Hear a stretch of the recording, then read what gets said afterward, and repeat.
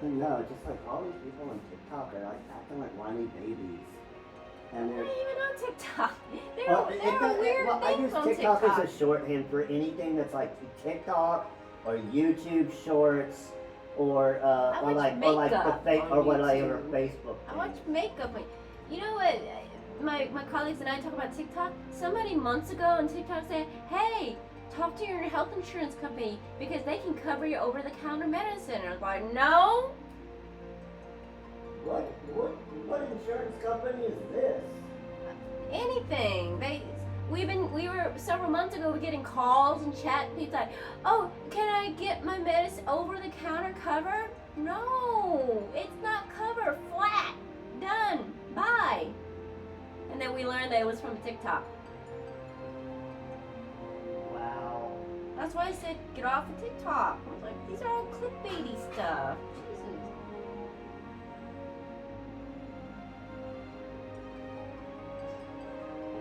If I saw that, I would never believe it because I know that shit ain't real. Oh, it's been going on. It's the same thing people learn about. My friend, colleague said, I heard about this. Health insurance does this. It's the same thing. My friend's a CPA. He says I can write this off. My friend said I could write off my boat.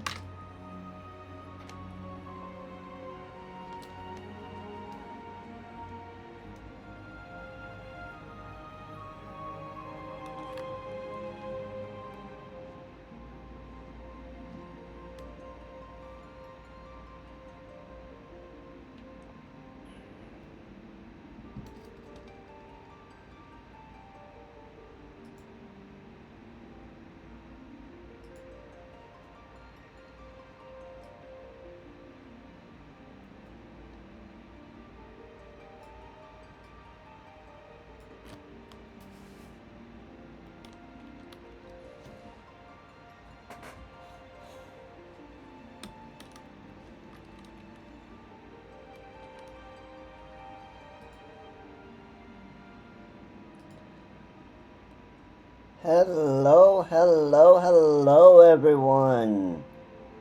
Glad to have another day of Zelda Remembers Final Fantasy XIV. Good to see you all today. Hope you're having a great and fantastic Wednesday. Well, we did quite a bit yesterday. We finished up the 2.3 MSQ, which was a banger as always. Today, what do we have on tap? Well, we have been stockpiling quite a few of the ARR optional dungeons. So, my plan today is to do two things. One, complete those dungeons. Number two, once we have completed after we have completed all of those, which includes Tom, Tara, Deepcrop, Hard, we will be, if we can get some people to do it, running levels 1 through 50 of the Palace of the Dead, which will complete the Edda storyline. If you don't know, Edda was the conjurer who we met way back at the beginning when outside of Sestasha. We met her in person at the Ingridania, and we learned that her fiance had died. And then when we picked up the Tamtara Heart quest, we learned that apparently she is sending out invitations saying that she is getting married. And we found that Livian's, one of the other members of her previous party, her grave, because Livian had had joined the Scions and got killed when Livia Sinus Junius came and shot up the place. R.I.P. the Scions. She died, and we buried her. Well, Livian,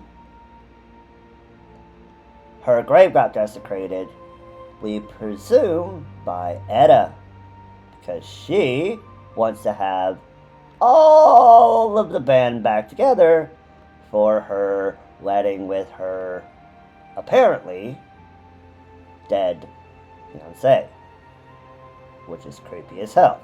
But we shall see how the story progresses up to this point once we do Tamtara Hard. And from what I am aware, the story continues with the Palace of the Dead at the 1 through 50. So that will be fun. If we still have time after doing all of that, we have the post-Moogle quest line, which is a fun little quest line, mostly side quests, but we kind of go around and talk to the people. Now, you know what? I'm going to save the post-Moogle, thinking about it right now, I'm going to save the post-Moogle quest line for right before we start the 2.5 storyline. So, we'll do all of our dungeons. We'll do Heaven's Word. We'll do the Palace of the Dead, and that'll probably be enough for one stream. And then we'll pick up 2.4 on Thursday. Yeah, that'll. I think that's how we'll do that. Anyway, we'll figure it out. We're riding on the seat of our pants, chat. But let's get in game. Get signed in like you do. Who is that? Who is that handsome dragon over there?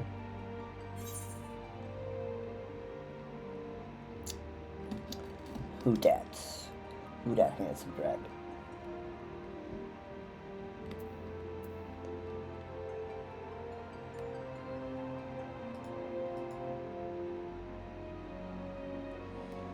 And hi Fracture. Thank you for showing in. Feel free to talk or lurk, it's up to you. But thank you for the watch.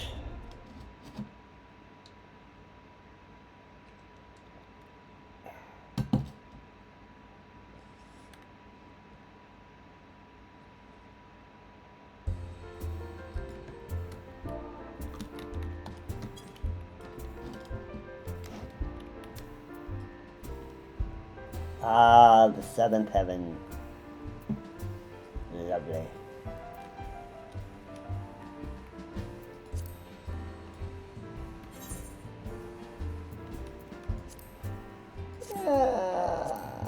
Not a lot of people on right now.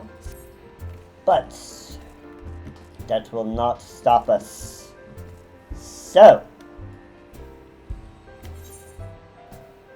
let us take a look at what we have on tap. We have Fear and Odin in the Shroud. That is a trial. We will be doing all of the optional trials, all as a batch. Probably after we complete 2.4 MSQ.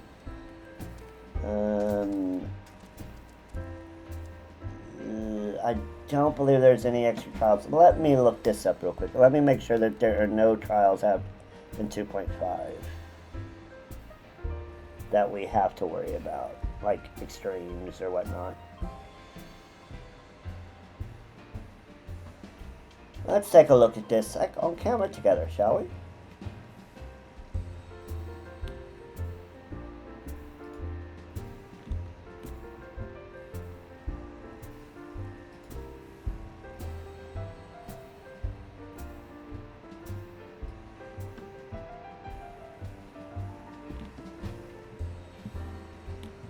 Let's see. We've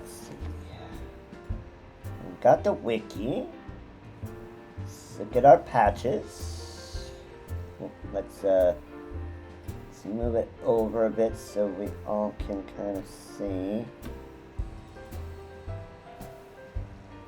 And we want a realm reborn.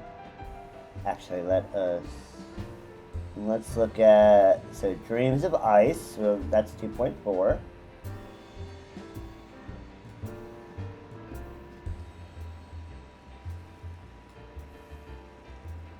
Let's see. So we'll get Amphitheater Hard and the Extreme, and we'll get a Dragon's Egg. So we'll get 3 trials in 2.4. And 2.5 will give us Chrysalis, that's a story one. Steps of Faith, Earthfount, which we've already picked up. And Battle in the Big Keep. Okay, so the Steps of Faith, that's story. Chrysalis is story. Earthfount we've already picked up. That's in our journal. Right here. This is Earthfount. So we've got that, and then let's see. Battle in the Big Keep, that is Hildebrand. So that's part of the Hildebrand quest. So, what we'll do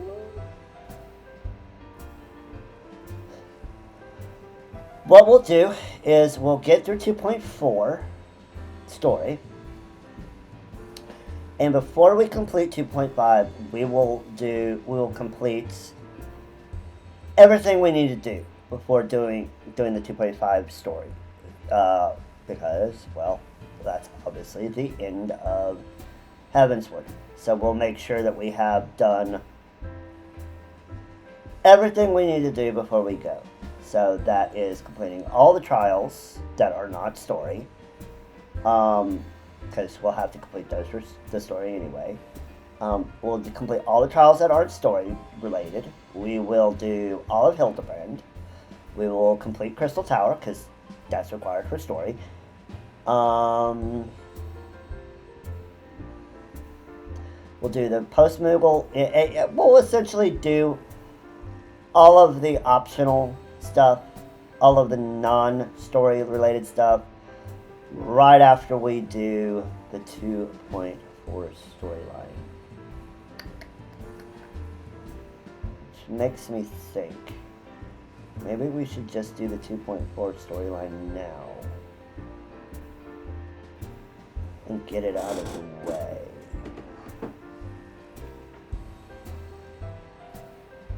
Know it? Change the plans.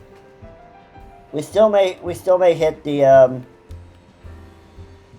Tom Tara stuff, but let's get the 2.4 story out of the way. Let's do that, and then we can be free to do a bunch of stuff, free of worry, because pretty much that's Hildebrand, and these are story.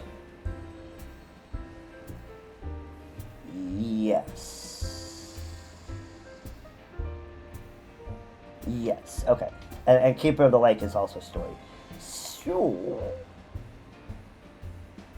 So, Dreams of Ice it is. Alright, well, I came in with one plan and I am going to do it with another. So, let's go ahead and update our stream title. 2.4 story. Alright, well, change of plans. We are doing 2.4 story and we'll see what we get afterwards.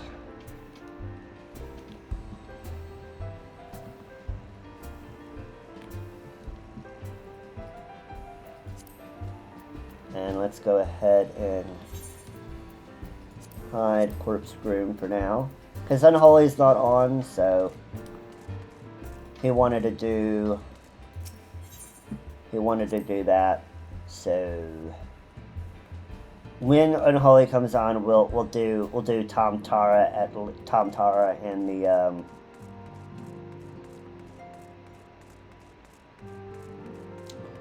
Tom Tara and Palace of the Dead for him. But he said that he had family things that he had to take care of today, so we'll see where he's at when he logs in. But let's talk to Minfilia, Betrayer in the Mist.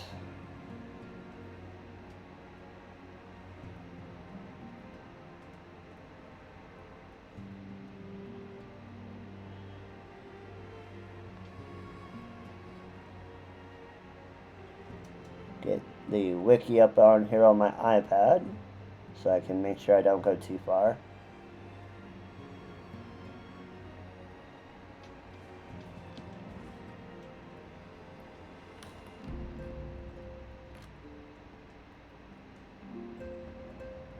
.4 Dreams of Ice. Okay. So in this one we have, it's a lot of quests. It's 18 total. There is a dungeon, Snowcloak, and there is a trial, the Afa Amphitheater. So, lots and lots of story, lots of lore. Okay. Don't want to go too far and dip into 2.5 too soon.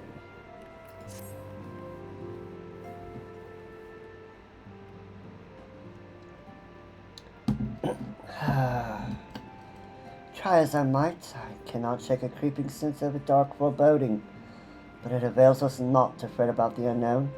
We must concentrate instead on the problems of the present. Primals have been relatively quiet of late, and the beast tribes who summon them are under constant surveillance by the grand companies. Should any suspicious activity be afoot, you may be certain that we will hear of it. Until such time as a permanent solution to the primal problem has been found, we can do little but wait and observe. As for the Asians, Urianger is wholly dedicated to finding the means by which we may defeat the dark beings. Let us pray for good tidings on that front. But all of this you do already. Let us speak then of more current matters, in particular the state of the Crystal Braves. Alphino did well to found the organization, but ensuring its smooth operation is another matter entirely. Though I doubt not that he is doing his best, I felt that a helping hand or two would not go astray. To this end, I offered to send one of the Archons to assist him, but he declined. You know how he can be, independent to a fault, and singularly loath to accept help. Save, of course, then, that help comes from you. Alphino has entrusted countless matters of import to your care in the past, and I believe he would not hesitate to do so again, were you to offer. I should be most grateful if you would go to him and support him in whatever manner you are able. You got it, Ophelia. You got it.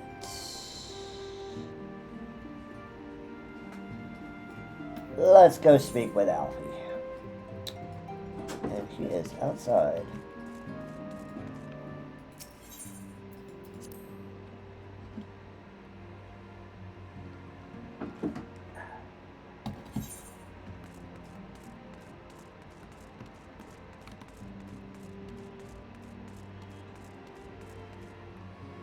Bankard playing with his knives. What is it, Zelda? And do be concise, I'm rather busy. Excuse me? I am like way older than you, son. You returned the hand, you say? I see. Well, now that you mention it, there is a matter that wants for attention. Given its sensitive nature, I was hesitant to entrust it to my braves, but the demands upon my time are such that I had little choice. Which is not to say that my men are want for labor. Though we are but newly formed, there is already a great demand for our services. We are hard-pressed to answer all petitions, but I digress. The fact is, I would sooner attend to this particular matter myself, but my presence is required elsewhere.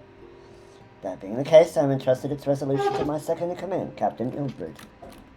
Tell him that I sent you, and that he will furnish you with all the particulars. My thanks in advance, Zelda. Yeah, no problem. But you talk with me with that kind of disrespect again, I will slap the piss out of you.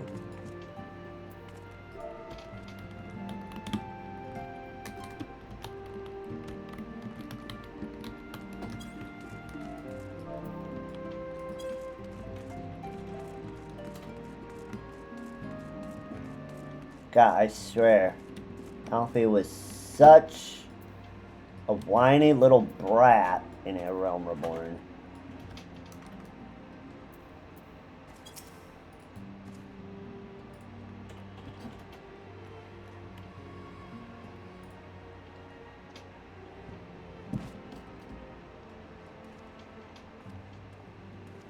Hail to you, sire. How might we serve you?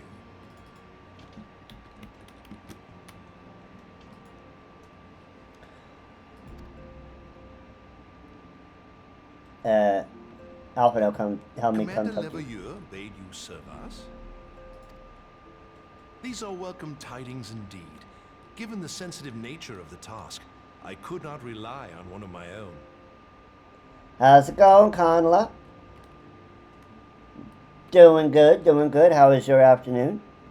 We are we're having a little change of plans from what I had planned to do. I had planned to do all of the dungeons, the optional dungeons that we had stockpiled.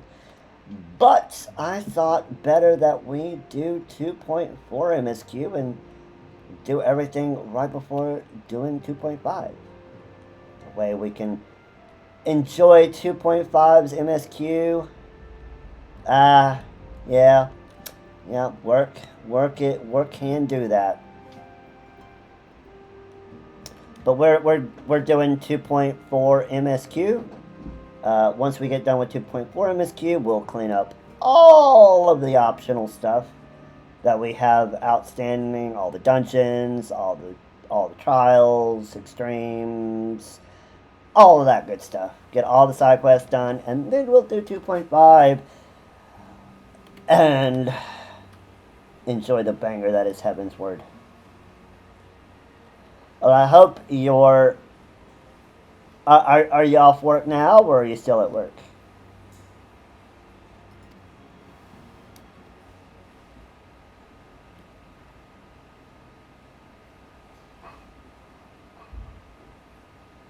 That which I'm about to tell you, I tell you in the strictest confidence. Ah, when do you get off?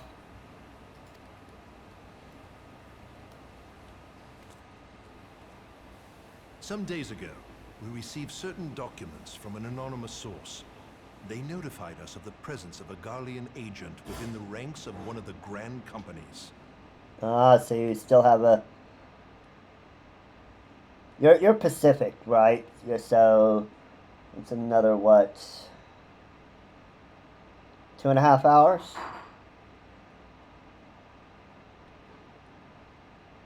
Yeah, 2.5 hours. Well, stay strong.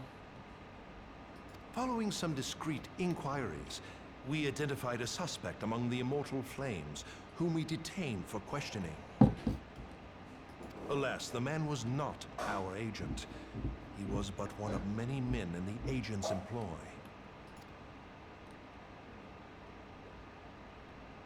We pressed the traitor for a name, but he had none to give. He claims never to have met his master, whom he knows only as the Ivy. What a name. He was, however, certain that this ivy had coiled itself around every part of the Immortal Flames. It would seem our quarry joined the company some time ago, and gradually recruited others to his cause. These conspirators are the vines by which he learns our secrets, all without exposing himself. It won't be easy to identify the ivy amidst this tangled mass of subterfuge. But we have a tendril in our hands, and we shall follow it all the way to the gnarled root.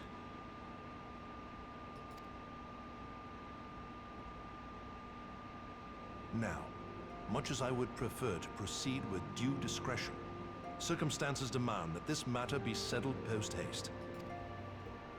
Garlemald's War of Succession nears its end, and it is feared that the Empire will soon resume its march on Eorzea.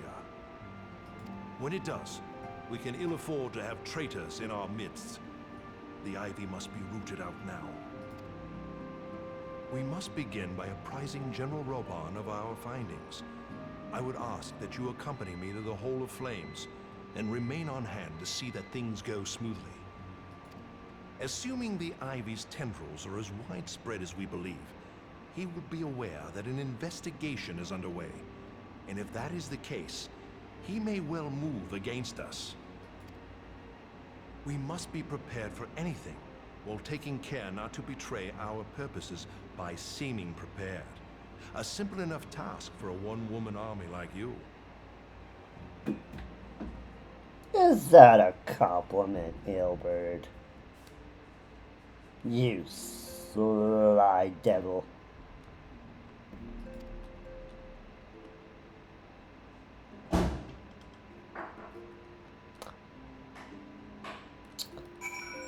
Flattery will get you everywhere, Ilbert.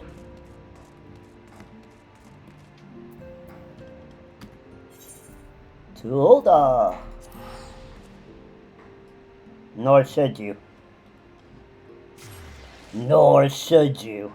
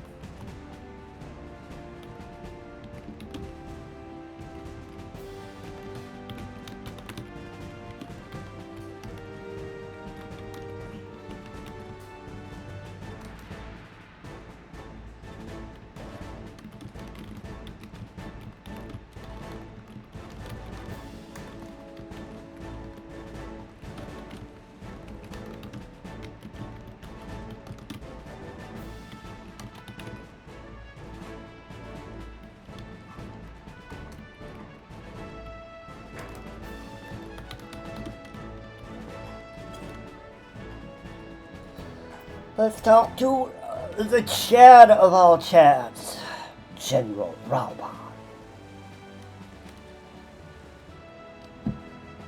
Well, well, what brings you here, my friend? Oh, you know, Scion shit.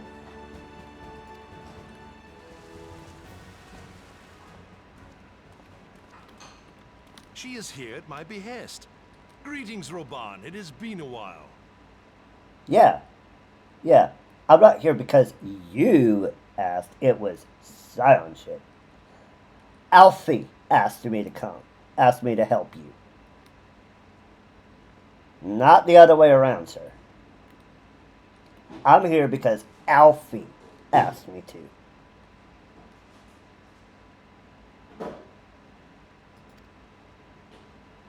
Hilbert, you old scoundrel. When they told me you'd be visiting, I scarce believed my ears.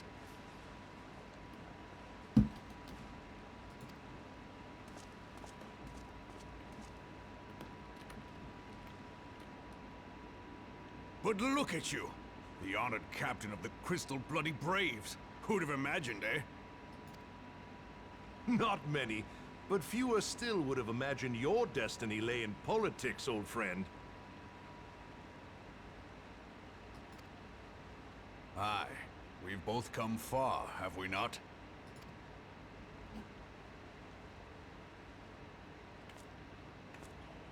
Lest you wonder, Hilbert and I go back a long way. We've been friends and rivals since we were lads.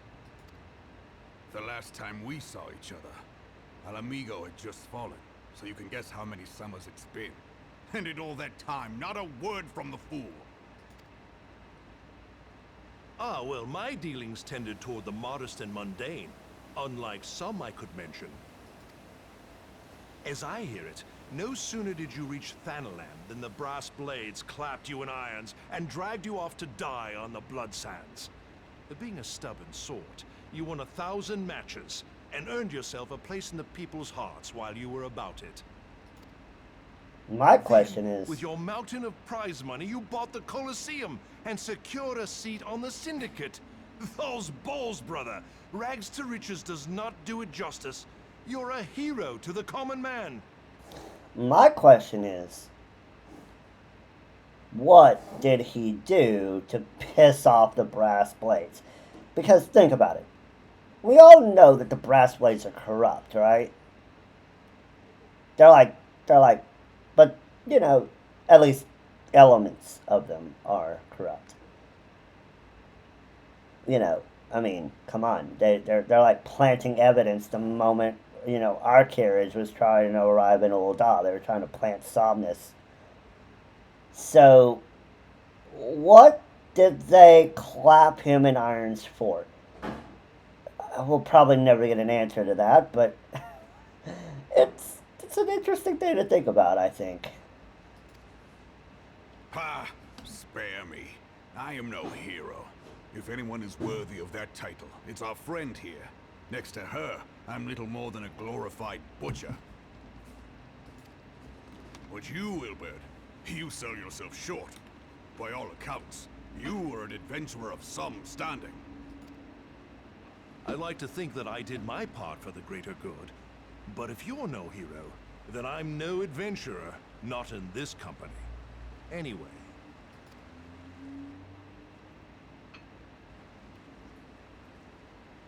I have tidings. So there has been progress. I've let it be known that this meeting is a reunion between old friends. None will give your visit a second thought. To convene elsewhere would only attract attention. Let us speak here, in plain view of all.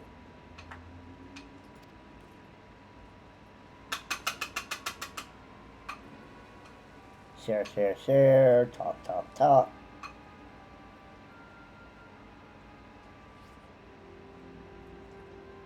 So it is we who have been compromised. Teleji Adeleji's machinations have shaken Ul'dah to her foundations. In such uncertain times, a man's loyalty may be bought for a fistful of gil. But if this snake has truly been in our midst for as long as you say, we must needs consider a far graver possibility. Conspiracy. Could it be that the Monitarists have been in league with the Empire from the first? Very well. I will have my most trusted men investigate the matter. Continue your inquiries in the meantime. It does me well to see you again, old friend. When next we meet, let it be over a flagon of ale. I look forward to it. Let us reminisce of bygone days, and drink to the future of our homeland.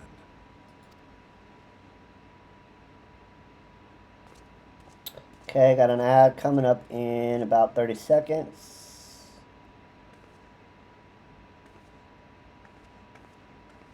Got clipping over in Royale's collar there.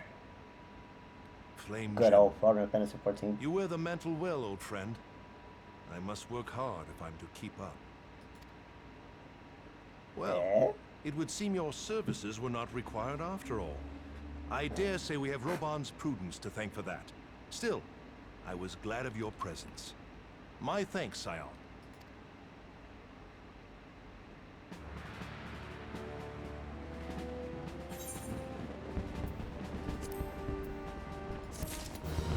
Alright, we will set the next quest after the ad.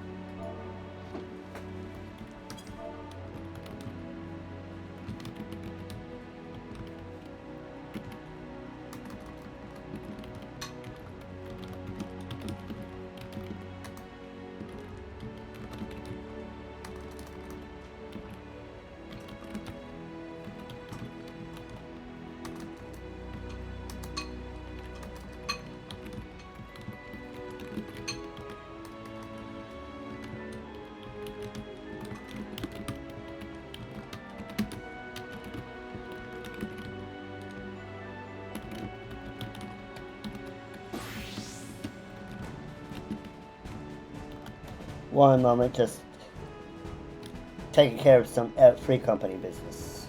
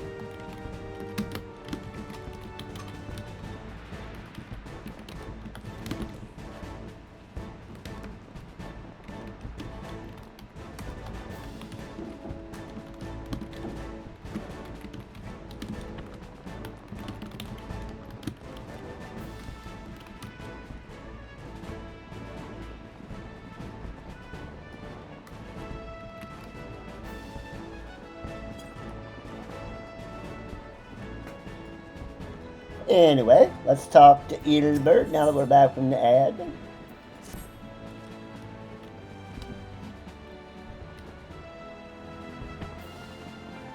Our hunt for the ivy begins in earnest, sire. Suffice to say, we must tread warily, but one misstep may well cost us our lives. Our business here is concluded for the time being. Let us return to the Rising Stones and report to Commander Levier.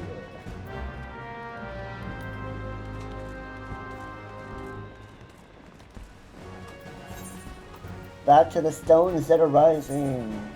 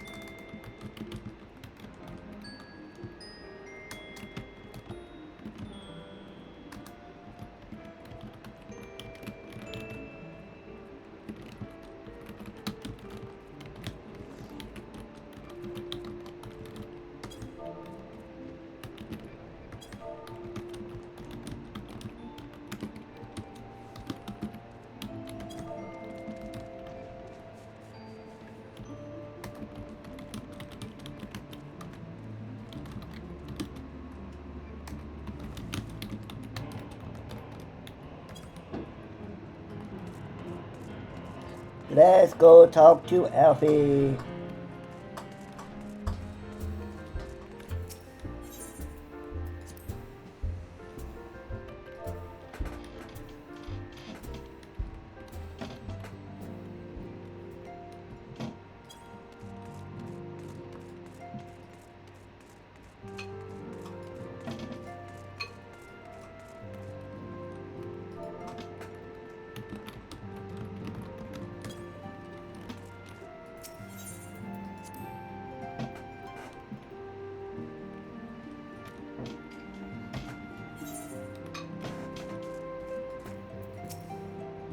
Well, I don't need to go talk to Minfilia. Why am I going and talking to Minfilia?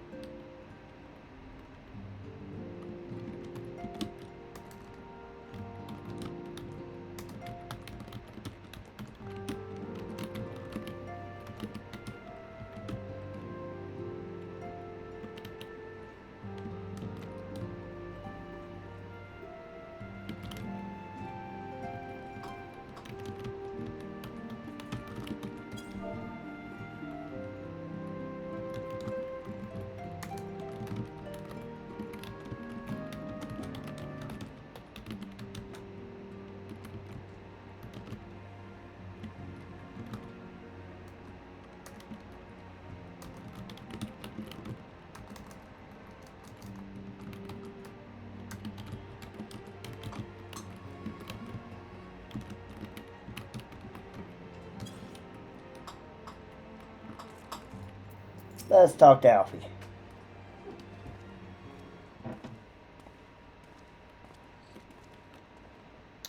We are returned from Uldar, Commander. And not a moment too soon. Has something happened? Trouble. You will recall that the force was tasked with reconnoitering the rendezvous site used by the Ivy's minion and his Imperial contacts.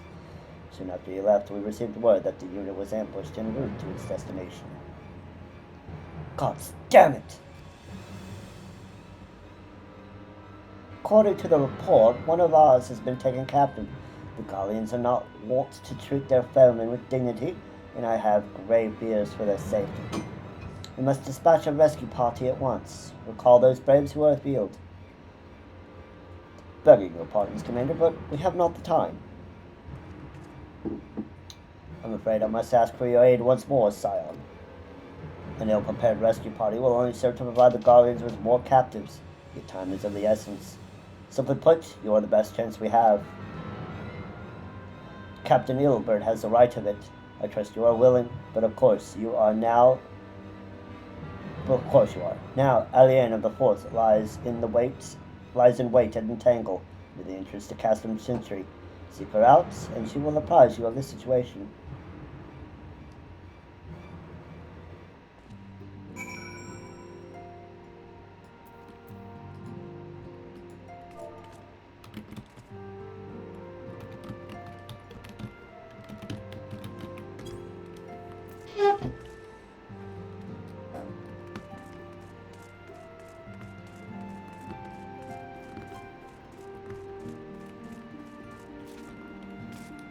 Okay, to the Tangle we go. Yeah, we're still in the right spot. Okay.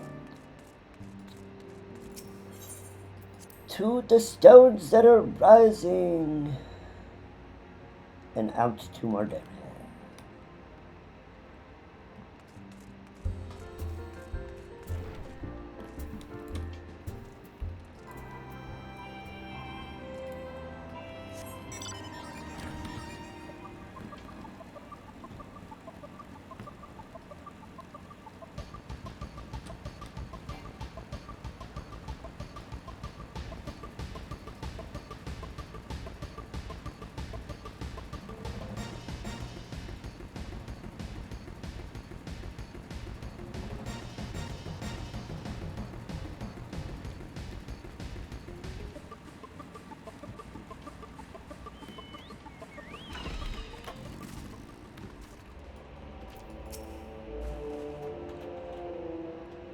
You would aid us in the rescue mission.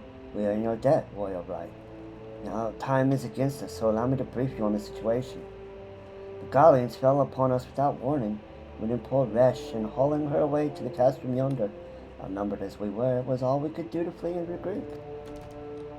Even as we speak, the Gallians may be interrogating Resh or worse. With her hurts, I fear she will not long survive their intentions. We must rescue her without delay. Order may yet be in its infancy, but the bond that divides us is strong as Mistral. None of us will stand by while a comrade suffers. We, the remnants of the Force, will infiltrate Custom Sentry. Please help us find Resh before it's too late.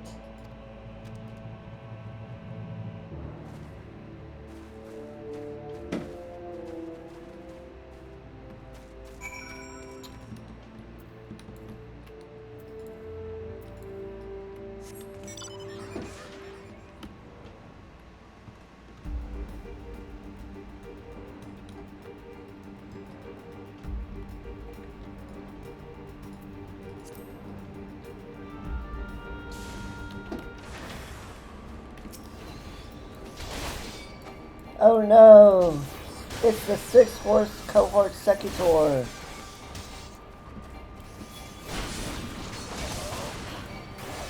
Whatever will we do, chat? Whatever shall we do?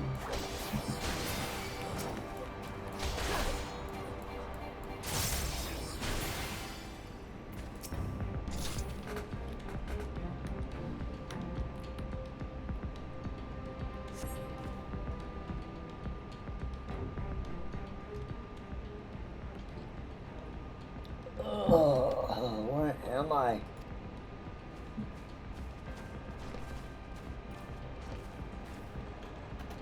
Resh, thank the gods we found you. And thank you, Warrior Light. Had to quit this accursed place. Resh cannot move with those wounds. She will need to be carried out. I believe a diversion is in order. May we trouble you to provide one? Given your reputation, I suspect the Guardians will be only too happy to grant you their undivided attention. If you were to create a commotion within the castle, we should be able to steal away unnoticed. Let us speak again once we are safely outside these walls. I am the queen of causing distractions.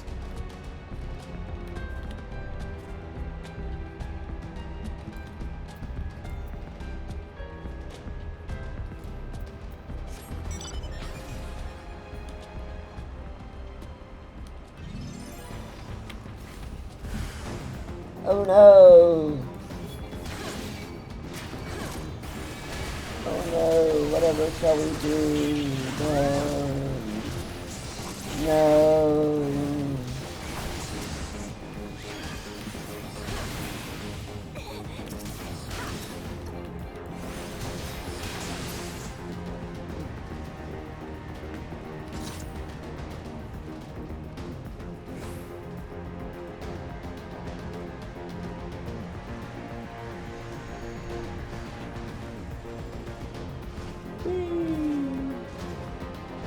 I was strolling through the castle one day, making diversion so the force can get away. I took them by surprise then, and gave them the dirty eye, in the merry, merry month of May.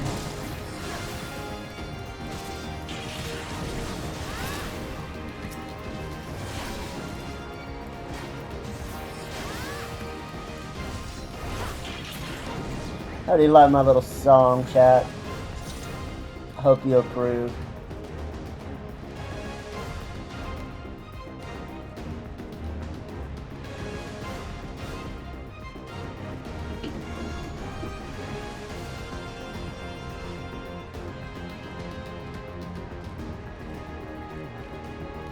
Yeah, but September doesn't rhyme. It's the rhyme.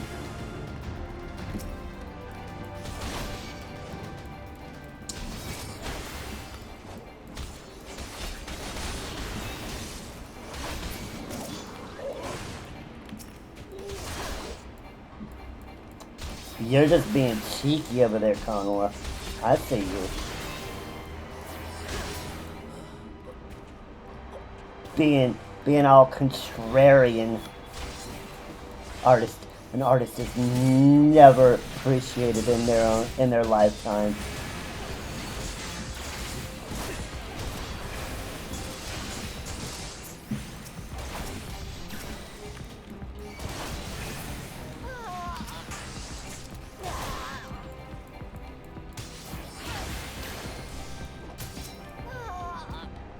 Okay, we've got another set of ads. So I'll let the ads play. We'll go meet up with them and continue the quest after. Go ahead and run it now. That way we get a little bit extra on the flip side. So see you in a minute and a half.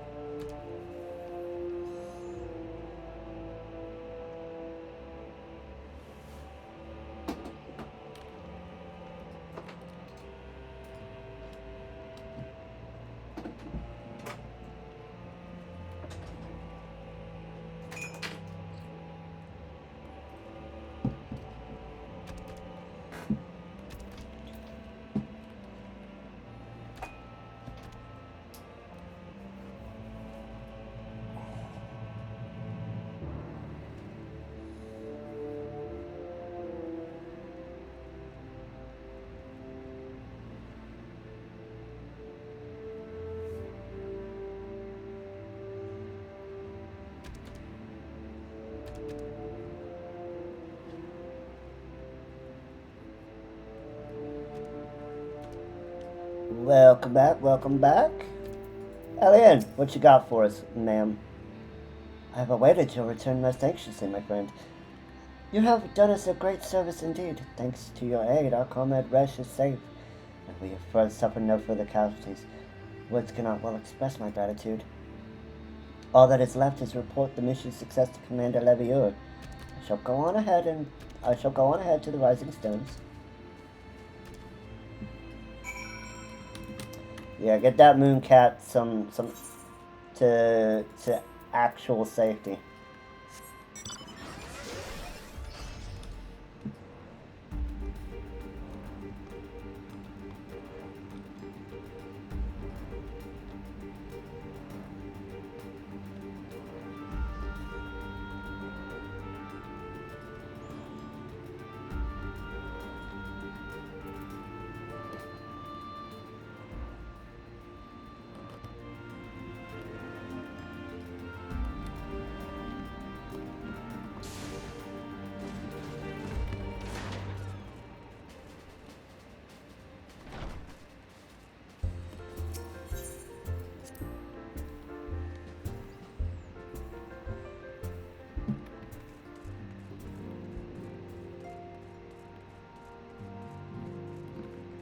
Alpha,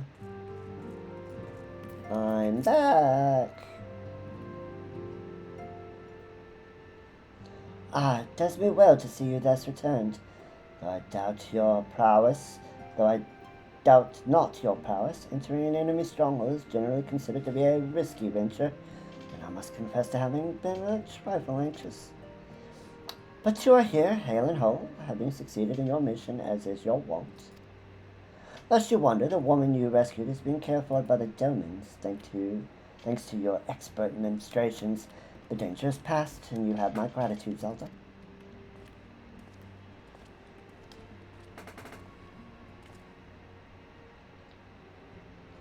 Allow me to also thank you, Scion. Rush owes you her life. Well, she's a Mooncat. My first character that I ever played in Final Fantasy XIV was a Mooncat named Lottie. Fun lore fact for me. We escaped with minimal casualties this time, but we can ill afford to be caught off guard again. The Empire is not an opponent to be trifled with. As you say, Commander, I will see to it that my men keep their wits about them. And it may take some time, but I will not rest until we have identified and apprehended the IV. Actually, the full name of my first character was Yidolani, but I just refer to her as Lonnie. I have every confidence that you will succeed, Captain. As for you, Zelda, I realize you scarce caught your breath, but I'm afraid there's no rest for the weary. I require that you accompany to Kerthus. I've been granted an audience with an Ishgardian dignitary, you see, and the man expressly requested your presence. Do not look so surprised. You should be familiar with the trappings of fame by now. We shall depart as soon as you're ready. A Lalafell in the beta? Woof. That was a long ass time ago. Congratulations, Connella. I bow to your perseverance.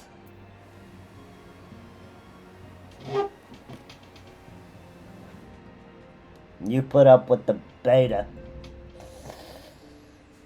Whew.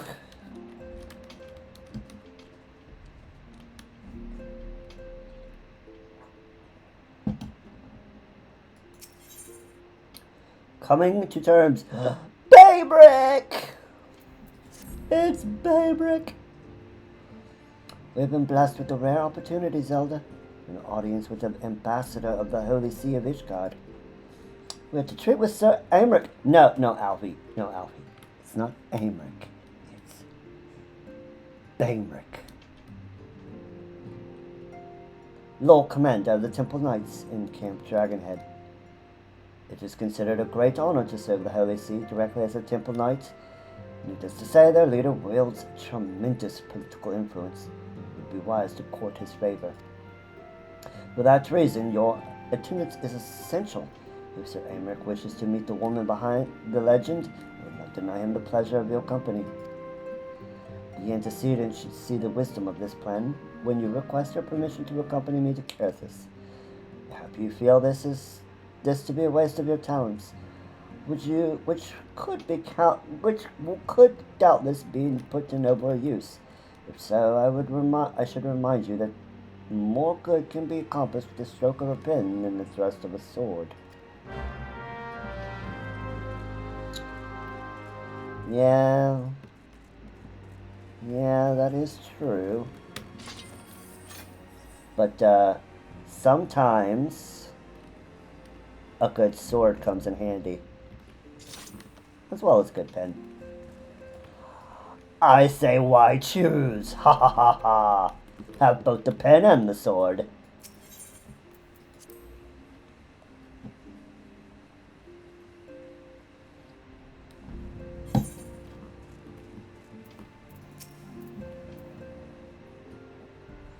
A meeting with an Ishgardian ambassador. By all means, I think it a wonderful idea. We have received no reports of etheric disturbances or unusual beast trap activity of late. If Alcano believes your presence may help him to secure more favorable terms, I see no reason to deny him.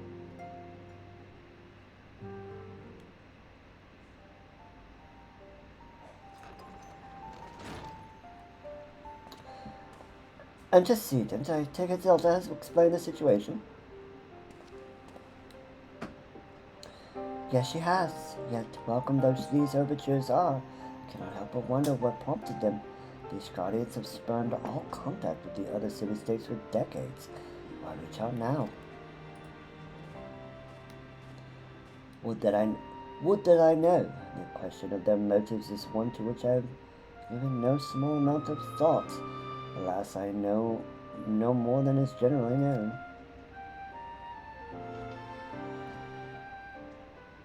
New tech! Let's go! Map tech.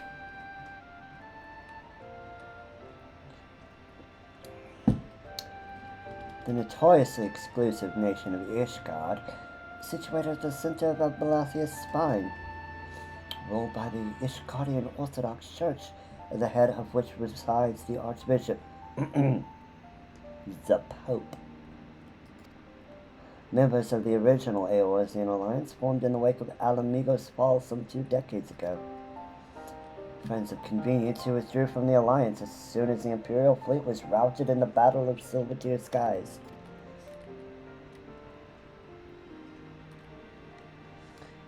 Since which time their borders have remained closed to all outsiders. They have rejected every one of their former allies' calls to reopen dialogue, turning a deaf ear to their neighbors' pleas, even when the calamity loomed large.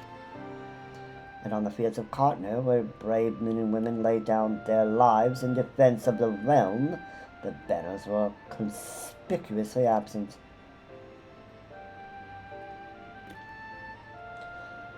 I have tried to convince Ishgard to rejoin the alliance at every opportunity. I've explained over and over again that unless Eorzea stands united, we cannot hope to preserve our freedom. One by one, our nations will fall, as once fell Alamigo.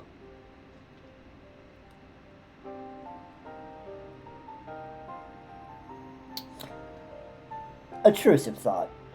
What would have happened, let's say, if the Garleans conquered Ishgard?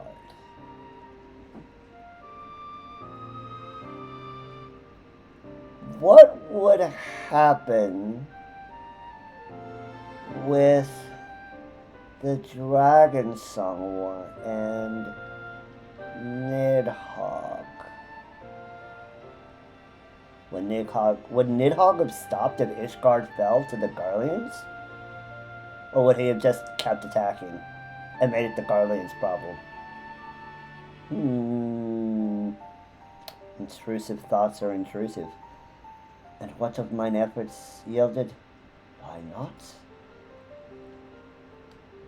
Surely this can't be considered a step in the right direction.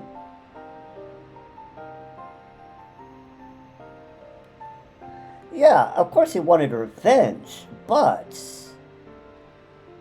if Ishgard became a province, a subjugated province of Garlemald, right? Would Nidhogg have gone to war with Garlemald? Or would he have been like, well, guess they got what they deserved?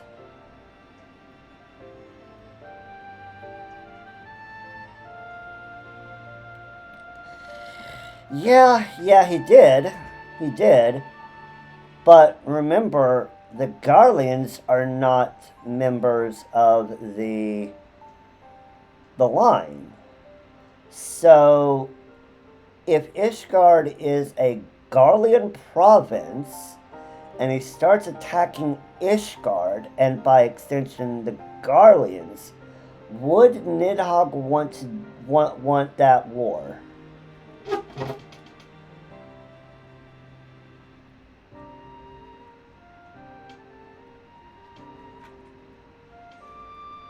But when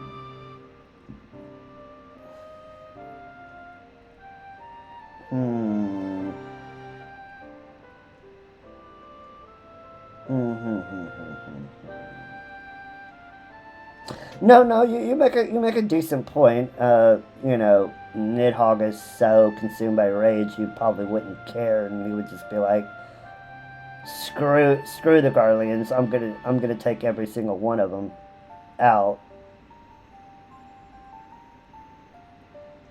Cause he's like, yeah.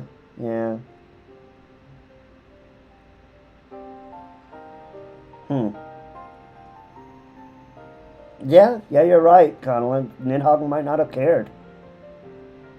He might have just been like, screw him. You may have a point there. They might not have done anything.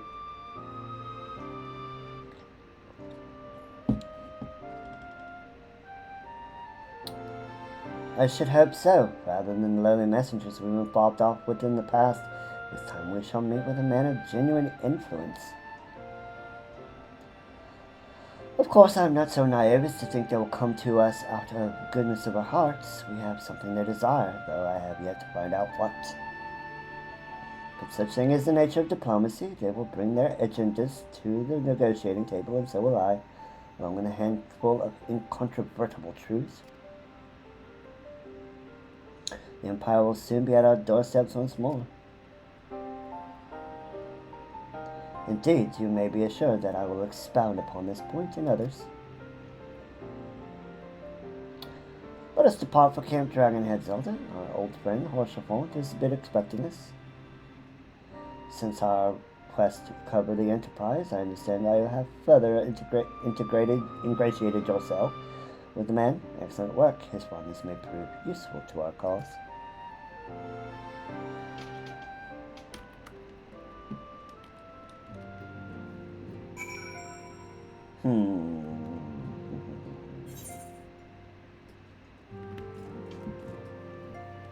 But like I said, intrusive thoughts are intrusive.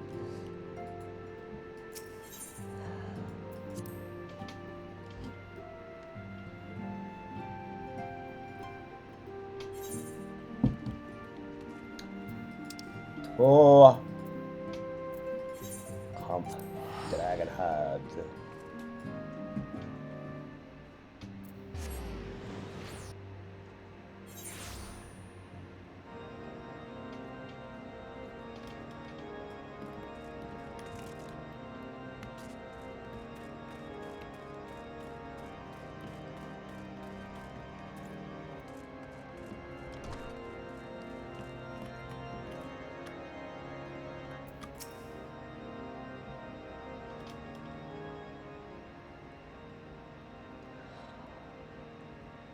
Ah, Zelda, ever a welcome sight. Our hearts have been stoked to blazing in preparation of your arrival. I could not do for such a distinguished personage to catch cold whilst enjoying our hospitality. The gesture is much appreciated, I fear. I ever struggle in cold climes. Ah, good Master Alphinaud, an honor as always.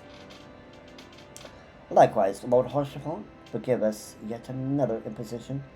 I fear we have relied overmuch on your aid since you so generously assisted us in locating the Enterprise. Nonsense! Any debts incurred have long since been repaid. Besides, who can say what the future may bring? House Fulton may even seek the aid of your newly formed Crystal Braves. In any case, I am simply delighted that the Holy See is at last willing to grant you an audience. No doubt your discoveries of Snow Cloak helped to justify the decision. This recent resurgence in heretical activity is of great concern to us all. But to the matter at hand, Sir Amick arrived at our in-camp Dragonhead earlier, and I'm told he is eager to meet with you at your first convenience. You are doubtless weary from your journey and desirous to rest a while by the warm of our hearths. If you are willing to forego such comforts, pray inform the knight stationed outside the intercessory. We will grant you entrance and send word to the other attendees. As inviting as your heart sounds, I think it's best we proceed to the intercessory forthwith. And we will do so after the ad.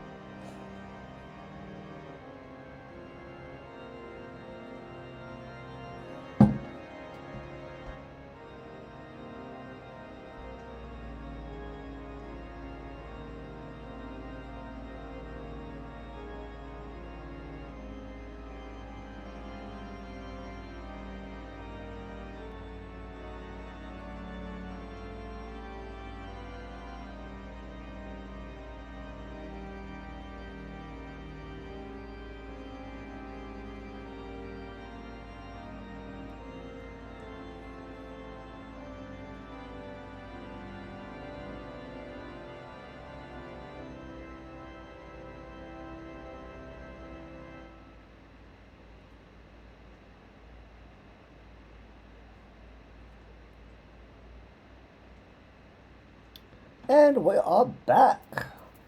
Let's talk with them. Let's talk with the guard. We've been expecting you, madam. Please take your ease inside, and I shall summon the others. Yep, let's go. Let's go meet Baymerick.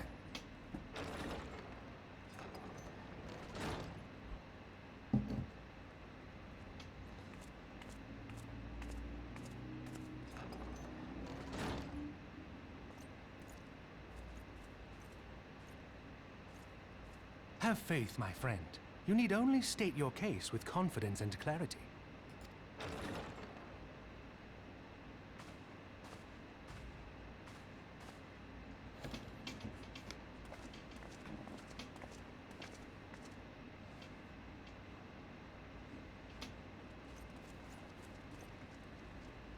Commander Leveilleur, it is both an honor and a pleasure to meet you.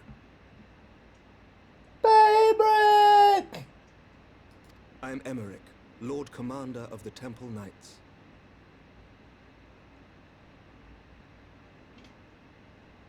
Baymerick. Alphinaud Leveilleur, at your service. Your reputation precedes you, Sir Emmerich. I think we will find that we have much in common.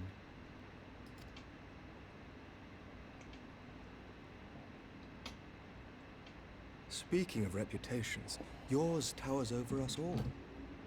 Does it not? Oh, Baemric. Flattery will get you everywhere. It does indeed, Lord Commander.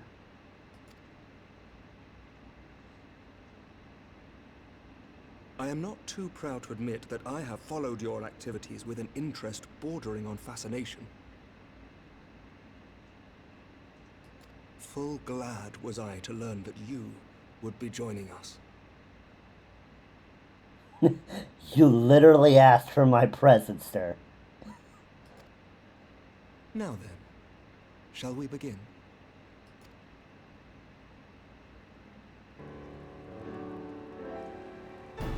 We know full well that the Garleans will return in force ere long. What is more, we have yet to achieve a lasting victory over the primal menace. The beast tribes continue to summon their gods, and each incarnation is stronger than the last. Ishgard is not immune to these threats. I must reiterate that it would behoove your nation to rejoin the Eorzean alliance. Once again, I must respectfully disagree.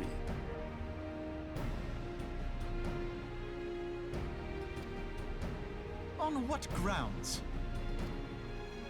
Despite their presence in Kurthus, the Ixal do not concern us. Their territorial claims pertain to Gridanian lands, and it is the people of Gridania whom they harry. Consequently, the Holy See judges this to be a Gridanian affair, and Ishgard does not intervene in the internal affairs of other nations. Even were that not the case, our forces are wholly committed to the Dravanian conflict. We have not the knights to spare. As for the Guardians, we are not ignorant of history. We have observed the rise and expansion of the Empire, and we agree that it is only a matter of time before they resume their campaign in Eorzea. Then surely it would be in our best interests to present a united front. Mayhap one day, but not yet. Gaius van Belsar is dead, and the legion of conscripts he left behind lacks the will to fight. We think it highly unlikely that they will emerge from behind the walls of their castra for some time.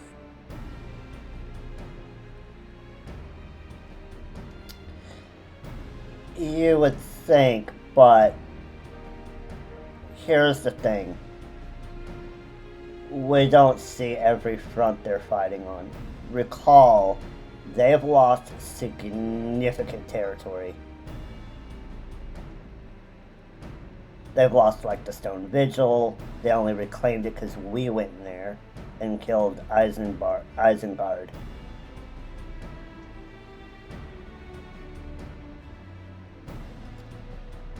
Forgive me, but if Ishgard's position has not changed, why did you agree to this meeting?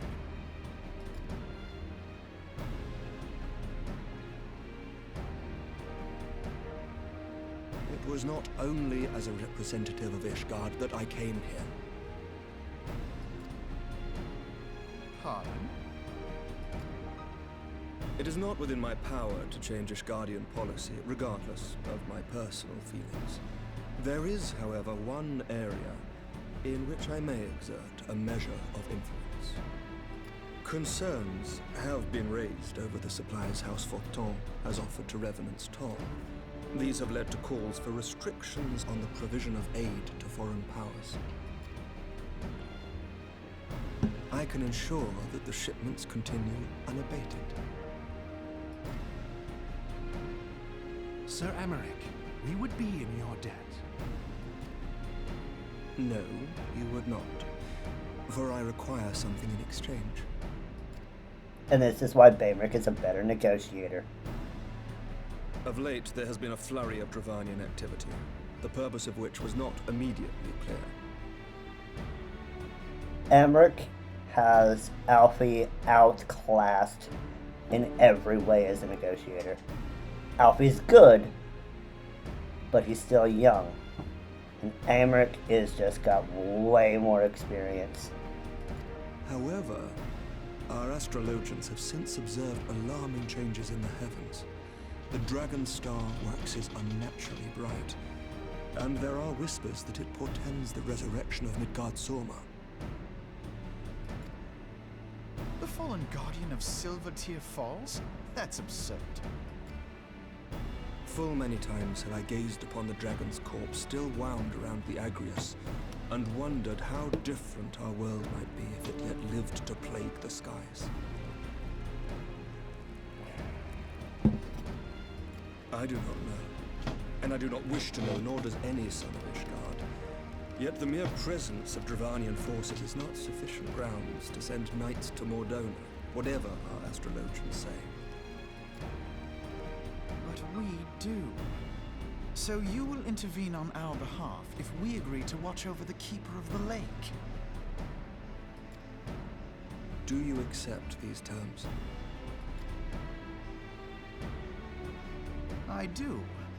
I will see that you are kept abreast of any developments. Mm-hmm. Aymeric holds all the cards.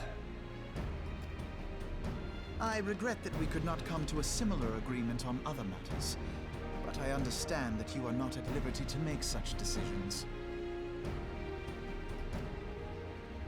Nevertheless, I hope that what we have accomplished here today will serve to demonstrate to your countrymen that we can work together towards a common goal. Mayhap one day we shall look back on this moment as the first step towards a united Eorzea. Mayhap we shall, Commander. Here's another thing. ARR Alfie is an idealist. Aymeric, while he has his ideals and he is also very much a pragmatist, he understands that well, yeah. Yeah. But Alfie is an idealist, right? He's got his heads in the clouds. He thinks that, you know, he can just walk in with his ideals and everybody and his rhetoric, and that just everything will instantly fall into place and everything will be hunky-dory. Aymeric, however, but also Alfie is 16. He's still young, and he doesn't have the life experience that requires to really be able to do anything about, you know, the things that he really, really wants to fight for. Aymeric, on the other hand, he's even here, even now, we see this man has ideals, but he also knows when and where to actually make a deal of it. Yep.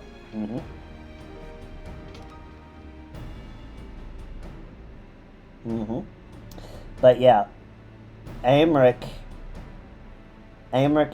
is street smart. He's definitely book smart, right? He's been educated. That's clear. But Aymeric also has a vast amount of life experience. And this is on full display here in this scene. Full display. He has just outclassed Alphino in every way. He has guided this conversation, this meeting, from what Alfie wanted, which was to get Ishgard to rejoin the Eorzean Alliance, and he manipulated it to us watching Midgard-Sorma for Ishgard. Masterclass. Aymeric is playing the long game.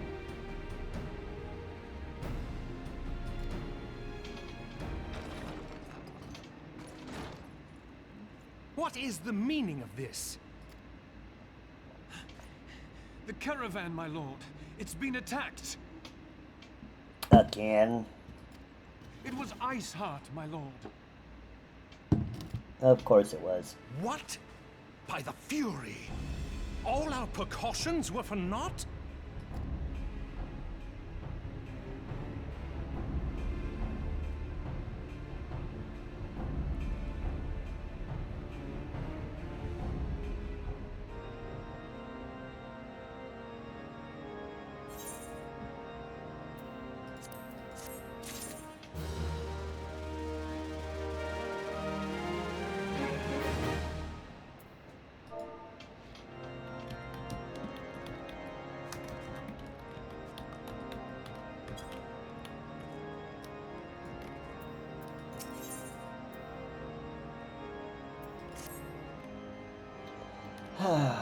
Just when we were starting to make progress.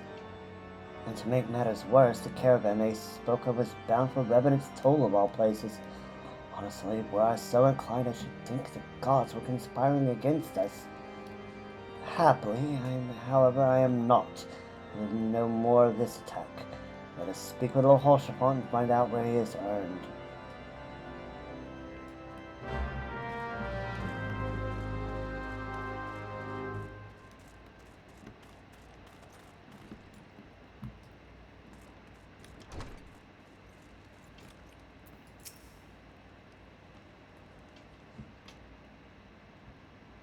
My sincerest apologies for the interruption, my friends. The situation is such that we must act swiftly. If you would be so kind as to elaborate. Iceheart's heretics fell upon the caravan bound for Revenant's Toll as it was passing through Boulder Downs. It was an ambush, swift and ruthless. In an instant, every knight was slain, every crate seized. Then, as quickly as they appeared, they were gone. It would be an impossible feat without knowledge of the route, knowledge to which only a select few were privy, I presume.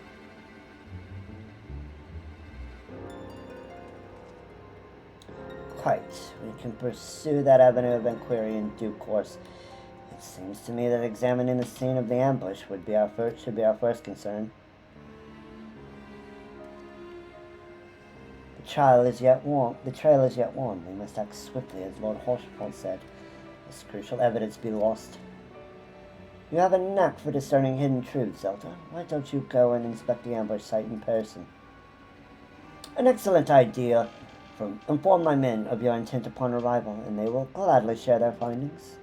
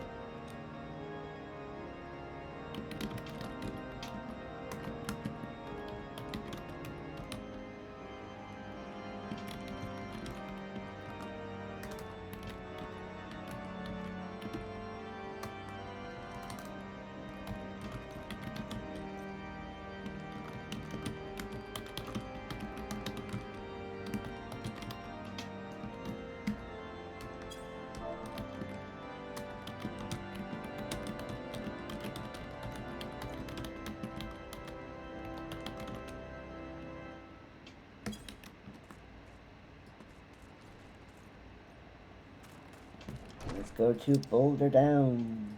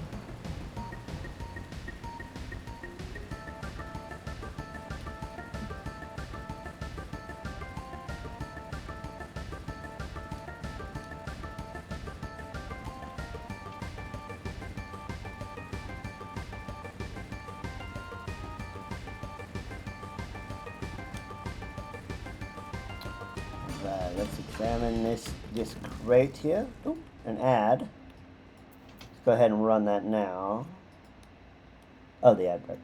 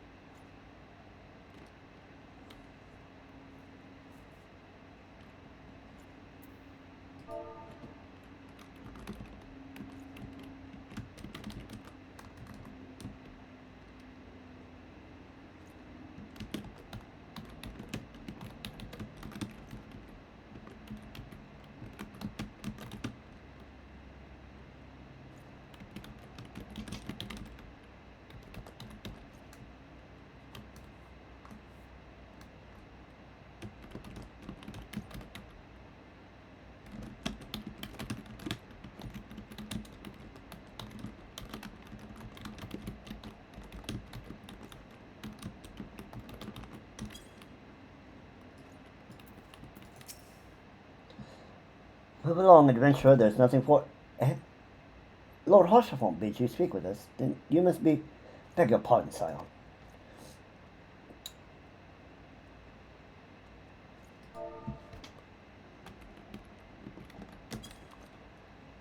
As you can see, they left nary a crate behind. Tipped the wagon for good measure, even. Whole thing's a bit odd, if you ask me. Would have been easier to just steal it, though a damn sight harder to conceal it, I allow. Then they came prepared, probably with wagons of their own hidden away off. But pay no heed to my ramblings. Absent of proof, 'tis naught but speculation. It might be as the squire receiving care of the observatorium could tell you something more factual. That is, if he is awake. Unlike myself, he was there during the attack. Not that his presence amounted to much.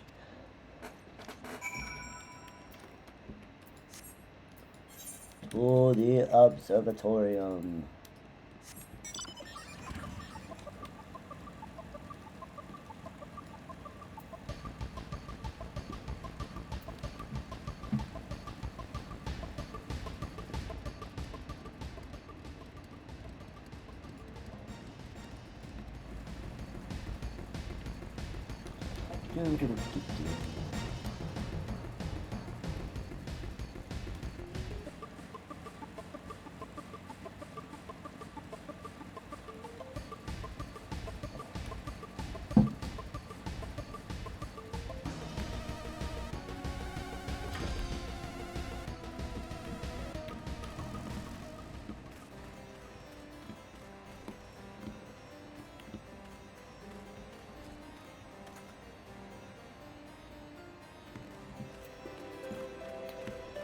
Not that building. It's the one over here.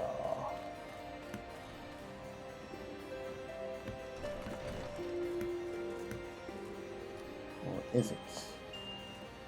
Here, underneath him.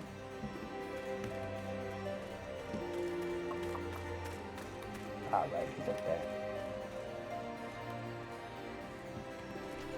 He's off the top.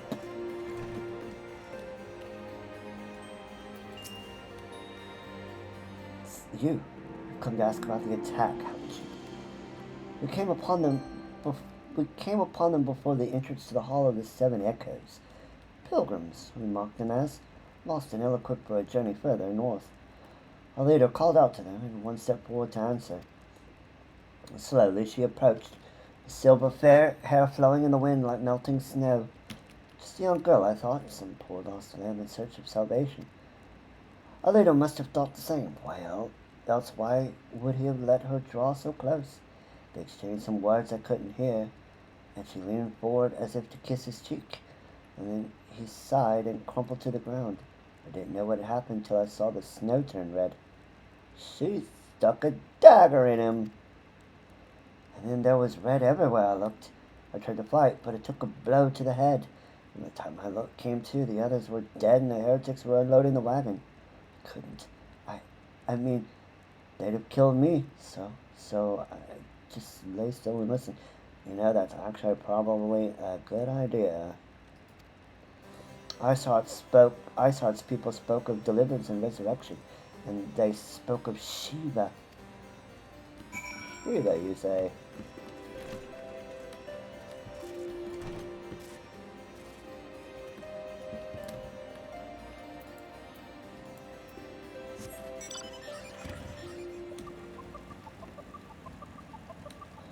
Shiva, you say?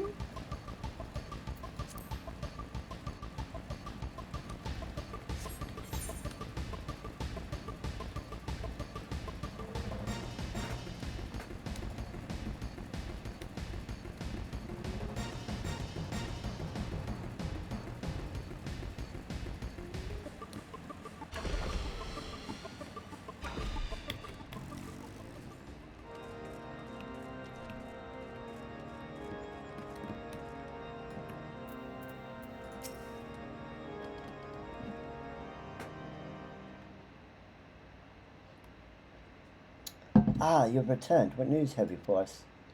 It was a mess. Seems the Lady Iceheart does not scruple to sully her hands with blood. Who is this Shiva the heretic spoke of? Have you not read a single line of the Enchiridion, Master Alphaner? Shiva was a traitor to kith and kin, an apostate who laid down with dragons. Now we cannot expect all foreigners to know Ishgardian scripture so well, particularly when it concerns the patron saints of heretics. Wait, you say she is their patron saint? Oh no, it all makes sense now. Mahashapal, what was the caravan's cargo? If I recall correctly, the diamond forger requested a rather large quantity of crystals. Oh boy. It's a summoning. Do you not see? Isart and her followers tend to summon Shiva. The beast tribe would a primal. Why else would they go to such lengths to secure crystals? I shall inform the Lord Commander at once. Lord Harshavant, you would agree that discretion is of paramount concern? Of course. I trust we can count on your continued support, Master Alphaner. The Scions on the 7th Dawn are sworn to combat the primal threat. Our support is a given.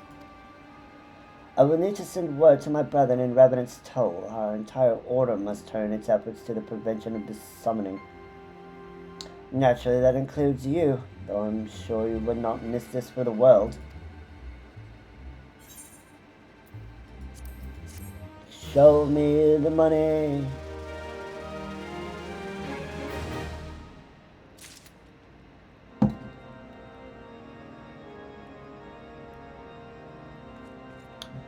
Strength and unity. The persistent attacks on our caravan seemed little more than a nuisance at first.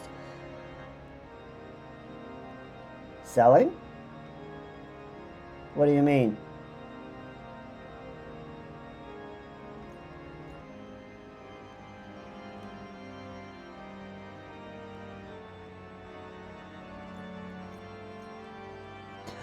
Oh, no, my retainers didn't sell anything. At least not yet. I haven't even checked them today. No, I just picked up the silver pieces from the quest.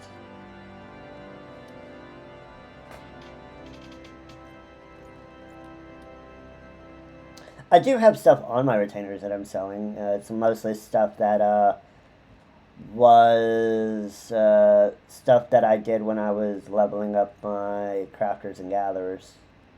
Just all the stuff that I had on me.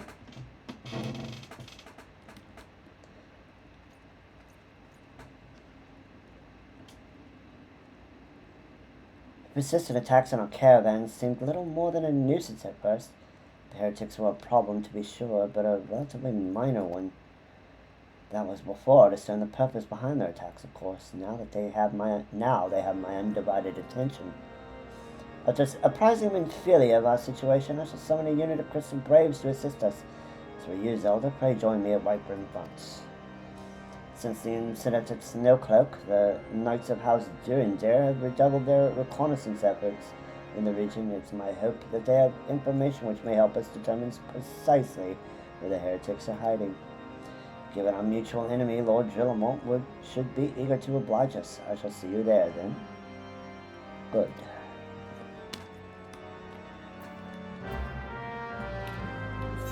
Yep, no. I do have some things I could sell, like the Fieldcraft Demi Materia, the Battlecraft Demi Materia. Speaking of which, I did use them to pick up the Demi Materia books. So yeah, that's good. Got this plus the Demi Materia that I used to buy the books from desynthesizing 1,000 needle items. It's a weaver, a weaver tool.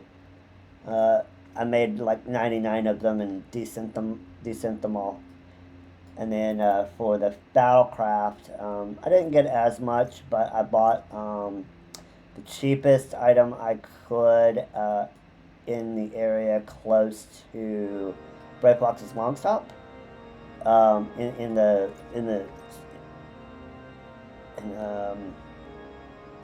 Wineport.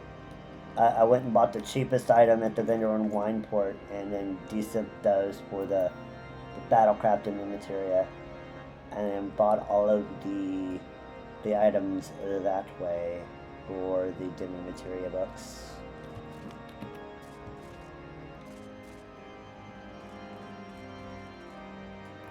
But yeah, just the silver pieces. I'll sell all this stuff on the retainers later. Excluding the stuff that I need for the level 2 books.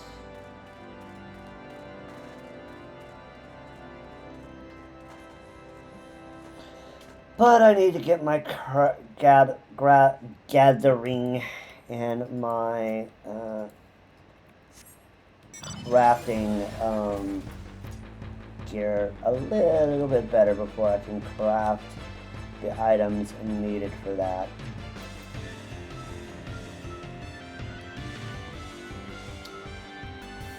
Unfortunately. Seeing as we are not concerning ourselves with being patch locked, what I think I'm going to do is not really do anything with crafters and gatherers until I can unlock moon crafting. So we'll probably not touch crafters and gatherers until after we finish main Endwalker.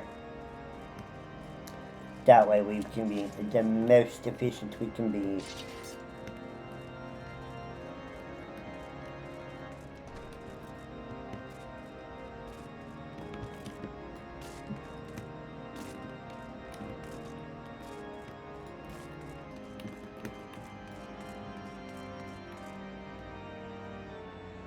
Oh, congrats! That's a fun fight.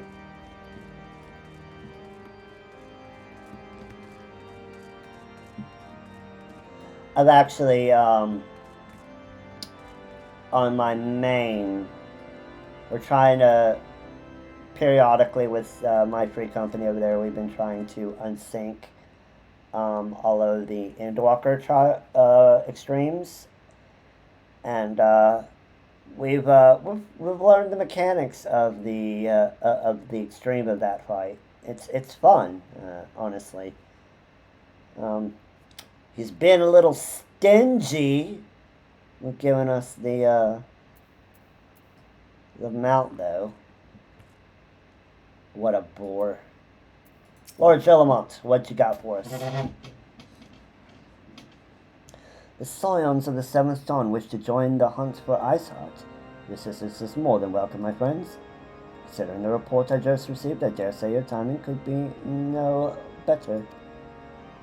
We are all ears, Lord Gilmore. A band of pilgrims is seen transporting a large number of crates to the west. Their garb appears to match the description provided by the squire who survived the attack. Alas, our scouts lost track of them at Snowcloak, the selfsame frozen wall which we speculated might conceal the heretics' hideaway. Suffice it to say, the disappearance of these pilgrims and their provisions all but confirms our suspicions. I've had enough. My knights will join the hunt. That sword is fired. I took the liberty of summoning mutant crystal braves to White Prim Front. Given the gravity of the situation, I trust you will agree that we must use every resource available to us. These are extraordinary circumstances, Commander. It would be in our best interest to coordinate our efforts. Such was my intent from the start, Sir Amic. And it so begins, my friend, though I dare say it will prove an all too brief collaboration. Iceheart will not elude the combined effort to combine forces of the Crystal Braves and the Temple Knights for long. Nevertheless, a wise man does not wager all upon the success of a single solution. There yet may be subtler means by which we can locate the heretic's lair. Perhaps Lord Gillamont has one in mind.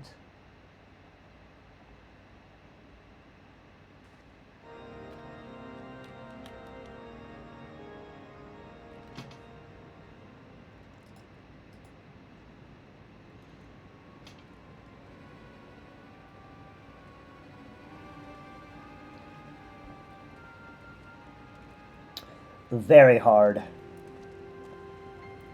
Even now, you can't unsync ultimates.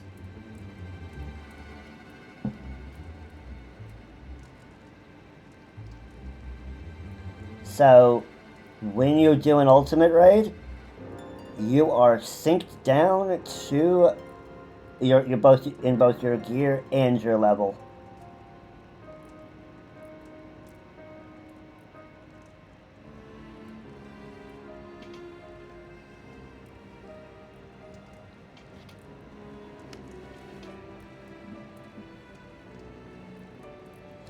Yes, excellent.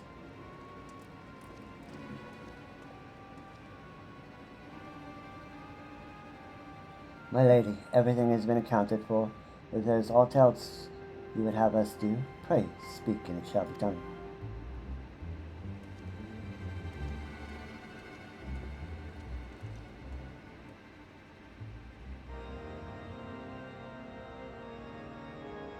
I haven't even attempted an ultimate. I want to, but I haven't. You need 8 people. You can't unsync it. You have to do it legit. However, when you do get a clear, you get a totem, and you can then trade that totem in for a ultimate weapon of your choice. Every time you get a clear, you can get another weapon, of course.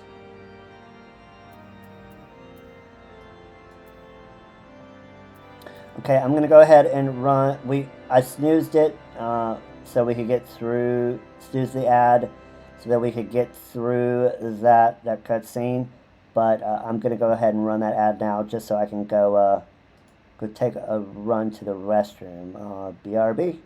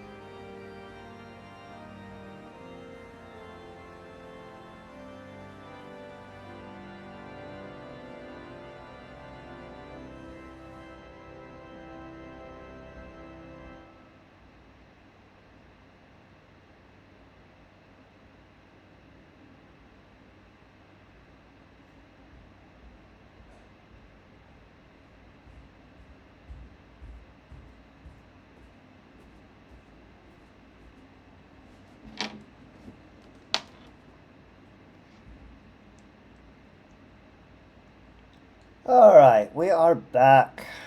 That is done.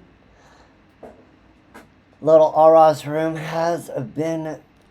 We have done that. Let's get back to the quests. What you got for me, Lord Gillimo? Okay. There we go. Dark Woods. Dark Deeds.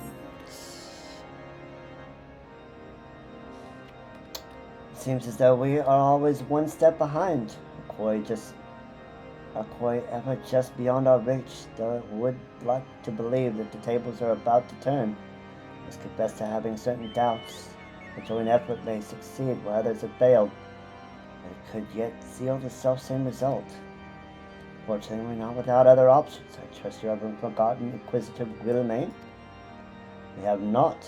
The mystery of how the heretic remained undiscovered for so long hasn't been much in our thoughts. As to the question of what steps might be taken to prevent a similar breach of security in the future. Accordingly, we conducted an exhaustive and covert evaluation of everyone at Whiteburn Front. Though some are bound to have committed certain minor transgressions, we identified only one possible heretic. If this man has pledged himself to Iceheart's cause, he will have taken note of the movements of the Temple Knights and the Crystal Braves, and upon recognizing their intent, he may attempt to warn the heretics. The man's watch is to end soon, at which point Keen must report to Sir Jean Tremont in the yard. I would have you keep an eye on him. If he ventures beyond the walls, follow him discreetly. Should he meet with a heretic, do not interfere, simply watch and listen. I have seen to it that the Celestial knows nothing which could endanger our plans. You are a wise commander, sir. That dude, Drillamont, is, aside from his annoyingness in A Realm Reborn, or the main A Realm Reborn story. Once he's like, he fully understands like what was going on. He's actually shown himself to be a pretty competent commander, at least in the places that he's been seen.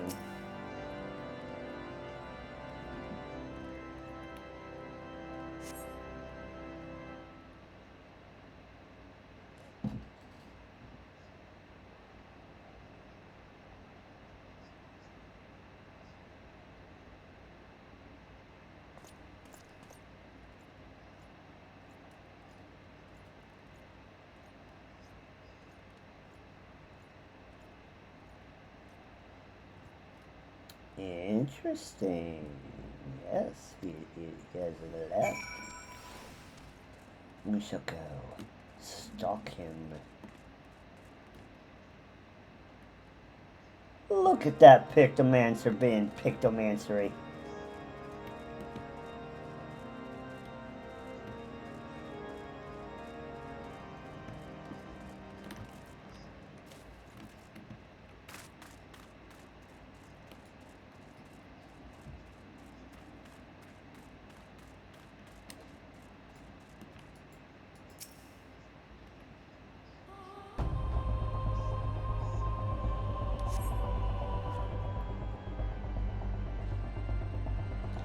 The suspected heretic follows the road to the east. He does indeed.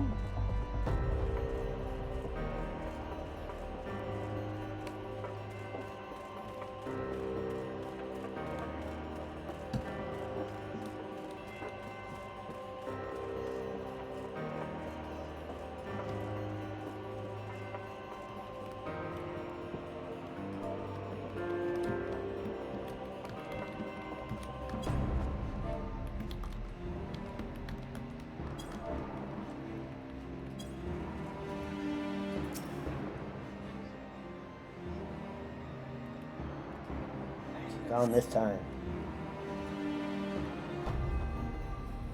The suspected heretic heads south. Of course, he's going straight for where we think he's going.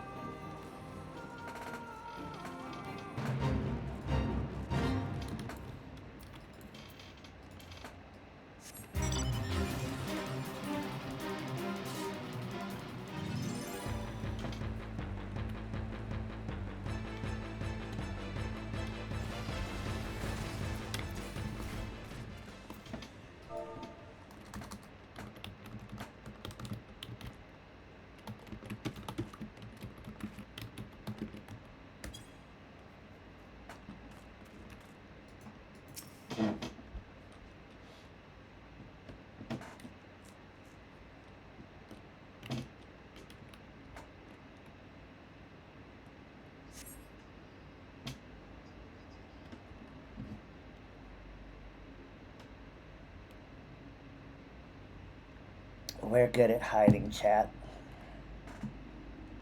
We're very sneaky. And we're not even a ninja yet.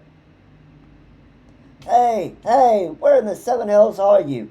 I'm freezing my bollocks off out here.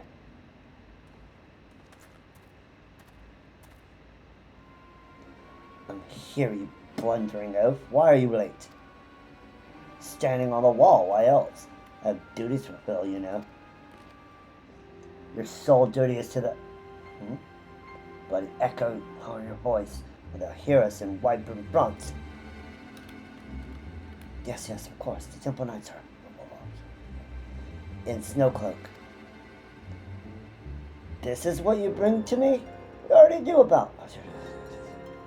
Our comrades in Boulder Downs will use the tunnels.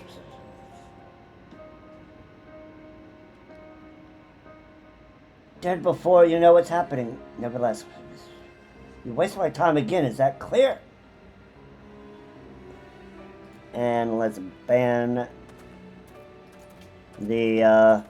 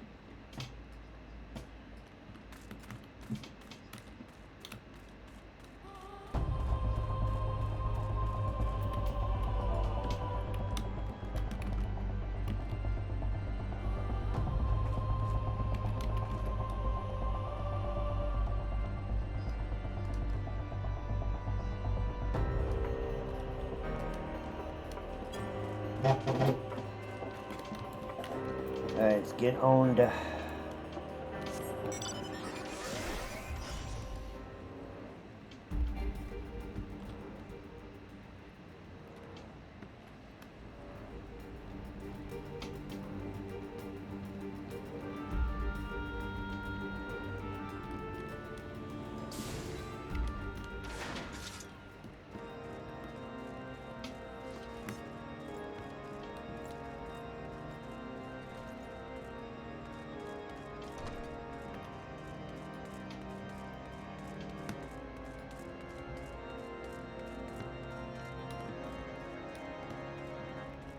Show me the money! Now he actually sold something. Now it's a retainer. Well, what did your investigation bear fruit? Yeah.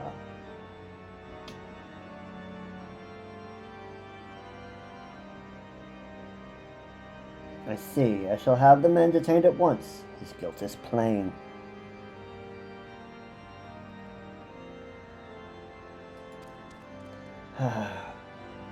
Would that you have heard their words more clearly. Tactics, huh? I haven't yet played tactics.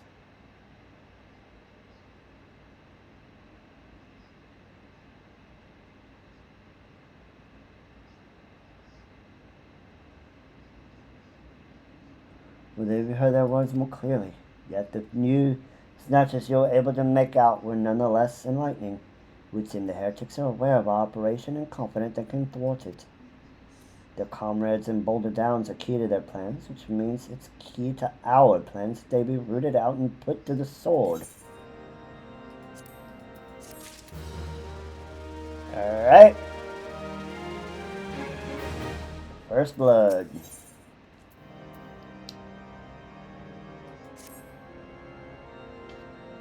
We have long suspected that the heretics use a network of secret tunnels to traverse the highlands undetected. Given what we overheard, I fear that Snowcloak may be riddled with such passageways, and that the heretics in Boulder Downs are planning to use them to take our forces unawares. Needless to say, we can't allow that to happen. A contingent of House Durandare Knights are on patrol in the area, and I shall order them to begin searching for heretics at once. But knowing nothing of our enemy's numbers or readiness, I cannot say for sure that they will be sufficient. It would put my mind at ease if you would consent to assist my knights with the search, and know that they would take courage from the presence of so storied a warrior. Pray, rendezvous with them at Boulder Downs. If Halone is kind, we may catch these heretics before their plans come to fruition. Show them no mercy, Zelda. The lives of our allies are at stake.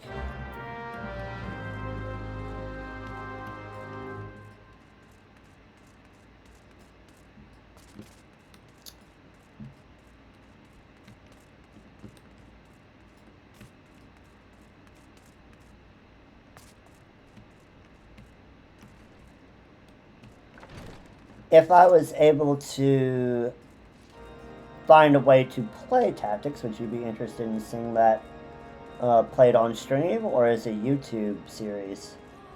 Just out of curiosity.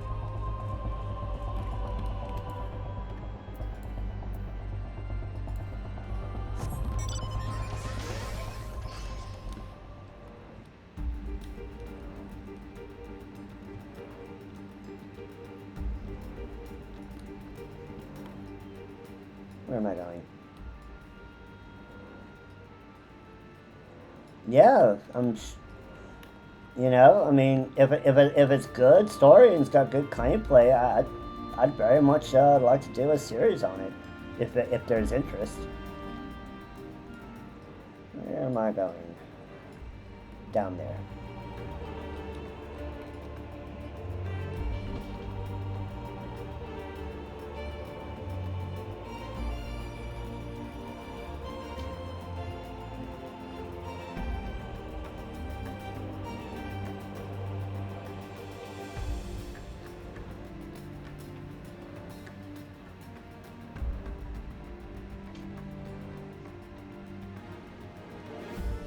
It looks like the heretics have already been here.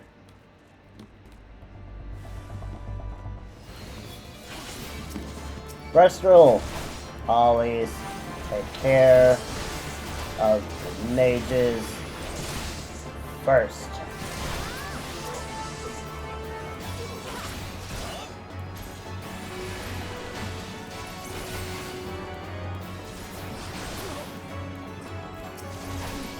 Yeah, I think I've seen some gameplay of it, but I've never actually played it myself.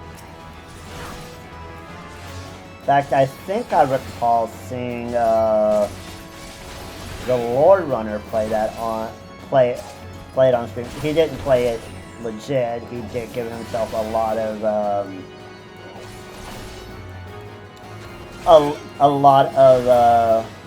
allowances, let's say. Because he was just mainly doing it for the lore. He wasn't actually trying to do a full, legit run or anything. But I do believe seeing that, but it's been a while.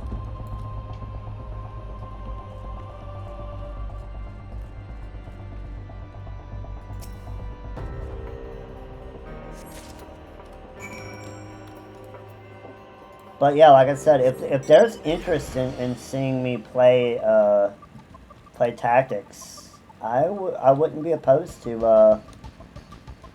doing a playthrough. Let me ask, can you play it on PC, or is it just like a handheld console kind of thing? Because I thought because wasn't it originally made for like the Game Boy Advance or something like that?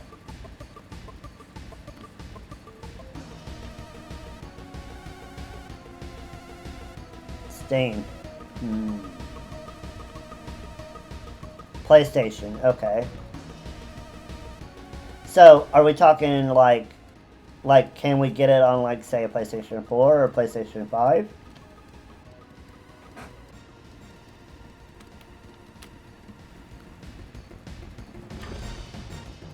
Cool.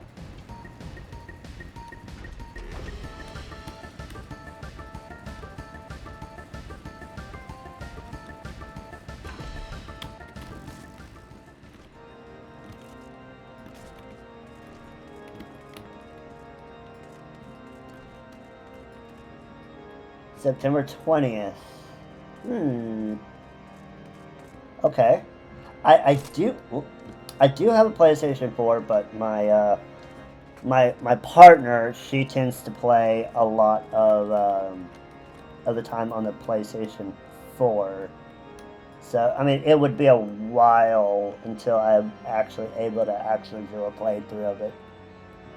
Because I'd have to make sure that I have a way of doing it without her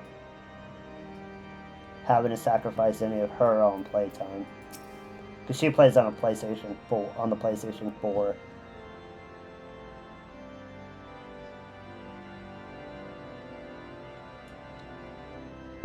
My knight sent no word of your coming, Zelda. What has happened? What is that in your hand? It's a brittle parchment.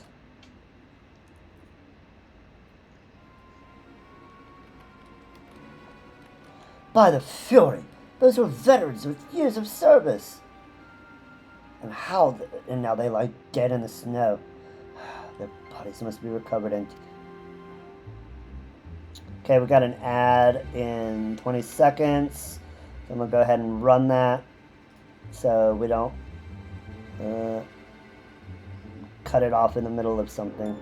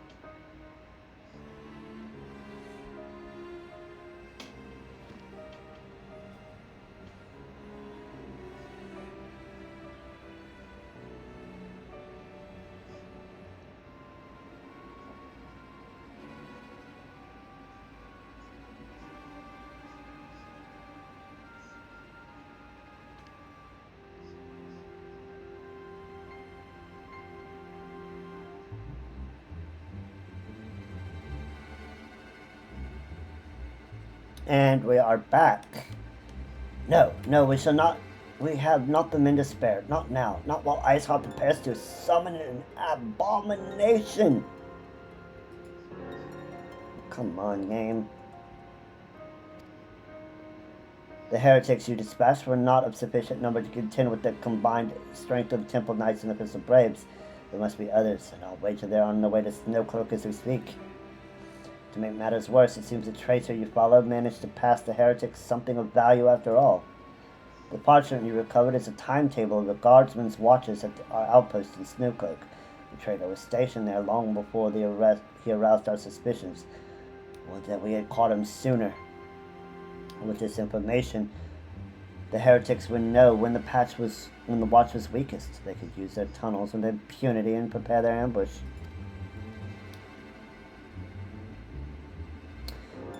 Pre-ordered for the Switch. Nice. The timetable was not changed, you see, of course. It will be changed now, but the heretics may already be in position. House Durindir must send reinforcements, even if it means withdrawing knights from the Stone Vigil. I shall see no other way to safeguard the lives of our allies. Alright. This is the quest that will unlock this one right here. It's the quest that will unlock Snowcloak.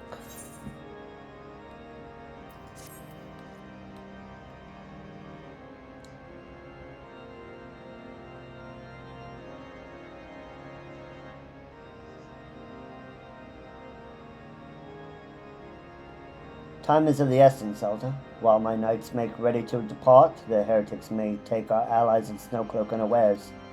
Superior training and equipment will avail them naught if they are cut down ere their swords are drawn.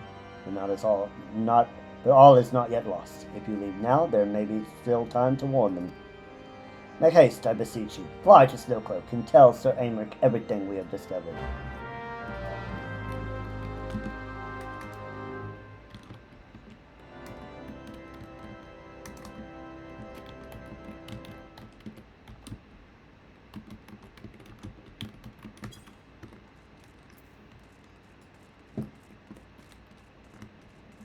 Let's go up.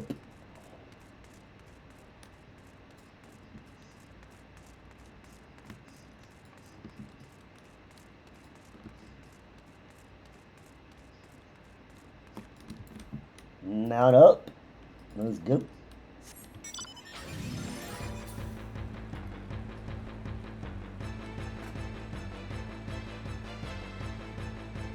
We'll be flying.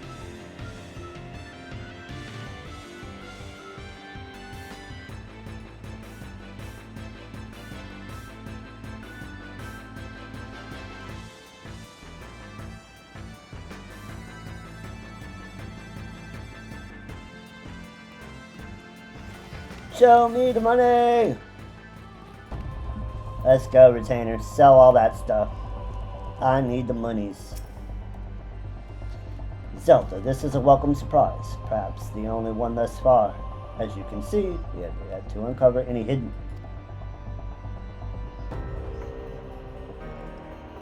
You got my gratitude.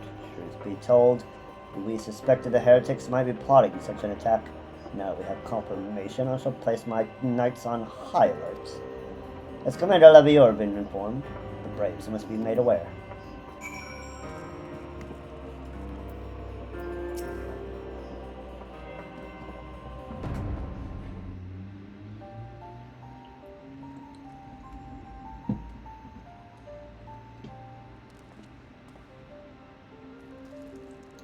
It must be here. I'm certain of it. Why else would they go to such lengths to defend Snowcloak? 'Tis but a pity this discovery comes when our enemy is at such a disadvantage. For one though we be, the heretics know the terrain far better than we. They dare not think of how many are watching us at this very moment. Confound it! This is all wrong. Iceheart has us scrambling to save our own skins when we should rightly be straining every sinew to find her and stop this damnable summoning. There she is! Come here, girl. Hey, Yuta, let's go. Get it doing work. That was close. That was close. They didn't hurt you, did they? Only my pride, Ida. There will be others nearby. We must see that they are given a similarly warm welcome. Commander Levior!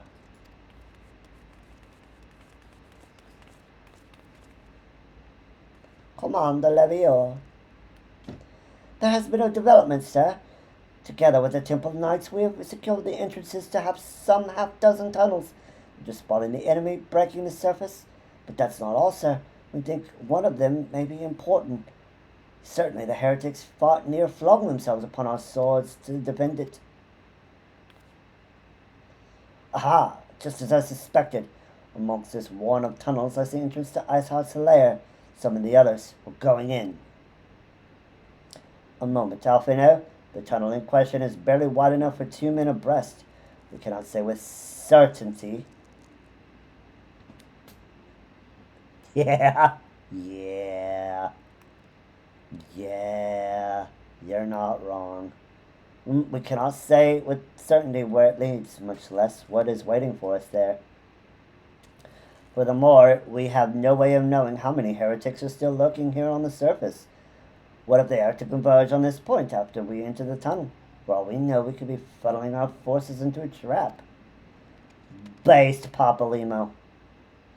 Take your point. If the tunnel is indeed as narrow as you say, greater numbers would be more of a hindrance than a help. Should we encounter difficulty, our own allies would become an obstacle to escape. Ahem. A change of plans. While we rendezvous with Sir Aymeric and keep the heretics at bay here, you will go wherever that tunnel leads. If you find Iceheart at the end of it, do not let her escape.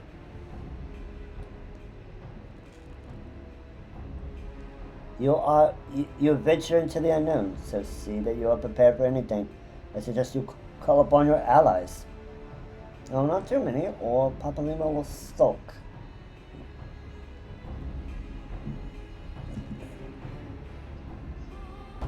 So what you're telling me, Alphino, is that I need 3 stalwart companions to brave Snowcloak. The entrance to the tunnel, madam. It's just over there. Had we not seen the heretics breaking the surface, we would have never noticed it. Per Sir Aymric's orders, we will stand guard outside. Please be aware that even should you encounter significant resistance, we cannot leave our post.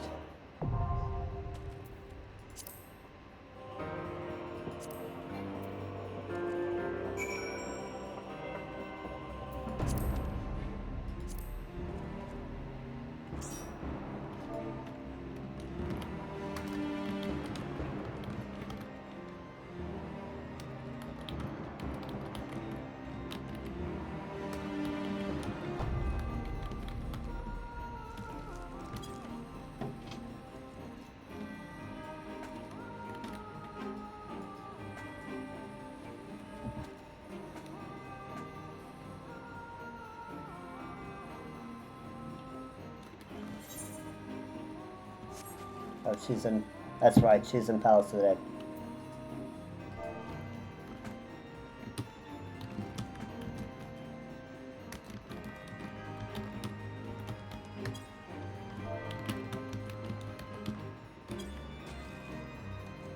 Alright.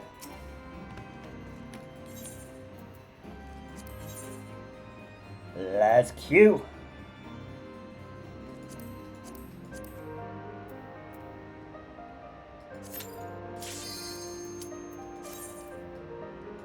Let's go, chat. Let's do it! Snowcloak! Yes, Snowcloak. Have to remember to stun enemies in a certain spot.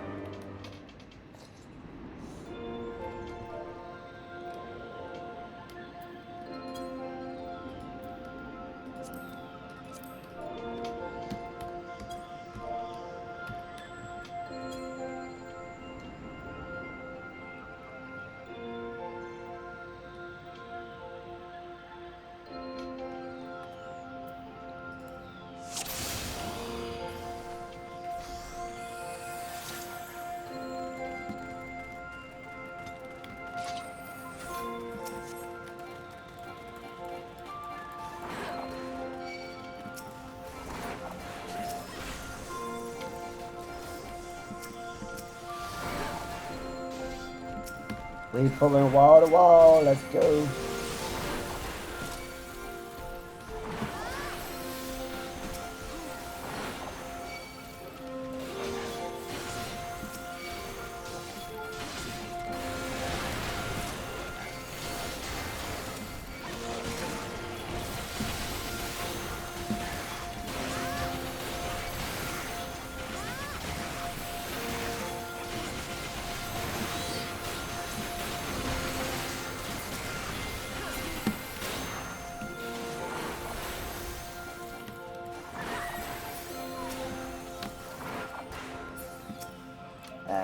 I could have did a little bit more.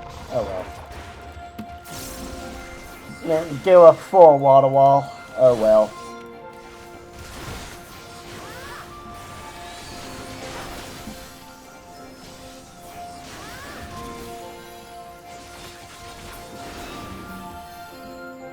It dropped a tiny key.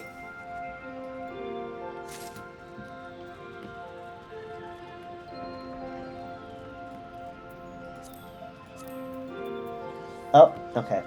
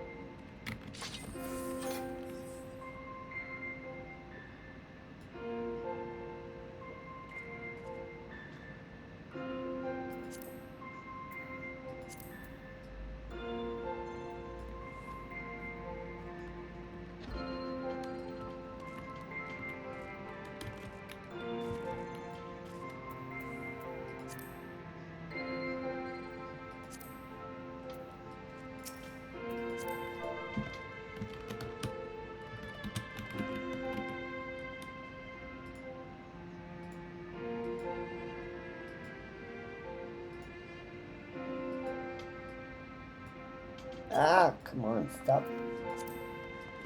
Okay, cool. Let's go. First boss, let's do it.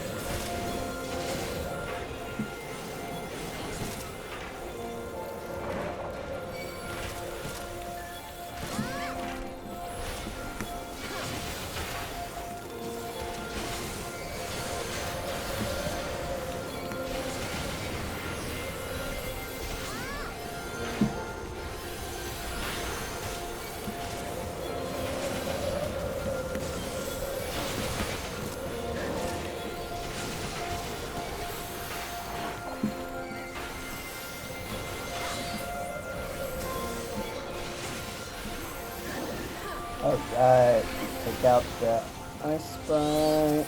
Alright, good.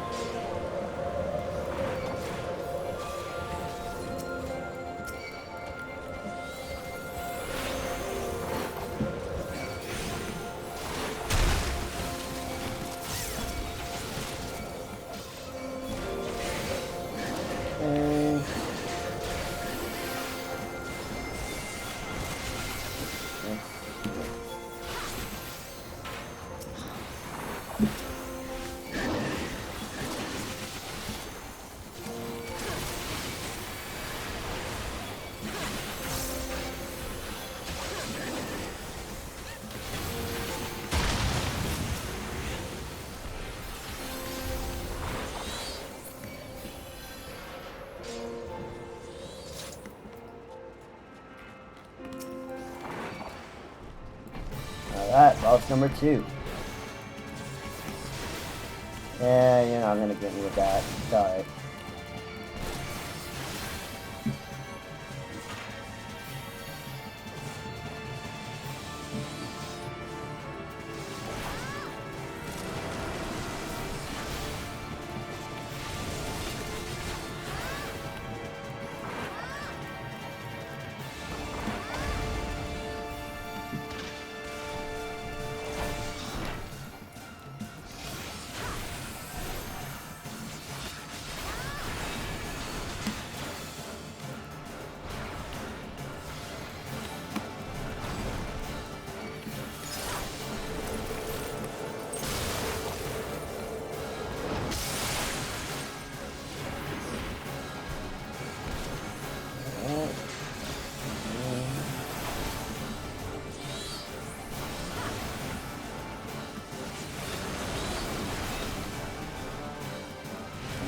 Big, that one.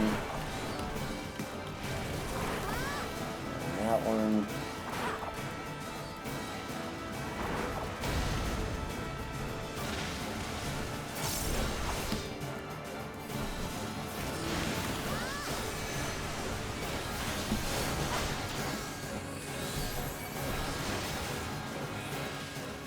And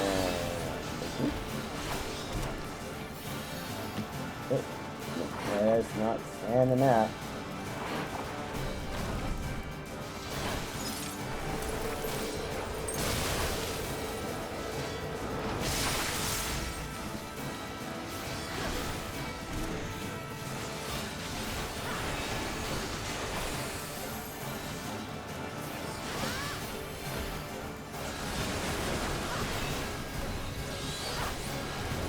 You know what?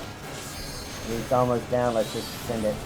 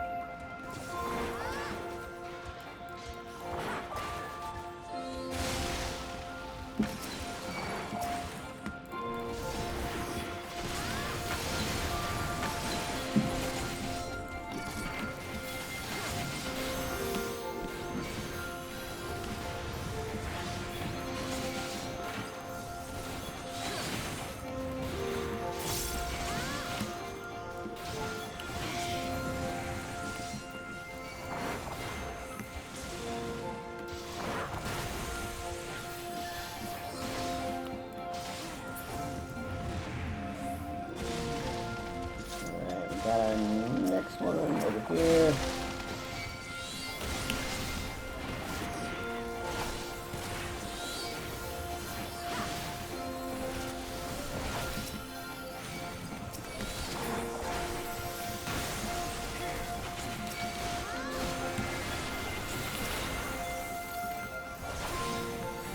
Take care of the Spriggans.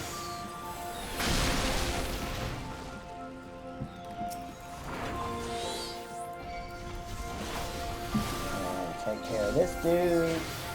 Right.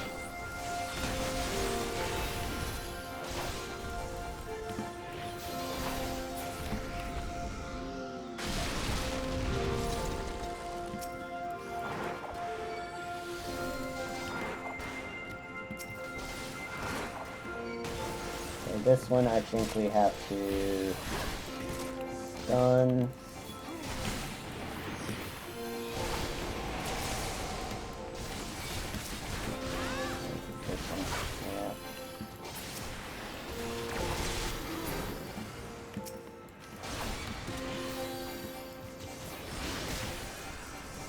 Let's be a little careful on this one.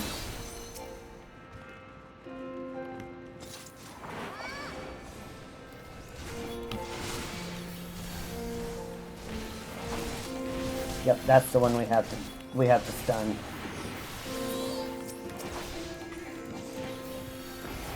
If you don't, it will turn into a dragon and kill your ass.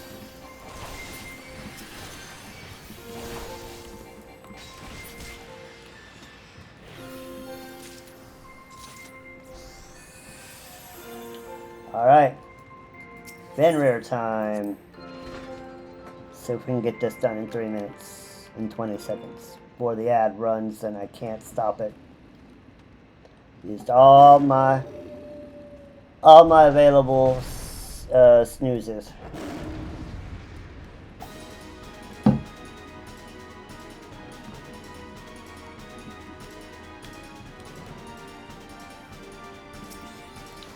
Mapping the realms. No clue.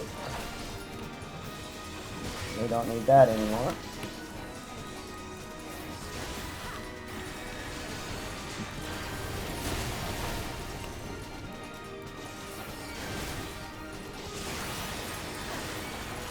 Now, okay. Drop those. Yep. Okay, go hide behind one of these.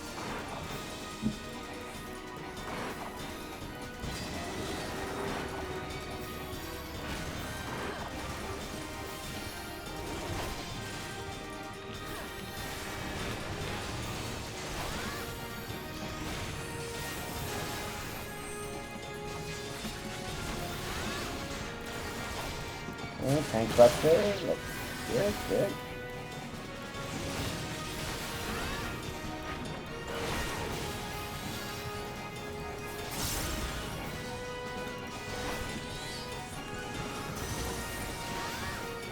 Well, we got our deeps. We got them with that AoE. Okay. Get a set of things.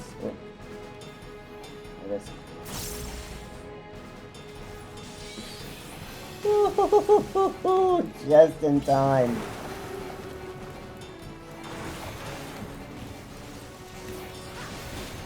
Oh, we lost Alora.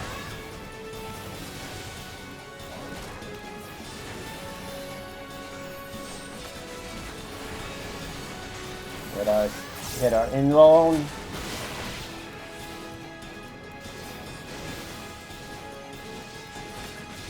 Thing is, that's the only thing we had. Okay, can't. I'll have to come finish this. You'll have to see the rest of this on the VOD. Oh, I can't stop the ad from going.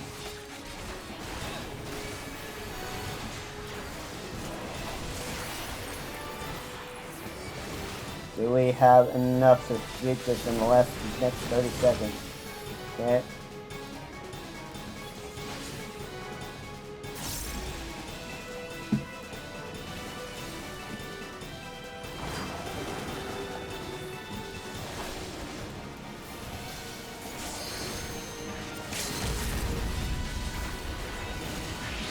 Yes.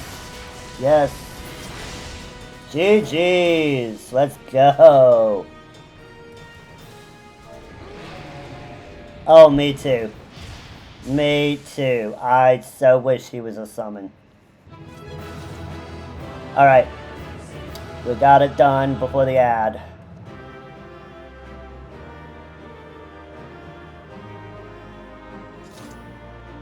We will pause here and we will not do anything until we get back from the ad.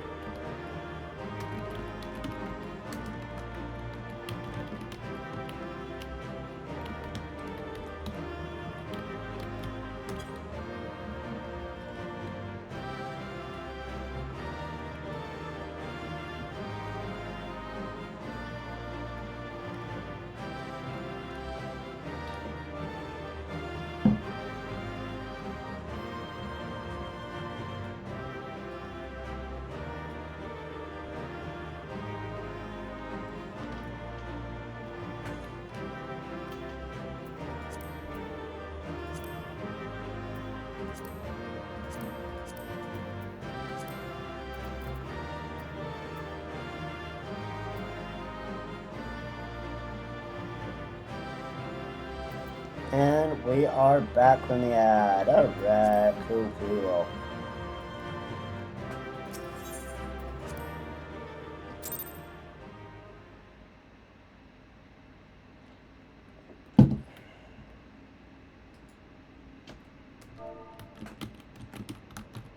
The tales do not do you justice, warrior of light.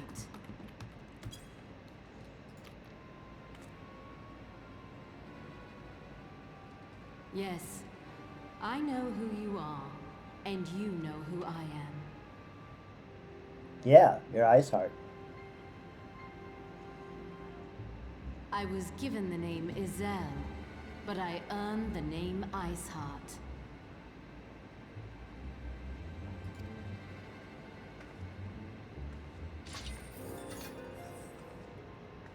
This endless cycle of hatred, of bloodshed, of sorrow.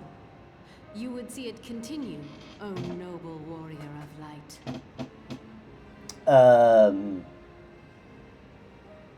No. I would not. I will not. I will bring an end to this war between dragon and man, no matter the cost. Yeah. Says every dictator in history.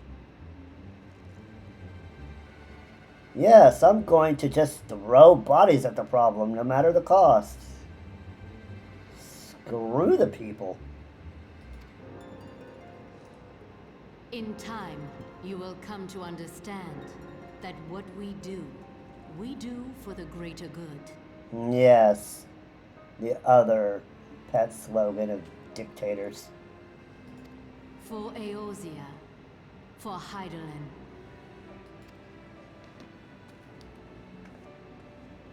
Yes, for the greater good, and no matter the cost.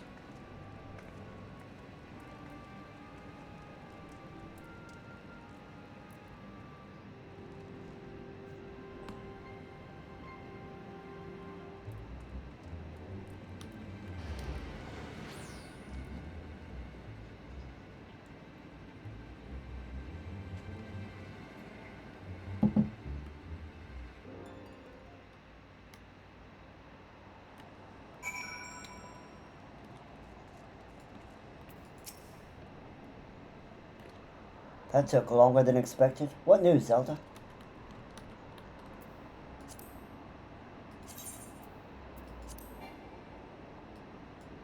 So Iceheart is but a pseudonym. Not that it matters. She managed to escape is regrettable, but from your description of that beast, you did well to come as close as you did. In any case, now that you've cleared a path, the Temple Knights can begin to survey the tunnels in earnest. They will even find a route past the ice wall. Wouldn't that do wonders for their fight against the heretics? The Crystal Braves would certainly share the credit for that too. While we praise Zelda, we may yet turn this situation to our advantage. Assuming we stop by Iceheart before she summons Shiva, of course. Needless to say, our fellow Scions have not been idle. Ophelia and Oriange have been busy perusing the archives of House Forton, gathering what information they can on Shiva.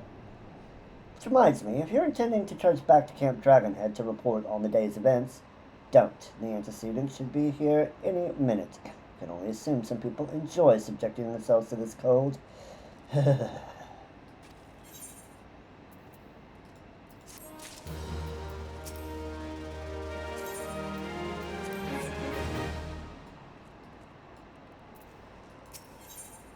For the greater good.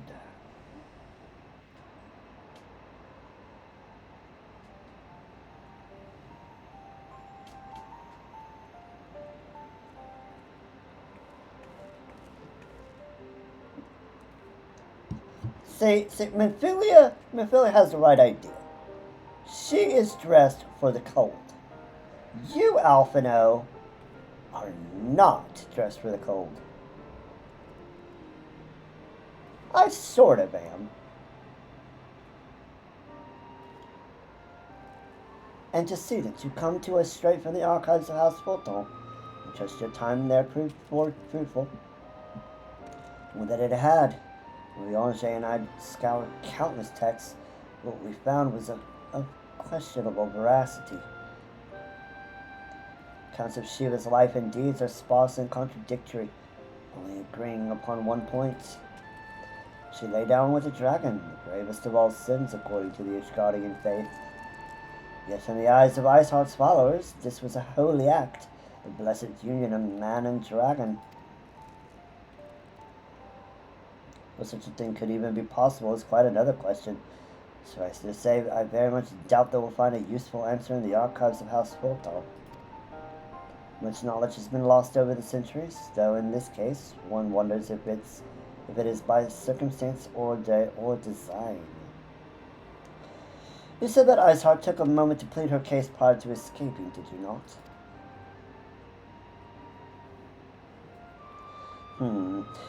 Viewed without prejudice, most would agree that bringing an end to an endless war serves the greater good. I think Sir Emmerich might take issue with her methods.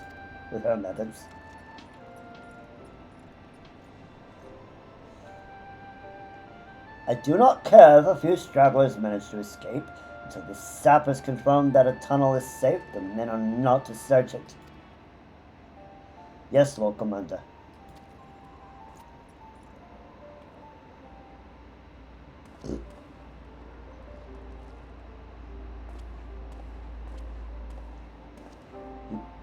Pursue your foes with less zeal than I had expected, Ceramic.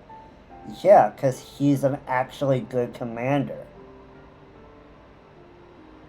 He's not a zealot. Lest you misunderstand, I do not deny that your enemy has a good reason to be prudent. I merely meant you, being a man of faith, that I had expected a certain single-mindedness.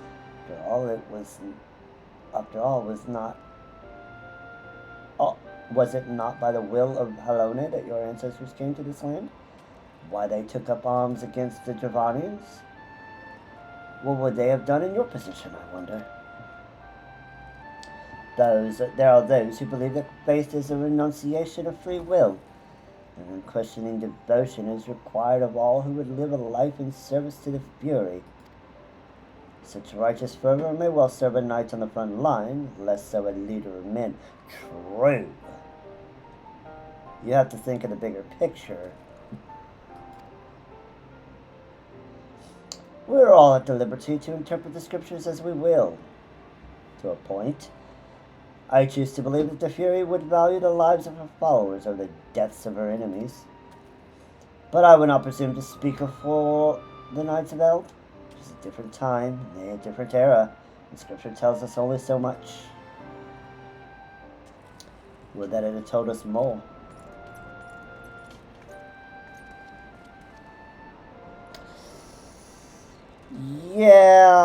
Yeah, but talking more about that would lead into spoiler territory.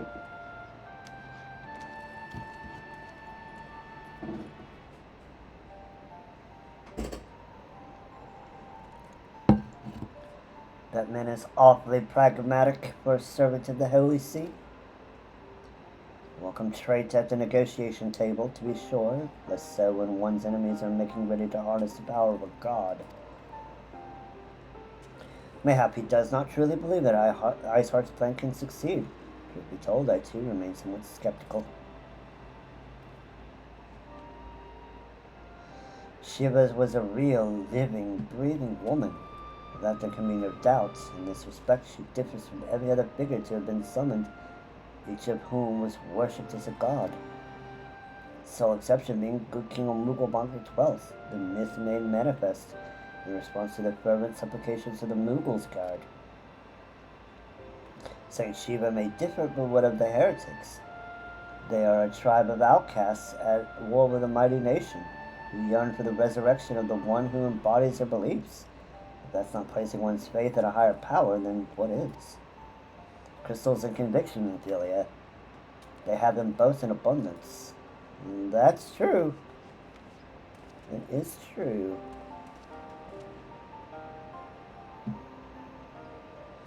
Can that truly be all that is required? Apparently so.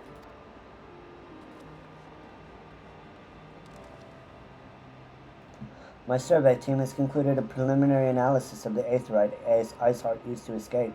They believe she teleported to another aetheryte, somewhere not far to the west. Despite the apparent proximity of this second aetheryte, however, they have been wholly unable to detect its presence here directly. Unless Iceheart has some means to mask its signal, I can only presume she had it destroyed to prevent us from following her. Without the means to teleport as she did, we have no choice but to search for an alternate route. Most likely a tunnel, assuming one exists. Let us not give up on teleportation just yet. One of our colleagues in Charlian may be able to assist us. I pray that you're all right. I dare not think how long it will take us to survey the entire tunnel system.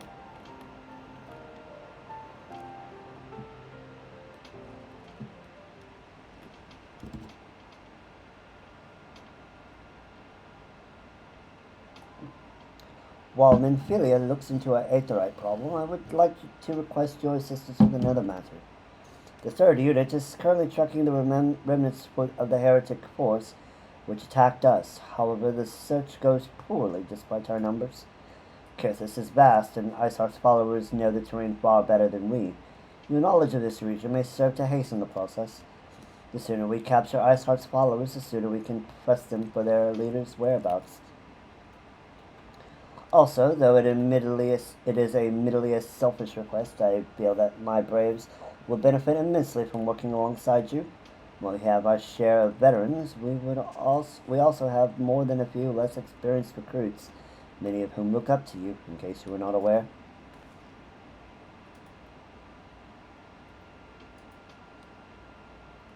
Good. I knew you would understand.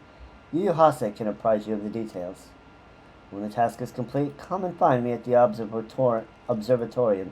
Captain Ilbert and I were meeting there to discuss Ilbert and I are meeting there to discuss the latest developments in this investigation. The Temple Knights shall hold Snowcloak in our absence. Let us leave them to their work. Ours is more pressing.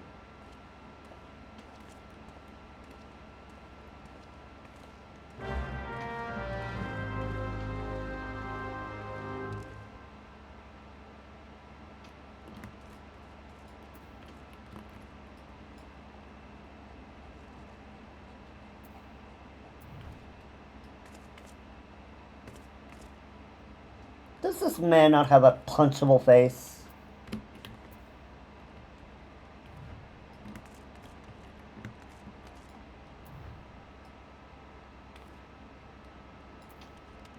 See, it's... Say more would be spoilers.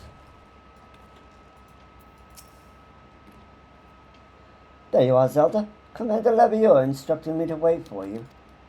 Your assistance is most welcome, believe me. Most of the third hail from Ul'dah, and for a man accustomed to the feel of the sand beneath his boots, the crunch of snow can be rather disconcerting. But to the matter at hand. Nary a moment ago I received word that the heretics we seek have been spotted making for Deneford Pass. My braves are already in pursuit, and I should be grateful if you would join them. I myself shall be taking part in the hunt. Never let it be said that I do not earn my coin. Spoken like a true Ul'dan. Spoken like a true Ul'dan.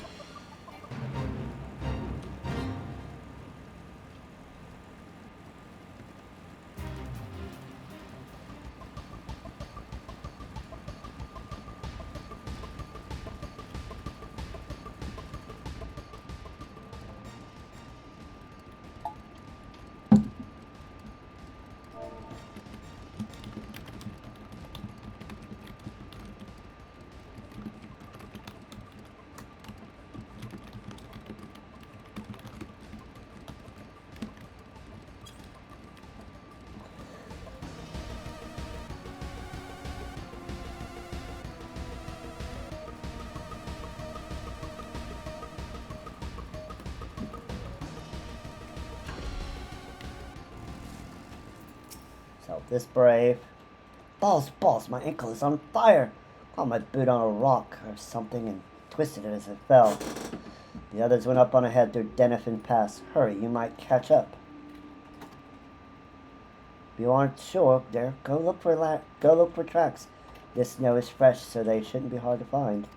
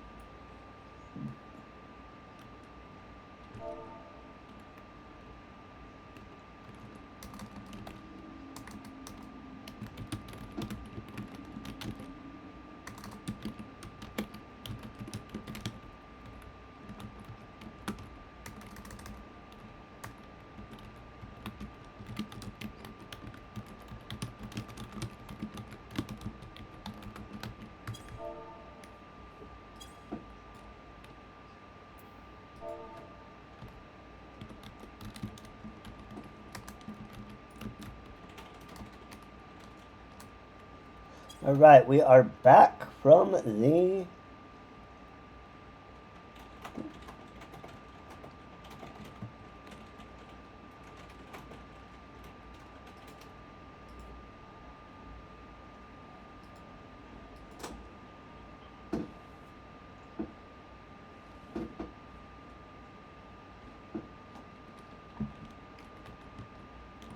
Yep, I'm going to need to reset my model. One sec.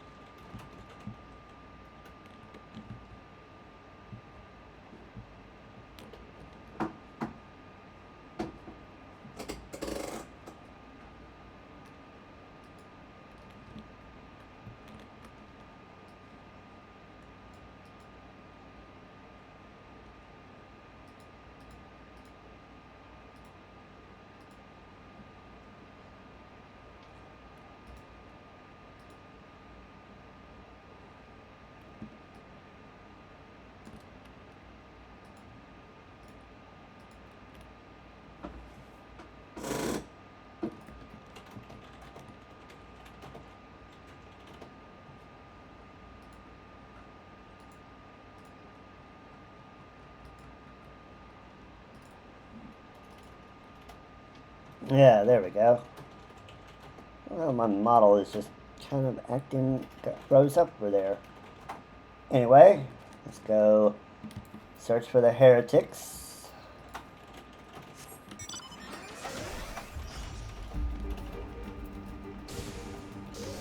For Dadafin Pass.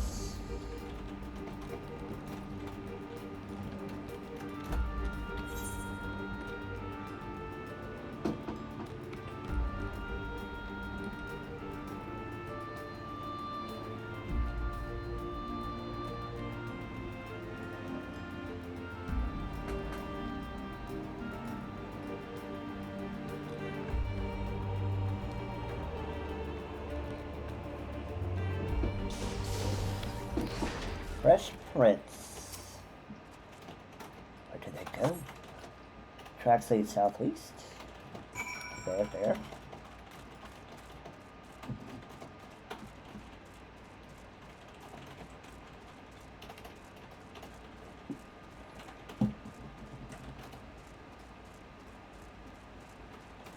Third unit brave.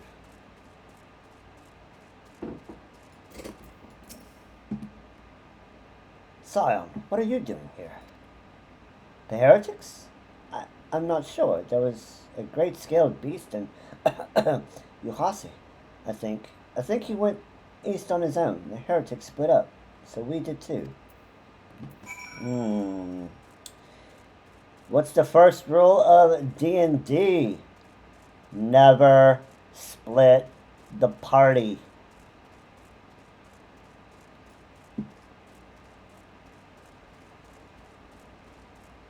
And this is why you never split the party.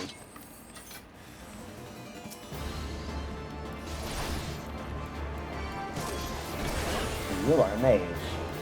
You get my undivided attention.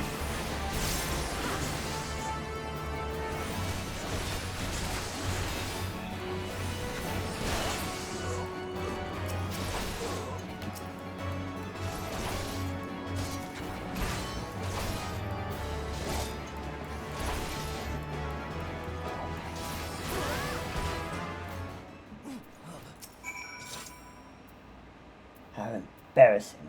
I was so intent on following the heretics' tracks that I almost failed to notice they had doubled back. Almost, mind you. One tried to sneak up behind me and got a knife in the gut for his troubles. I thought myself alone, so I started searching Dead Man's knapsack for anything of interest, and lo and behold, before his friends found me, I came upon this. Withdraw in groups of 3 or less to the observatorium. Give the signal and wait. The merchant will be watching. Be late and be left for dead. Speaks for itself, does it not? They can't possibly mean to rendezvous inside the palace. Inside the place, so we should restrict our search to the surrounding areas. Let me rephrase that. You should restrict your search to the wilderness around the observatorium. I will need more than a moment's rest to recover from these wounds.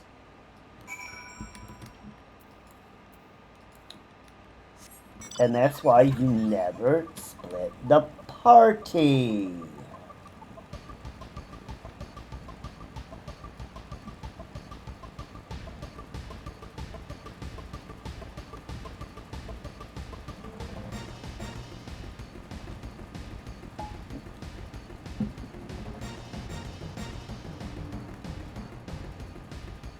A suspicious Curthin.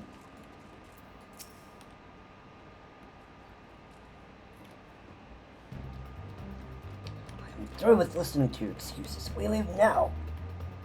How? The woods are crawling with those bluecoats, and the knights are searching every wagon that passes through the gates.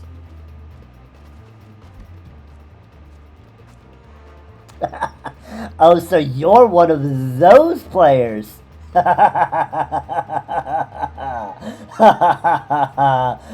Fair.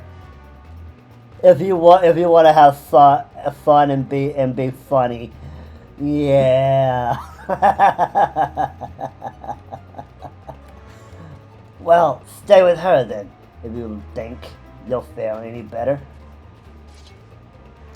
No, there's no need for that.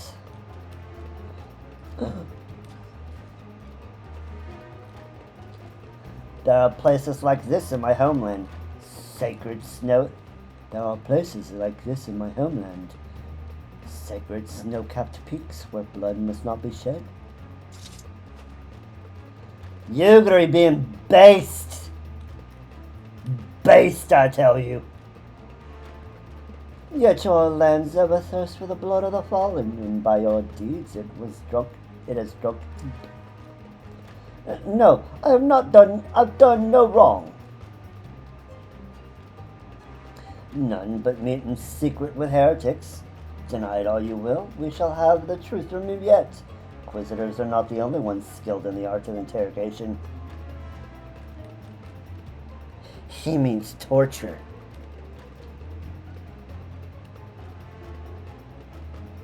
But you didn't hear that from me. Damn it all!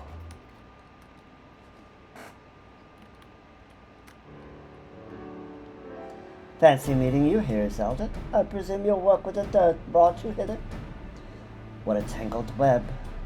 Lest you wonder we came not for the heretics, but for the merchant who has been conspiring with them. He came to our attention in the course of our investigation into the Ivy. It beggars belief, I know, but it seems our favorite guardian spy may have been providing assistance to Iceheart. Were it not for the efforts of Lady Yugiri and her shinobi, we might never have discovered this connection.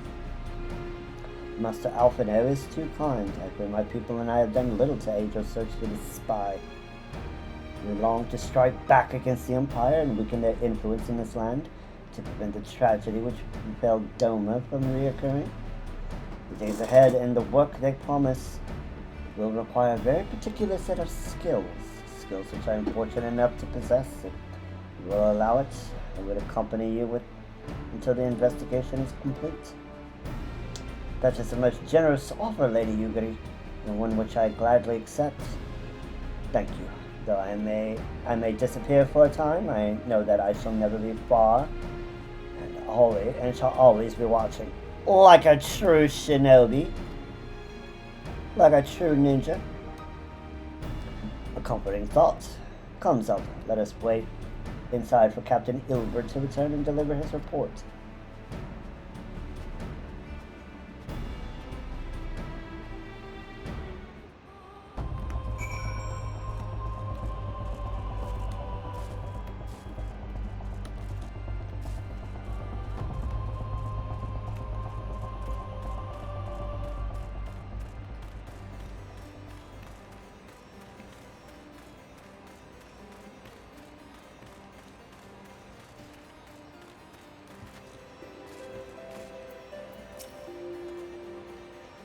Captain Ilbert seemed confident that the merchant's resolve would swiftly crumble when pressed. If so, we should have new information ere long. As whether it will bring us any closer to learning Ivy's identity, I would rather say not. Given our adversary's cunning, I shall consider us fortunate if we sped another wild dodo chase. The gods know we have more than enough to occupy our time as it is.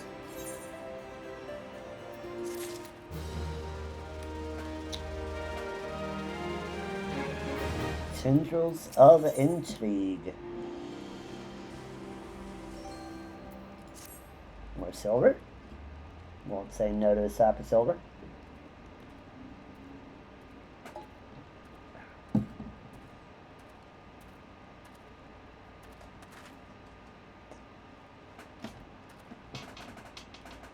Captain Ilbert, your report, if you will. Aye, Commander. Firstly, with regard to the heretic we captured, I regret to say that the men could tell us not what we did not already know of Shiva. I regret to say that the men could tell us not that we did not already know of Shiva. We have since handed over to the Ishgardian authorities. Henceforth, the Holy See will pursue the matter independently.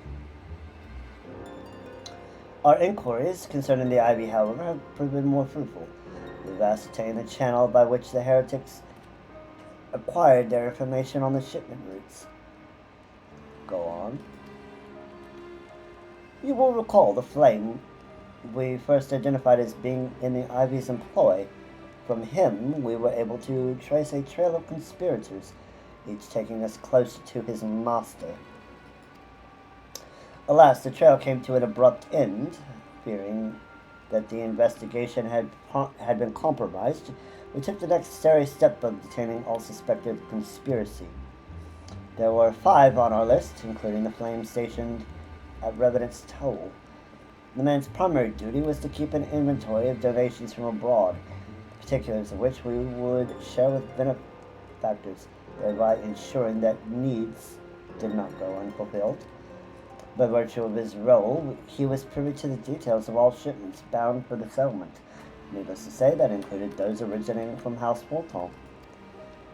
He knew the precise route the caravan would take, and he sold that information to a merchant. I think I can guess which one. None other.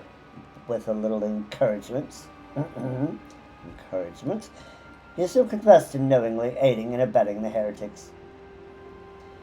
Well, that is one mystery solved, at least. But what of the Ivy? Are we any closer to prizing off his mask? I dare say we are, Commander. Our relentless pursuit has forced him to commit a grave error. In a desperate bid to cover his tracks, the Ivy resorted to exercising certain administrative powers available only to high-ranking members of the Immortal Flames. If you consider then that our investigation is known to barely a handful of them, the field of suspects is greatly narrowed. You mean to say that the agent is among Rabon's in innermost circle? Someone who has been with him since the Immortal Flames' establishment? 'Tis the most plausible explanation. The infiltration likely occurred during the company's founding, with the groundwork for the act being laid beforehand. To slip into a position of authority unremarked and remain above suspicion all these years. I, too, was surprised, though I really should not have been. Of the 3 grand companies, Ul'dah has ever been the more vulnerable to infiltration. Both Limsa and Gridania had long-standing armed forces that lent themselves well to the formation of the Maelstrom and the Order of the Twin Adder. To all extents and purposes, it was the same people, loyal one's mind, under the same leadership, only the banner was different. Not so the Flames. Ul'Dah's military was made up of disparate orders, most of which were glorified mercenary companies that answered only to their own paymasters. Hardly an ideal environment in which to establish something as high-minded as a grand company. The difficulties Rabon faced when found in the Immortal Flames are well known. Even after he had convinced his fellow syndicate members to share the cost, there remained the small matter of finding enough bodies to fill the ranks. Indeed, and given the pressing nature of the Imperial threat, and then recruiting every passing sellsword, amidst the chaos of its founding, it would have been a child's play to infiltrate the company. A good easier than now, aye. The Immortal Flames have been ever caught between conflicting interests, the public and the private. Alright, we got an ad. The Monarchists ultimately agreed to support the organization's founding. It was done out of charity. They did so for simple self-preservation. Alright, we'll let the ad play and then we'll continue the quest.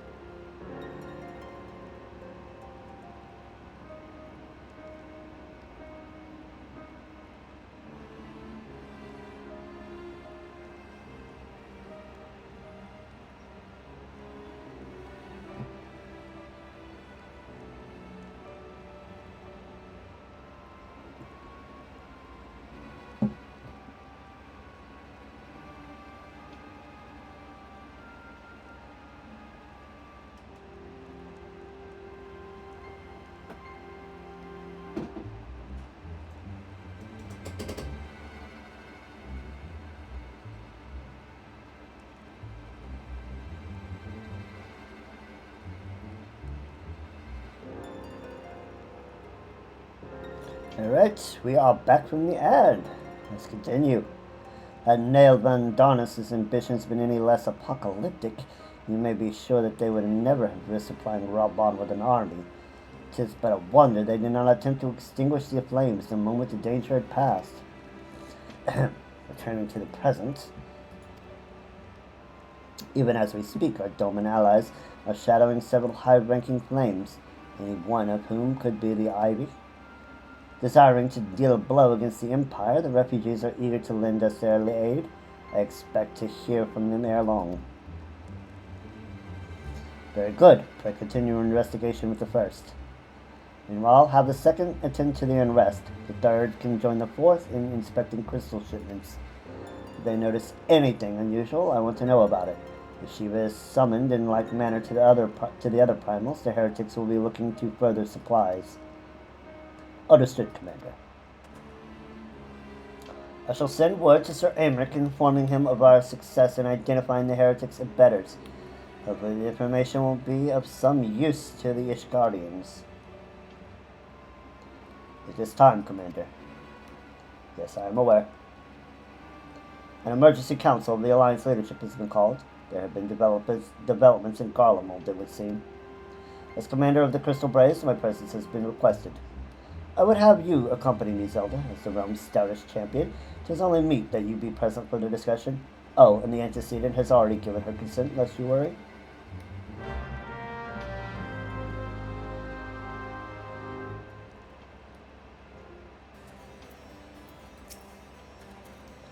Like me, you are doubtless eager to conclude your business with Iceheart, but until another path to her sanctum is found, she shall remain beyond our reach.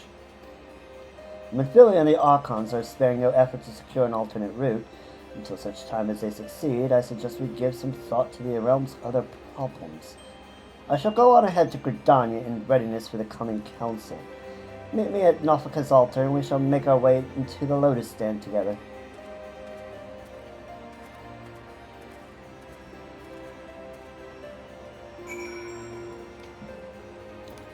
202 Gridania.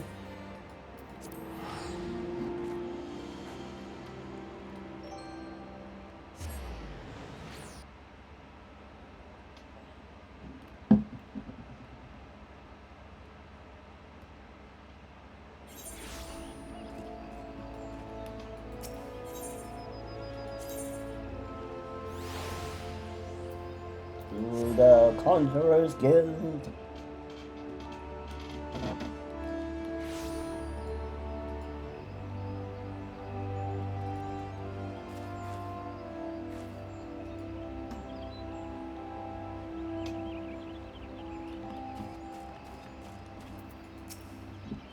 My thanks for coming, Zelda. When you are ready, speak with the Conjurer yonder. She will show us to the Lotus Stand. As you do. The Alliance leaders await you at the Lotus Stand. Will you be joining them now? Yes, we will.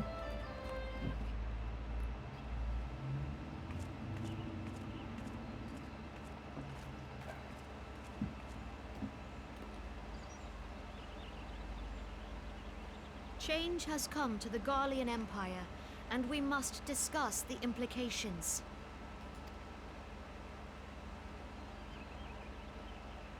The rumors are true, then? The War of Succession is ended? It is. A new emperor reigns in Garlemald. That's bad. Who? That's really bad. The birth and all too rapid expansion of the Garlean Empire is commonly attributed to the strategic brilliance of Solus Zosgalvis, yet he did not rule alone. Several members of the royal household also distinguished themselves during his reign.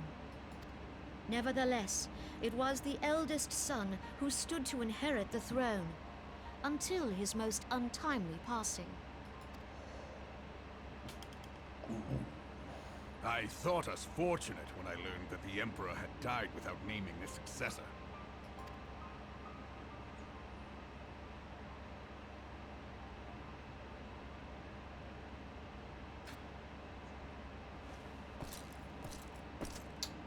Would that the Garlean Empire had died with him.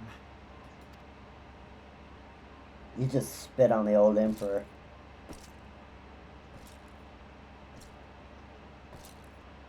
Yeah, he doesn't like him. Not one bit. 'Twas the grandson and his uncle who had the strongest claims, was it not?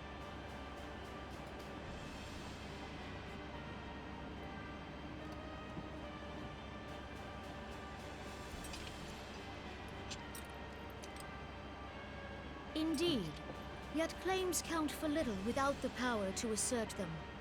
High Legatus Varus Ye Galvus is a respected military leader. Not so his uncle.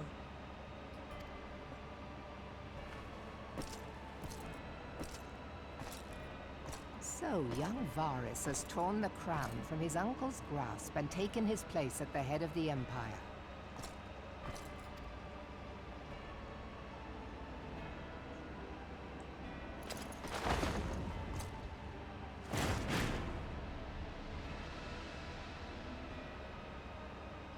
Oh, very Roman.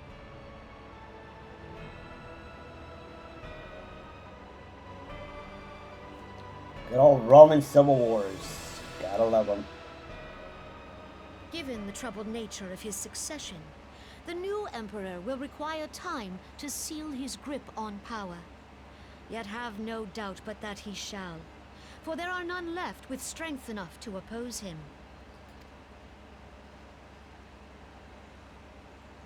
Since the success of Operation Archon, the remnants of the 14th Legion and the forces occupying Alamigo have done naught but fortify their positions. But you can be sure they'll be ready to march on us again, if their Emperor gives the word. When, not if. They say this Varus was so set upon Eorzean annexation that he spoke out against the Meteor Project. Plainly, the new emperor's intentions are of great concern to us all.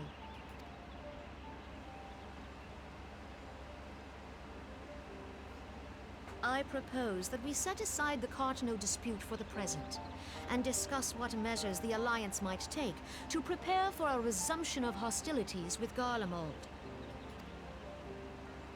Moreover, I move that we re-examine the question of how our former allies in Ishgard might be persuaded to retake their place at our side. Could Eorzea but stand as one, 'twould deal a grave blow to our enemies' ambitions. Nice talk, Hane, but how are you going to do that? Yep.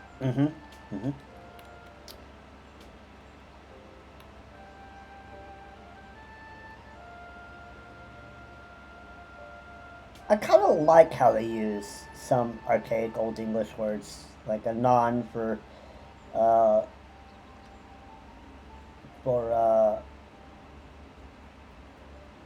soon, or chirurgeon for surgeon, stuff like that. I kind of gives a little bit of character.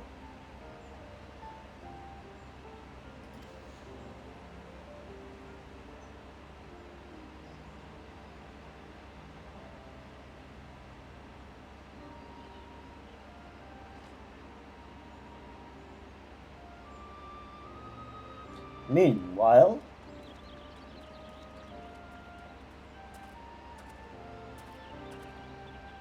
well, I suppose we should be grateful that they have finally acknowledged the inevitability of Imperial attack. Who knows? They may even do something about it. Elfie, you're a smart kid. So I'm going to say this once. You've got a lot to learn. If only the leaders of Ishgard would follow their example and stop hiding behind their gates, praying for the coming storm to pass them by. But that is a discussion for another time. At present, I am more concerned by the fact that the Alliance's mooted preparations will be made known to the Garleans many moons before their coming. So long as the ivy eludes our grasp, no secret is safe.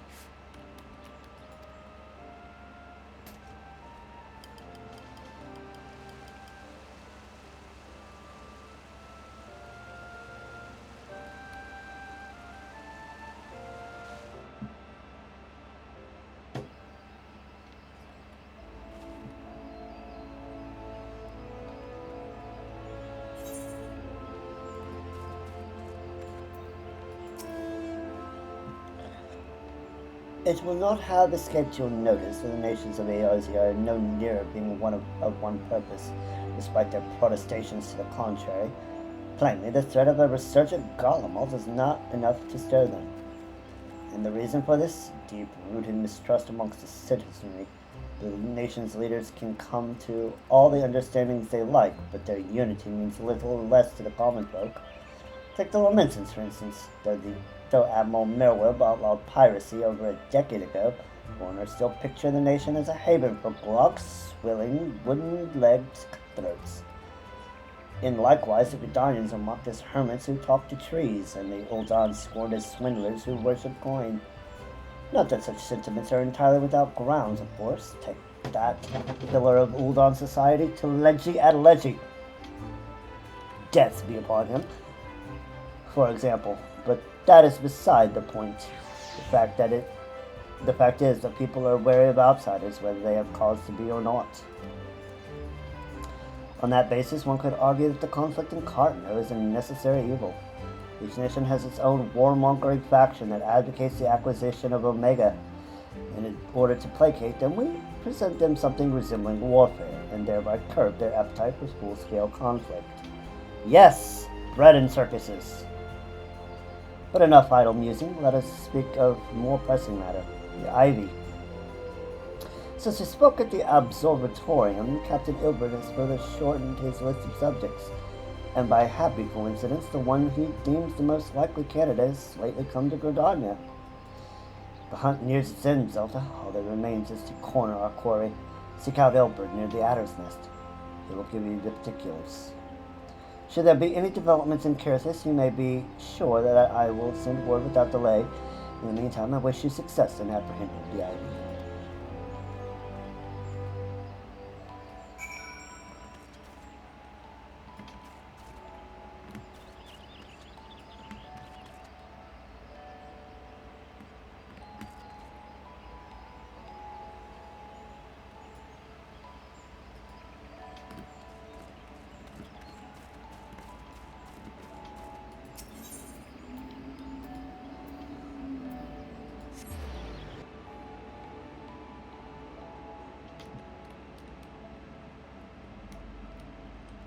They even use Gao for jail. Lots of very, very archaic English words they use in this game. But I kind of like it.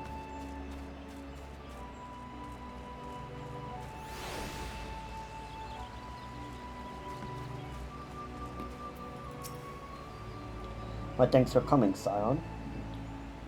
Doubtless the commander has informed you, but we have unmasked the Ivy. From this point on, you must proceed with extreme caution. Take silver. Chasing Ivy.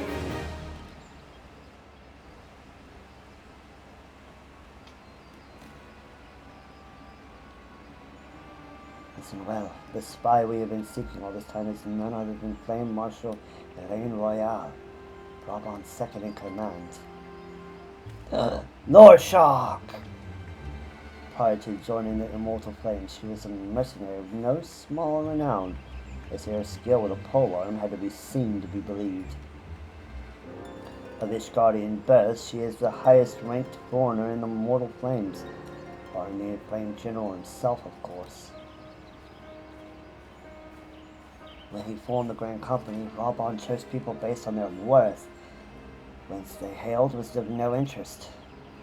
The monitors saw things differently, however. Having funded the enterprise, they reserved the right to reject candidates nominated for high-ranking positions.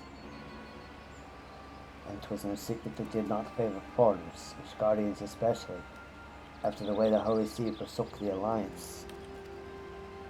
Yet the monitors did not raise so much as a murmur of protest when Royale was appointed to her post.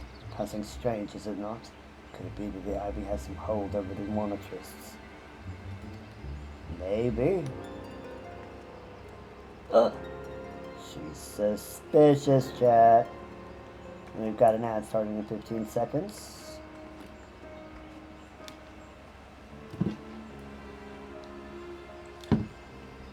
We will go ahead and run the ad.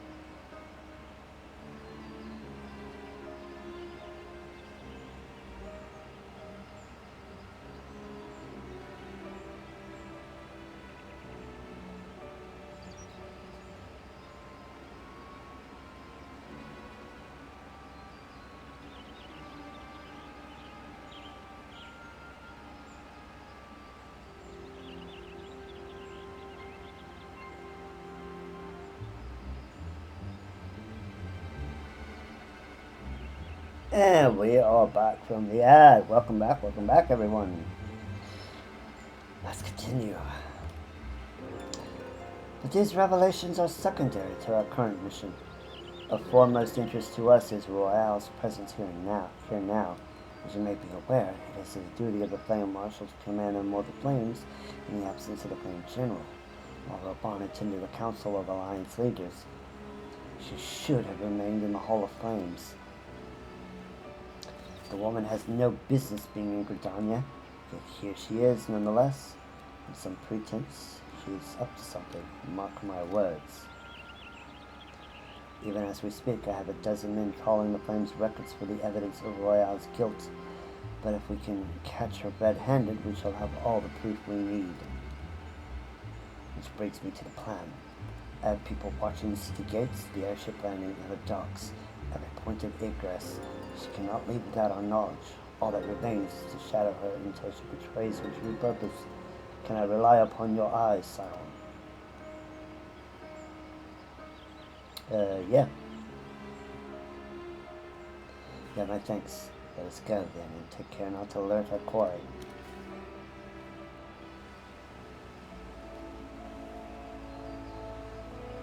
Bye, Ilberd.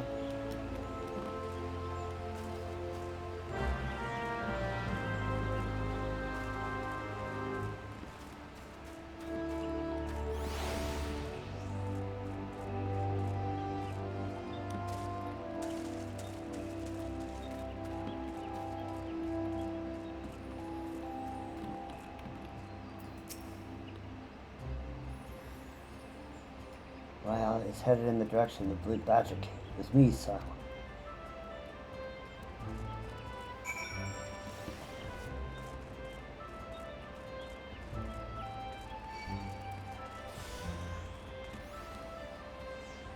Somebody hit me with a regen.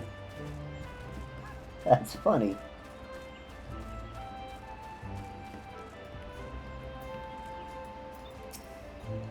Soraya has entered the Carline Cannon, leaving someone perchance? Could it be she needs to board an airship? Pray look for her within. She's not on the upper porch or the landing area below. One of mine is stationed there. She may have seen something. If Hemi is her name, I shall remain here in case Royale reappears.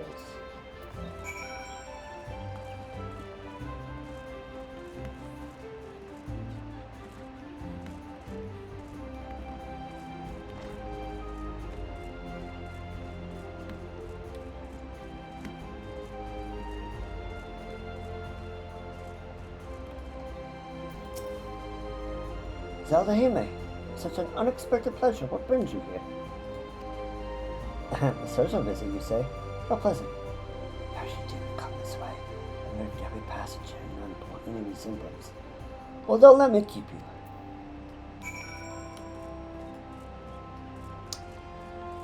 Yeah, she got away.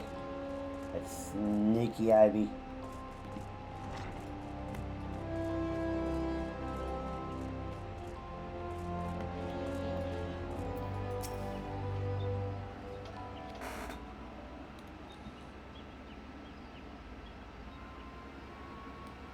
Nowhere to be seen, you say? And you're sure she did not board an airship? She did not come back out either. Where in the seven house could she have gone? The roost! How could I forget?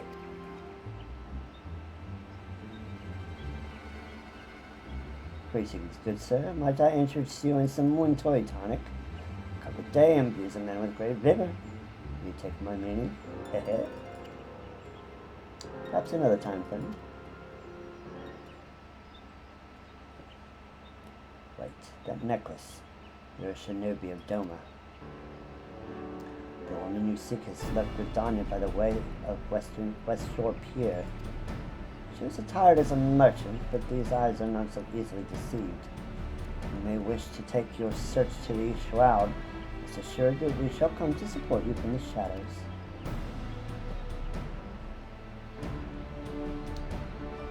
Thank you 12 for the Domans.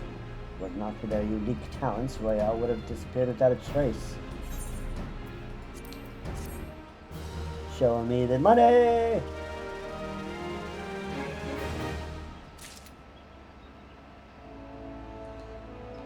In flagrante delicto.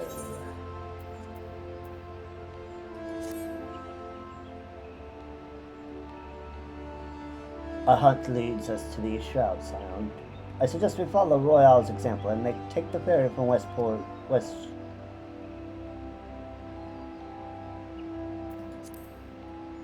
Shore Pier. Blah. You'll doubtless wish to make certain preparations. Sit in them while I go on ahead. I shall wait for you at Sweetboom Pier.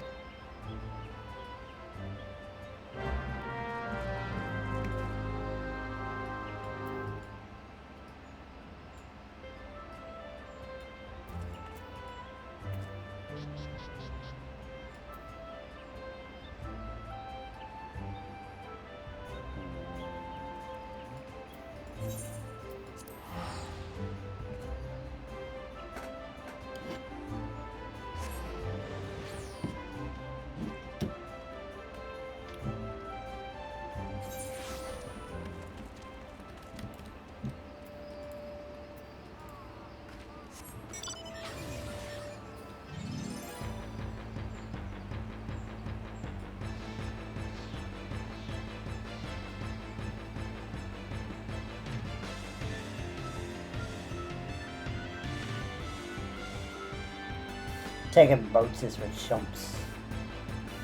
Taking boats is for noobs.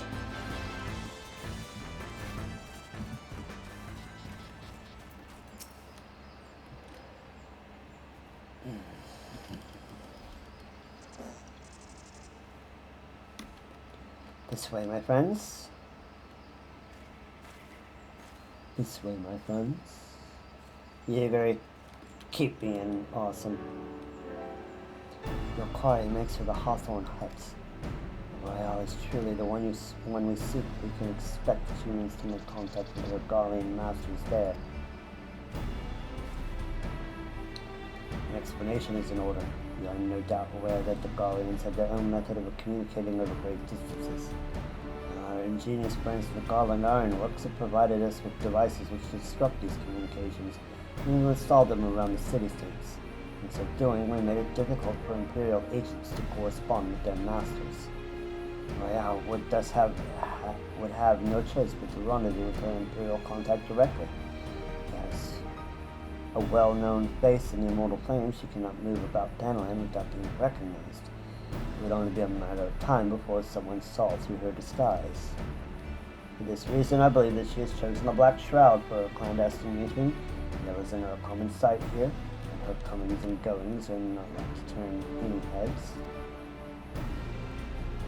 As my scouts tell it, the Garleans have since agents with mind to destroy the devices and render such direct contact unnecessary. Fortunately, our shinobi have thus far been successful in rebuffing their efforts. That is it. We only need to make for Hawthorne's hut and catch Royale in the act. En flagrante delictico. In a delicate position.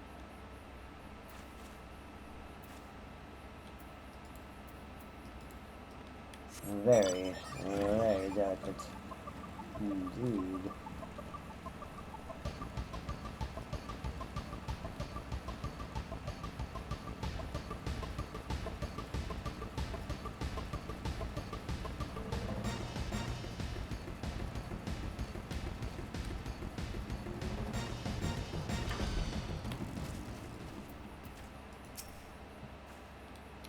My people report that Akoi has departed for the Bramble Patch.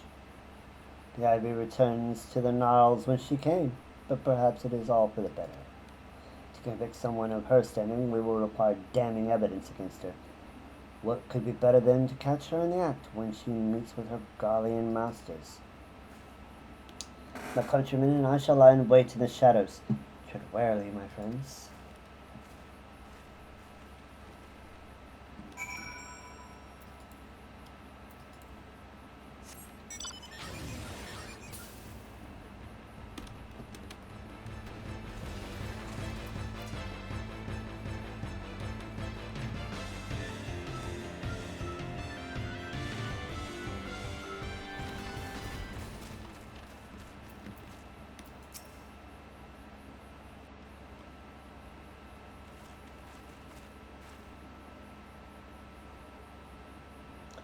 Beyond, Royale is in conversation with an individual clad in the manner of an adventurer, an Imperial intermediary, no doubt.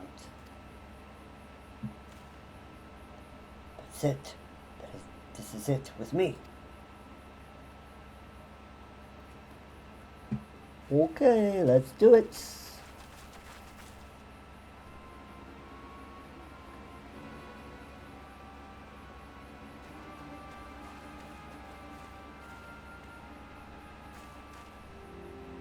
Flame Marshal Elaine Royale, you are under arrest for treason and espionage.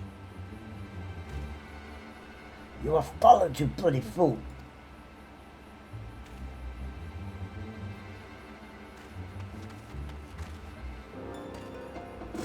Damnation.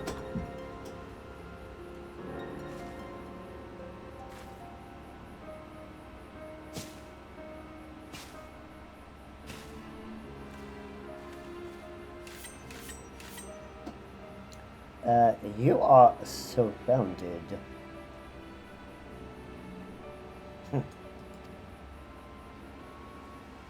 You are unarmed, my lady, You are unarmed, my lady, and scarcely garbed for battle. But if you wish to fight, you are welcome to try.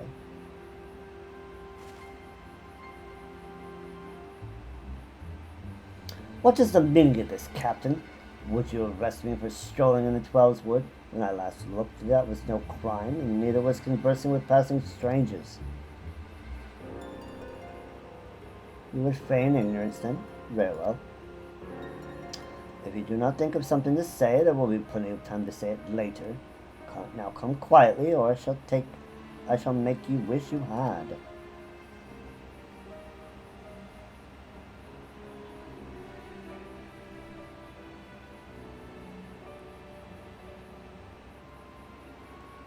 I will offer you no struggle. After all, I've naught to hide.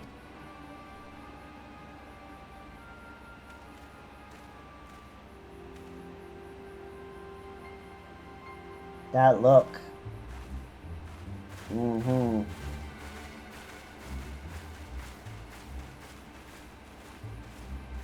Mm-hmm.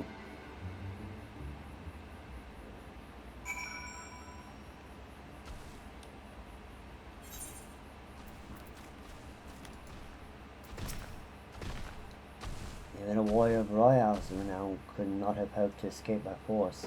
Despite her claims, her surrender does not bespeak innocence, but an awareness that her position is untenable. With the ivy thus uprooted, it is hoped that the tendrils she entwined around the mortal planes will gradually wither and die. Perhaps then the people of Uldar will have the brave company they deserve. But let us speak of the present, if I may ask. What will you do now, Zelda? So the Scions seek a way into Iceheart's sanctum. And I dare say you are eager to return to the Rising Stones. Pray do not let me keep you. Do not, my countrymen, and I shall tend to the aftermath. You need not waste your talents here. And speaking of talents, have you considered training in the art of shinobi? Yes! You have the aptitude for it, I believe. So please, give it some thought. Until next time, my friend. That's our cue, chat. Time to pick up Ninja.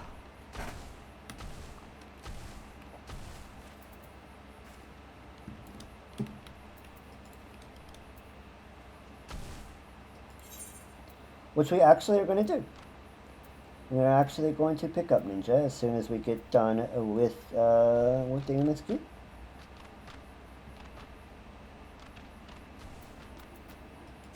And when we do Palace of the Dead, we'll use that to level it up to 50.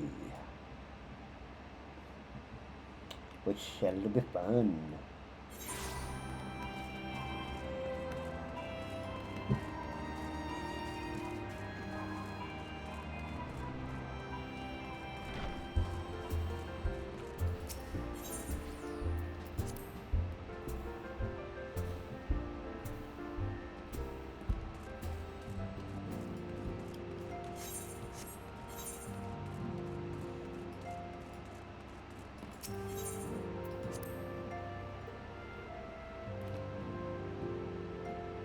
Getting very close to a trial, too.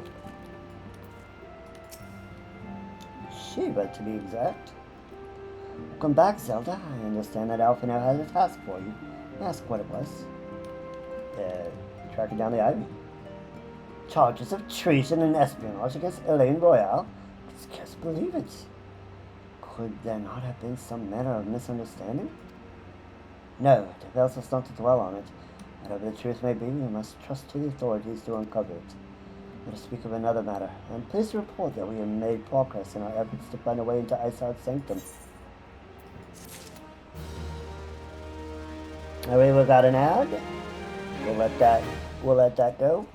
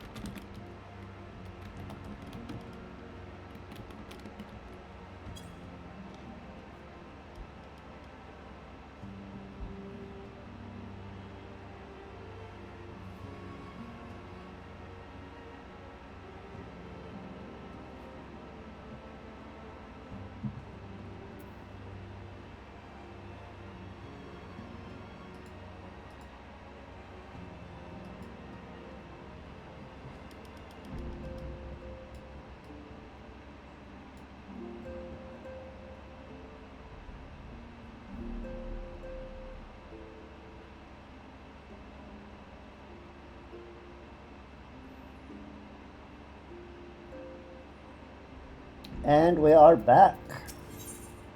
A simple plan and some bacon broth. As you may recall, I saw it used in Aetheryte in the depths of Snowcloak to teleport a short distance to the west, most likely to a sanctuary of some description. It is there that we suspect she means to summon Shiva using the crystal she stole from the House Tom Cavern. The heretics believe that they are bringing about the second coming of their patron saint. But if, as we suspect, they mean to hold a summoning ritual of this kind employed by the beast tribes, it seems likely that the result would be something more akin to a primal. Suffice it to say, they must be stopped, and stop them we shall. At first, we must surmount the obstacle that Iceheart has placed in our path. Ordinarily, it would be a simple matter to tap into the established internet and thereby follow our quarry. However, despite our best efforts, we have been unable to ascertain the position of the Aetheryte to which she teleported. A prevailing theory is that she destroyed the second Aetheryte upon arrival, a reckless, desperate measure, but also an effective one.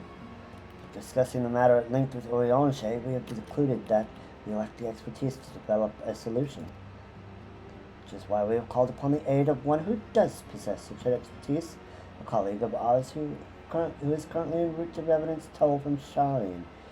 She should be arriving within the hour, in fact. Since you are here, mayhap we could welcome her together, as I am certain she would appreciate the gesture. Let's make our way to the northern gates and await her coming.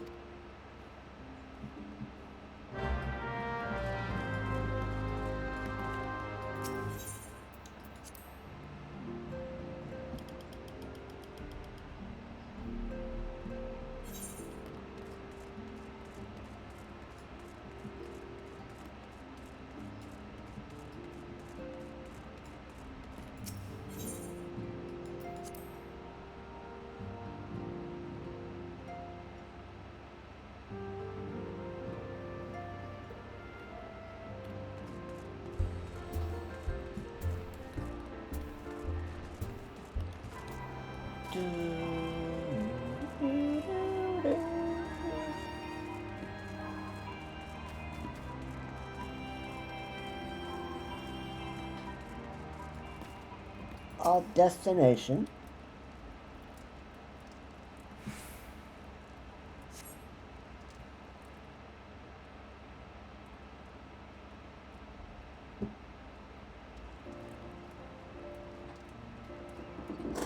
Whisper, whisper, whisper. Ooh, a carriage. And of course it's got a Lalafell driver. Why wouldn't it have a Lalafell driver?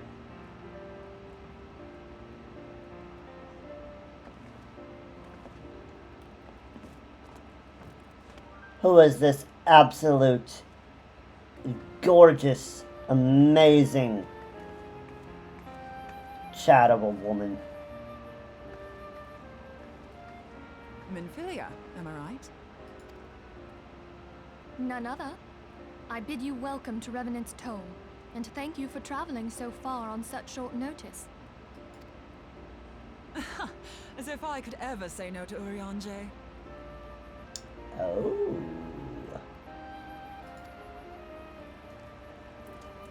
Moonbreeder is an accomplished Sharlayan scholar and an authority on Aetheryte technologies. She has played an invaluable role in our search for a means to capture Arcean souls. Charmed, I'm sure.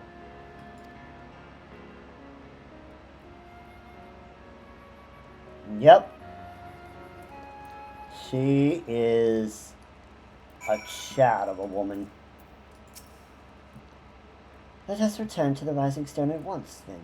We have much to discuss.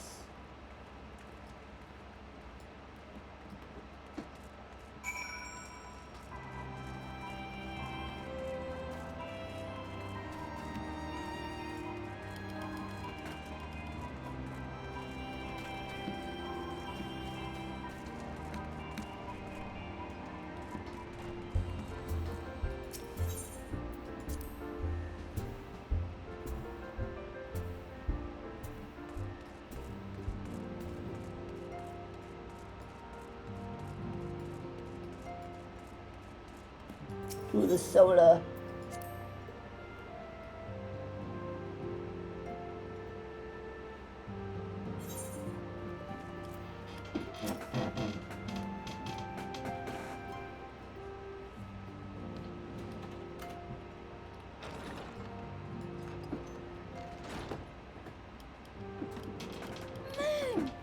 Gods, it's been ages!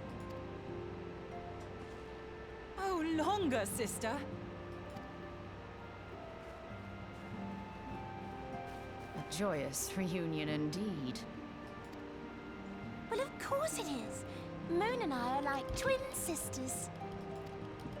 Save in appearance and aptitude. Papa Lima doesn't disappoint.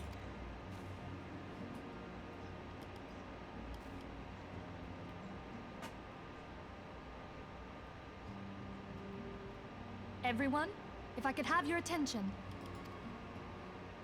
We have with us an esteemed guest who has come from Jarlian to assist us. I bid Moonbreeder join us here that she might share with us her extensive knowledge of Aetherites.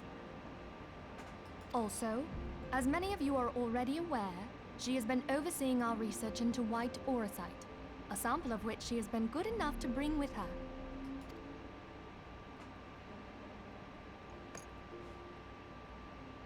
Well, I had to come, didn't I? You'd have to be bloody daft to turn your nose up at a chance like this. Where better to conduct my final tests than a land so steeped in ether you can taste it? 'Tis plain the passage of the years hath done little to dampen thy youthful spirits.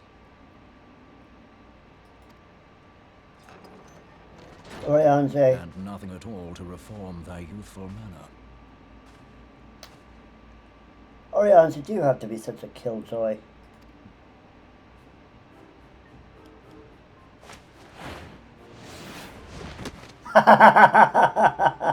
Oriange, where in the hells have you been hiding? Yes.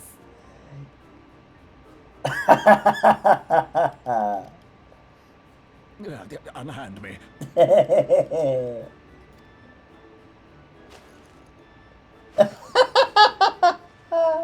I come all this way, and that's what you have to say to me. I much preferred when you were pleading with me to drop everything and hurry to your side. What was it you said? None save thee can satisfy this need. None but you, none save thee can satisfy this need. Go on.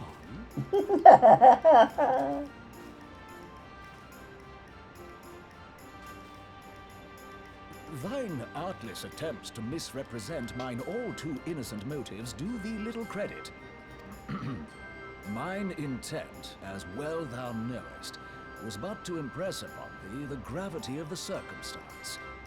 Lest thou doubt, a deiform entity shall shortly be summoned, save if thou and no other grantest my compeers thine aid. You still haven't found it, then? You're missing Aetherite.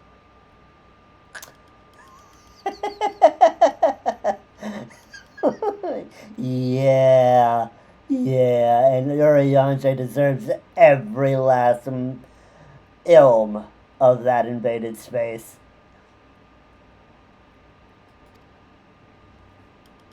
We have not. No.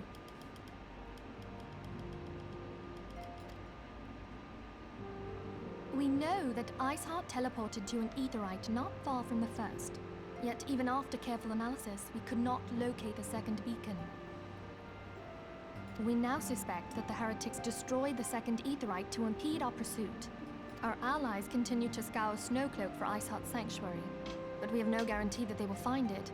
Yet it must be found, for even now Iceheart prepares to call upon Saint Shiva. I'm sorry, but if the Aetherite's been destroyed, then that's that. Although, you're absolutely sure she used the first Aetherite, are you? She didn't just use teleportation magics? One of our own bore witness to her escape. I can say with absolute certainty that Iceheart used the Aetherite.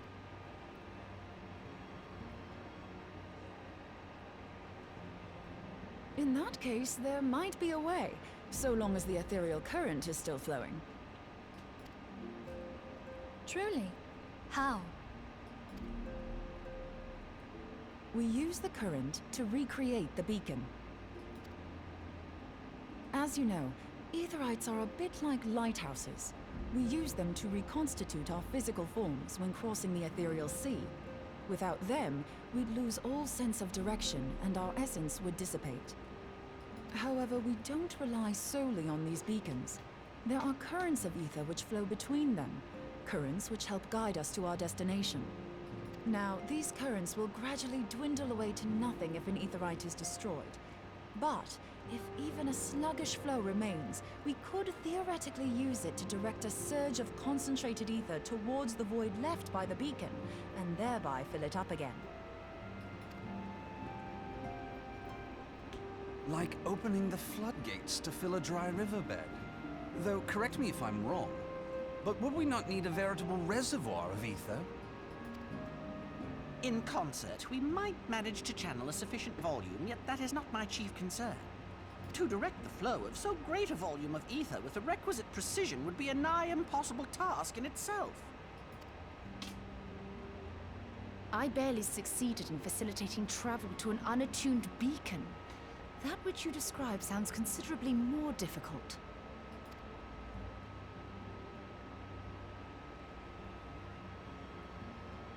And dangerous. Every person who has attempted to teleport in this fashion has died in the process. They, however, did not have white aura sight at their disposal. I can use it to channel all the ether you can give me into the aetherite. However, white aura sight cannot retain ether for an extended period of time, so we would need to infuse it immediately beforehand. Just so you know, I'd confidently give this plan better than even odds of success. And if the worst comes to worst, your people won't suffer. Comforting. Though it risked the lives of our best and brightest, we have not the time to seek other options. If the ethereal current still flows, we shall carry out Moonbreeder's plan. That's the spirit. Let's roll the dice.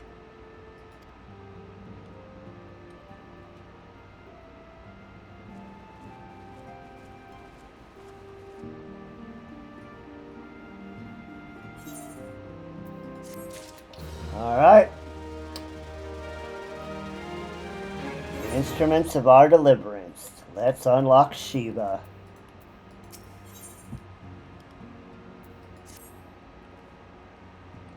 I've already informed Alphino of our plan to recreate the beacon in the manner Mubrita described. He agreed that despite the inherent danger, it represents our only hope of success. He also said that he wished to meet with you at Snowcliff before proceeding. Except you will find him waiting for you there when you arrive. I want you to know that I appreciate everything you've done on your behalf, Zelda. I want you to know that I appreciate everything you've done on our behalf, Zelda. And I have faith you will return to us, as you always have. To Snowcloak.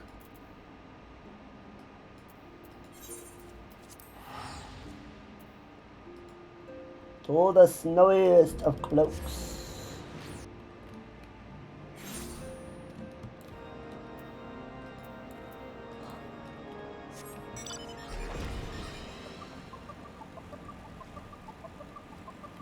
We may not have the actual Fenrir's amounts, but if you are willing to purchase stuff on the cash shop, you can have the SDS Fenrir.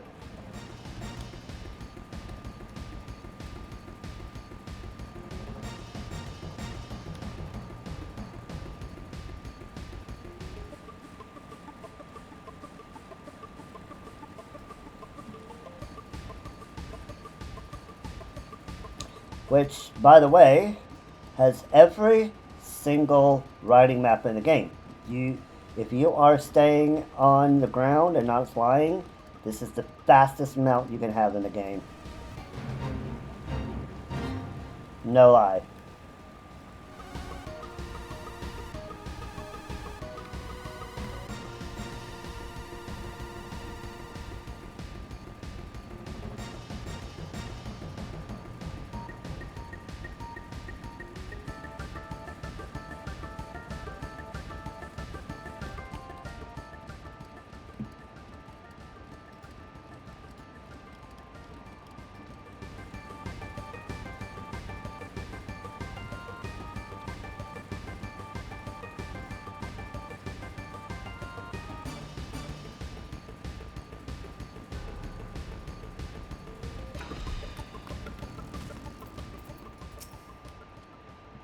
Good to see you, Zelda. I was starting to wonder if you were having second thoughts.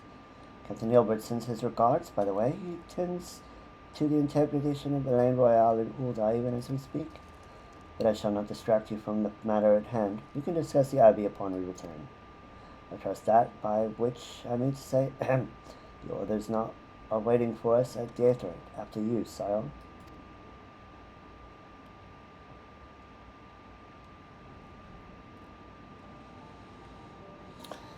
It's time. The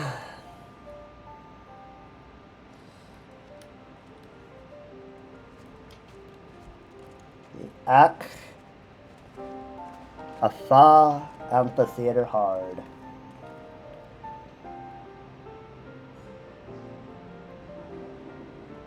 Ah, the 30th. Gotcha. No worries. I still don't have the cash to buy it right now, so I'm not worrying about it. But I enjoy the fun of it. There, it's ready.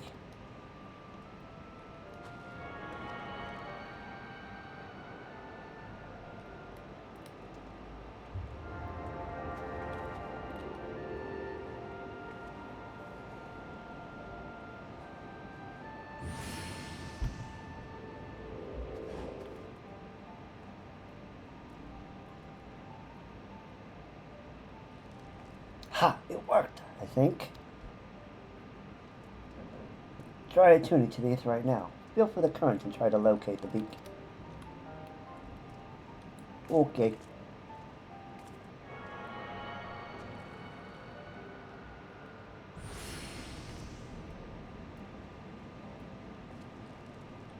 We have done all we can, Zelda. And now, let us withdraw. When your final preparations are complete, you must seek out the beacon we have created. By the grace of the 12, you arrive safely. You must stop Iceheart before she summons Shiva. Okay.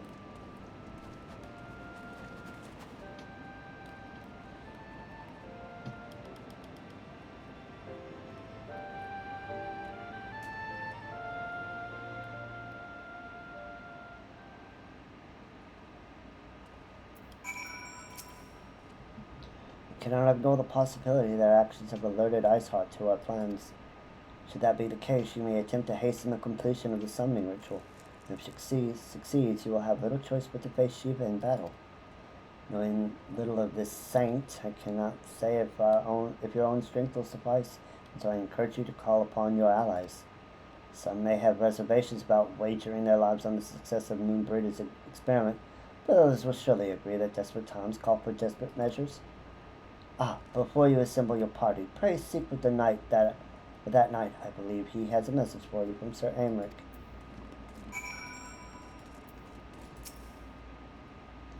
Madam, Sir Aymeric regrets that he could not be in person, and asks that I read you this letter. Ishgard faces an unprecedented threat, yet in our hour of need it is not her knights who stand poised to defend her. Zelda, the warrior of light, savior of Eorzea, your deeds this day shall not be forgotten. Where others would flee, you choose to remain. Where others would falter, you rise to the challenge. Where others would use their gifts for selfish ends, you wield yours in service to a greater cause. May Helone bless you with good fortune and see you safely home. And we have unlocked Shiva. I am going to go ahead and run a 3-minute ad, namely so that we have time to get into the trial and complete it before another ad runs. Also, to get myself another cup of coffee. So enjoy the ad, and I'll be back in 3 minutes.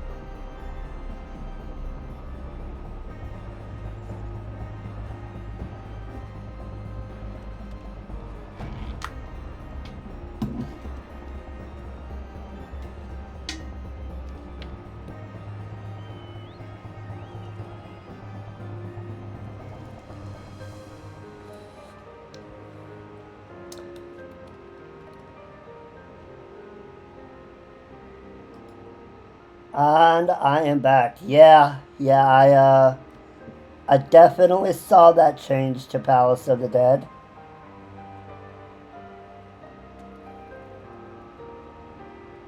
That is a huge buff to ether pool equipment.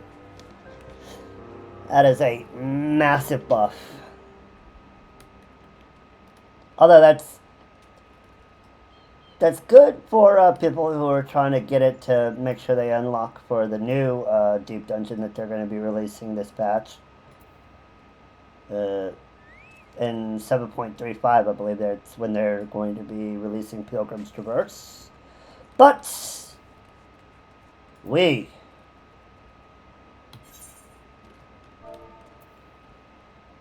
my friends,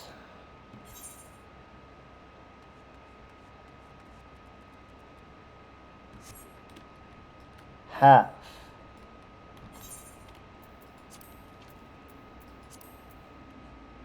the Ach Amphitheater hard. Let's queue. Hopefully we can get this before the time runs out.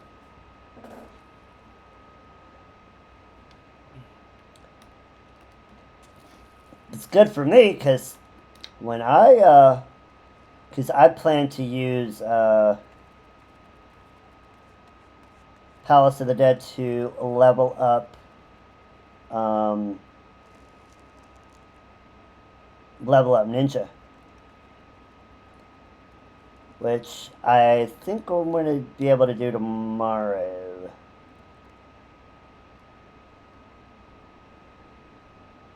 We'll see. We only have we have this quest. We've got 4 more before we're done with 2.4 story. And then let's see. I want to do Tantara hard. And we shall see. But Unholy is currently AFK because he's having to walk his dog and move his car.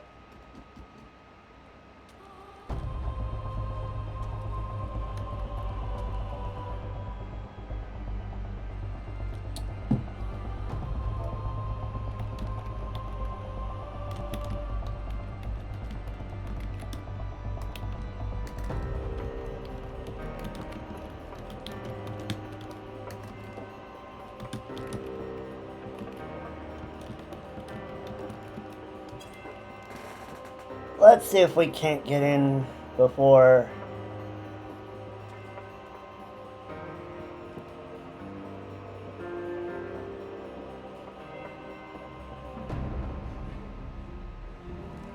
no worries if you can't.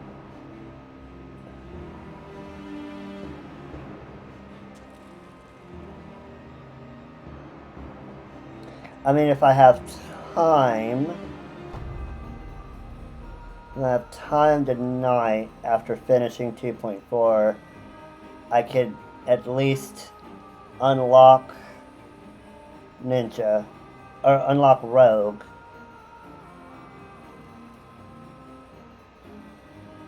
Do Tantara hard.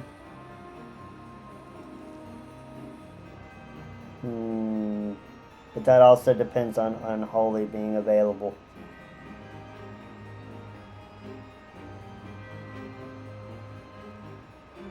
Oh yeah, I like POTG too. One of the things I really plan to do with not only this run, but also the challenge run is to go all the way to 200. I've only ever gotten to floor 100, so getting to floor 200 will be fun. Yeah, fun. And I think I'm going to, once I get my POTD ether pool up, I'm gonna do a solo run. But I'm gonna do the solo run on the challenge run, because I don't think there's Yeah, definitely I'm gonna get Necromancer. I'm trying to remember if there's any story to POTD beyond floor 100. I don't think there is, but I could be mistaken.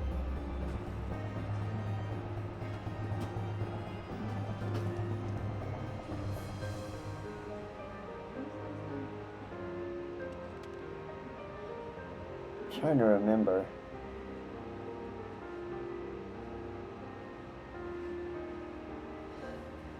And getting the Ether Pool gear up with the +5 every time you open up a silver chest will definitely make getting your +99 Ether Pool easier for doing a Necromancer run.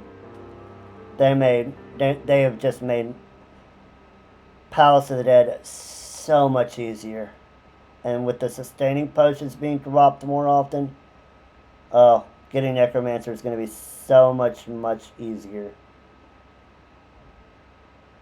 Still going to be hard, but easier. Now we got 2 tanks, a healer, and a DPS, so we should be able to get in rather soon, hopefully. I don't need the map.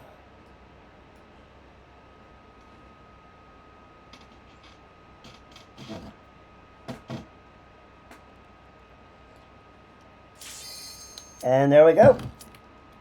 Let's go. Oh. What? Somebody withdrew. There we go. Come on, let's go.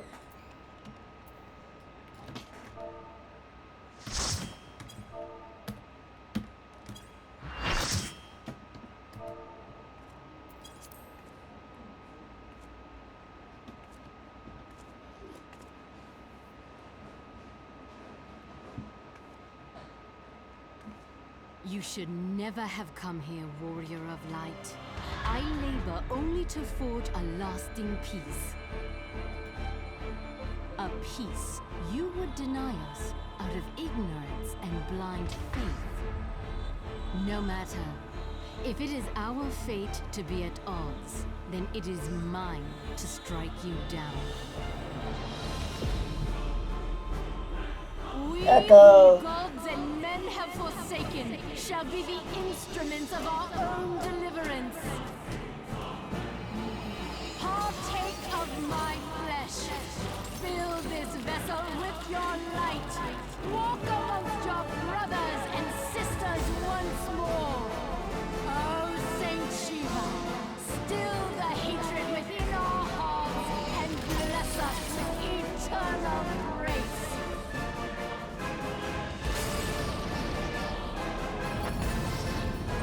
Let's fucking go. Hello, Shiva.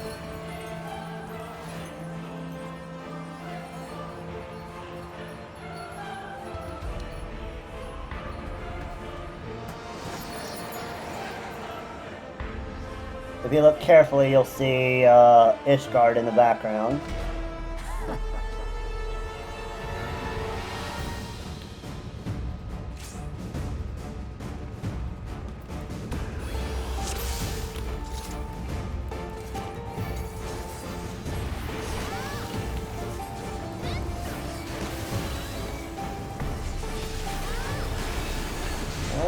Hit her with that and that. Back out. Got a Gunbreaker. That's our other tank. Move out.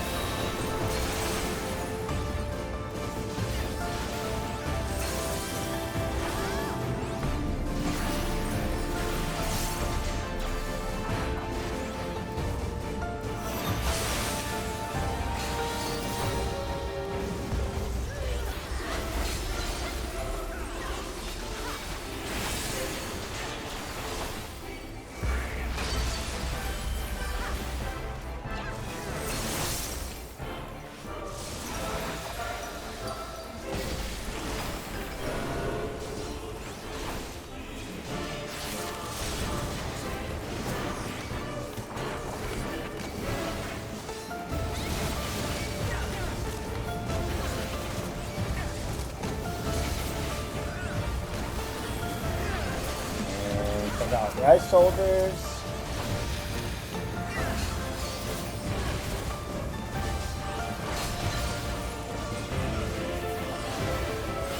Oh, we lost the healer.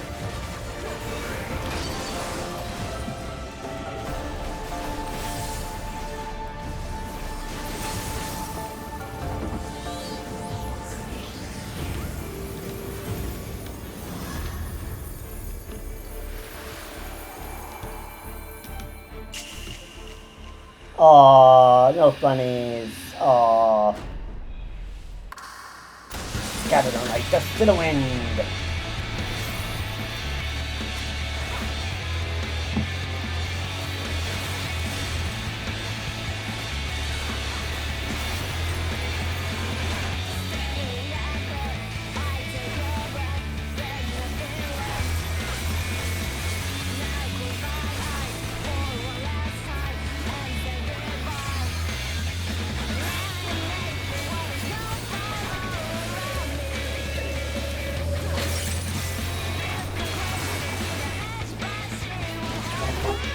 This is a banger! Love this track.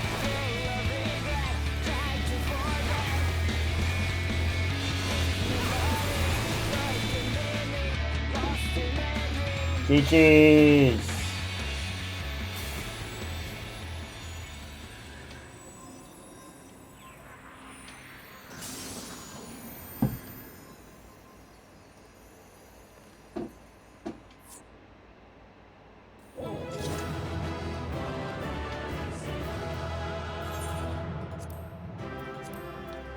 Let's give our Rain friend a calm. Oh, where is Ishgard? I swear it's here. Oh, it might be. Is it the extreme where we can see Ishgard?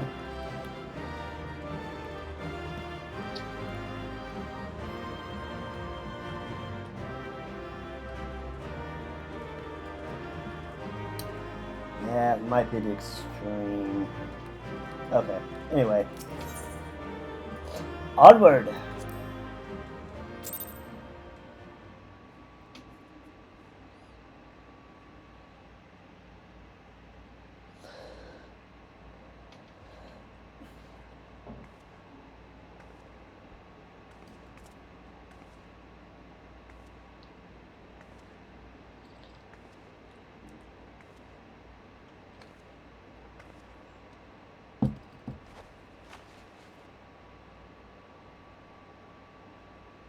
Been a little beat up there, Yuzale.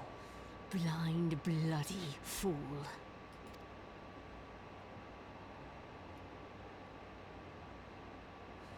You, of all people, should understand the suffering war begets.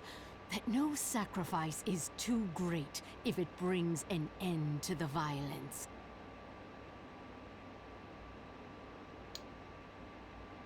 You have to pick your battles, Yuzale. Mine is the righteous cause. It may be, but you're sacrificing innocence on the altar of that cause. You fight in a war you do not understand. A pawn of liars and schemers. And they are no less ignorant than you. Following the creed of their fathers without question, never thinking to ask why. Trapped in a delusion of their own creation, and blind to the truth.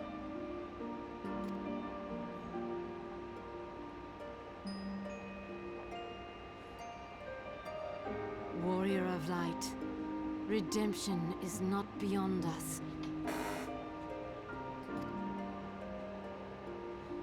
We who walk before may lead those who walk after.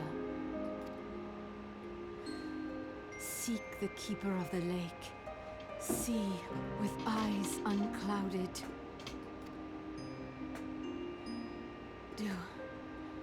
Do not squander Mother's gift.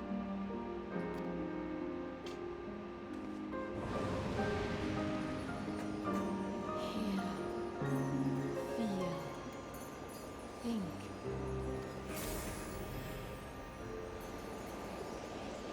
This definitely has the echo. Nama's blessing, as we call it, in the Steplands.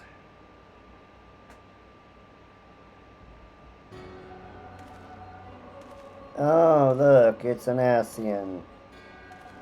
Lore shock. And so the vessel withdraws, a predictable outcome. Nevertheless, La Habrea will be pleased. How unfortunate.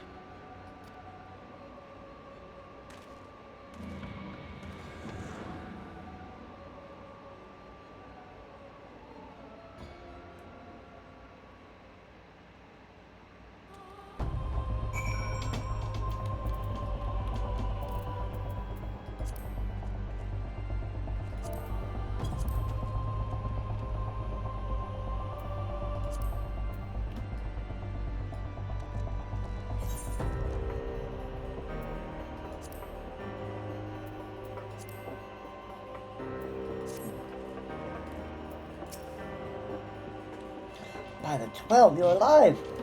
I mean, of course you're alive. Why wouldn't you be? Asar did what?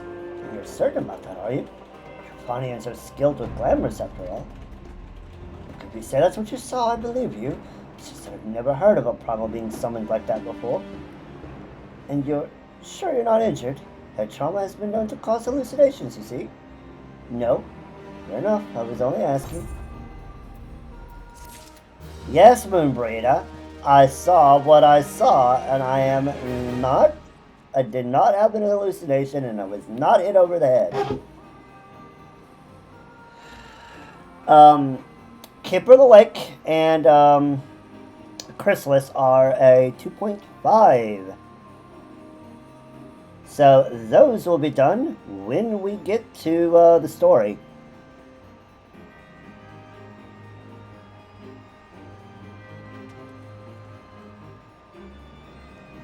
So, Keeper of the Lake and Chrysalis were introduced in the first part of the 2.5 storyline.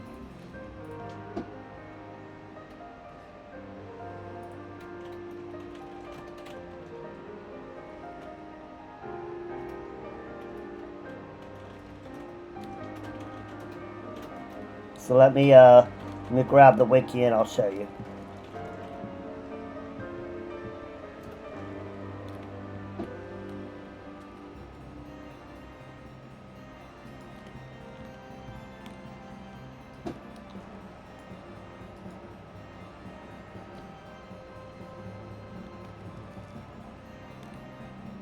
Here we go.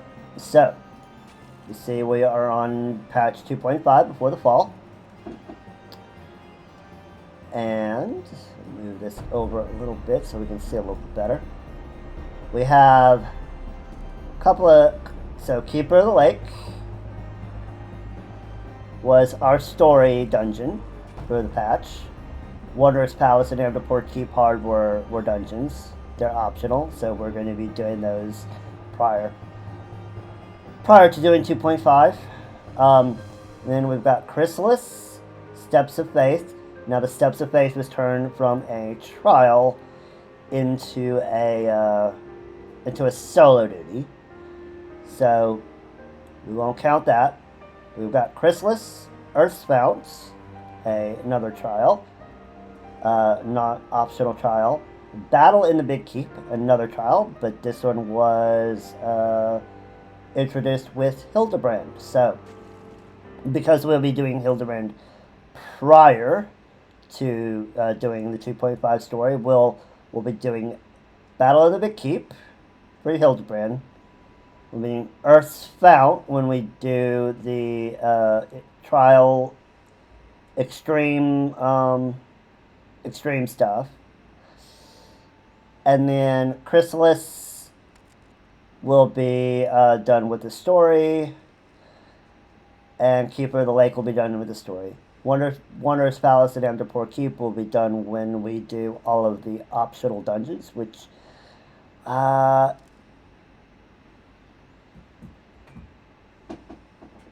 yeah. Yeah.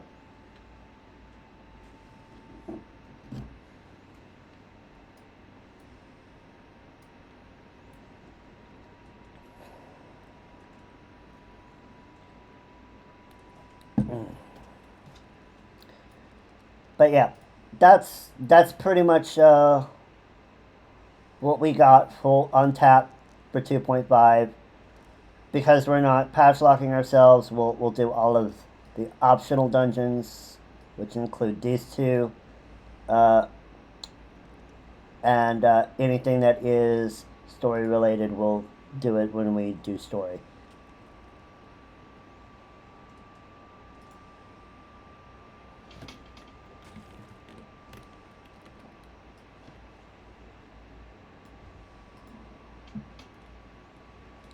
Anyway, onward. Let's talk to Minbruda.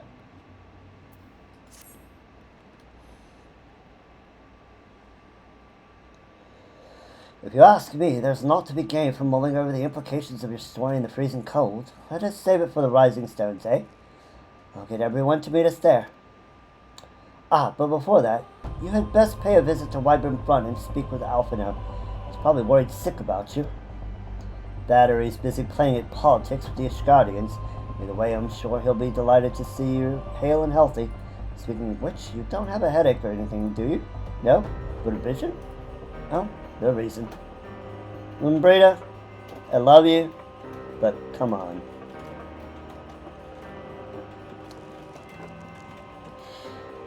It did. It did indeed have guns during the trial. I remember it. I remember doing it prior to it becoming a solo duty, because I started playing the game back in 5.3, and that was before they turned Steps of Faith into a solo dungeon, or a solo duty, I should say.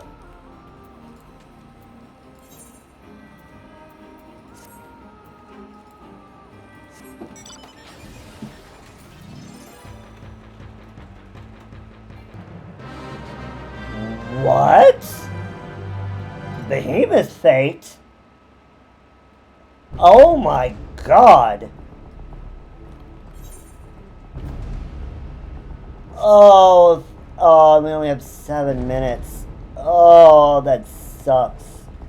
I'll have to leave it.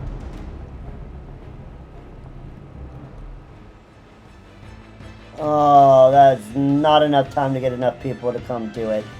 Aww.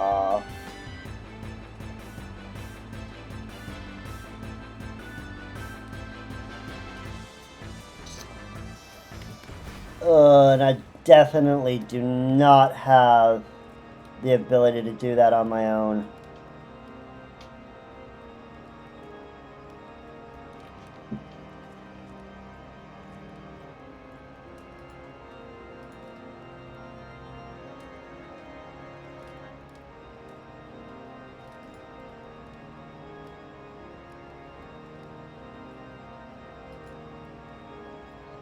Used too many periods again, Connella?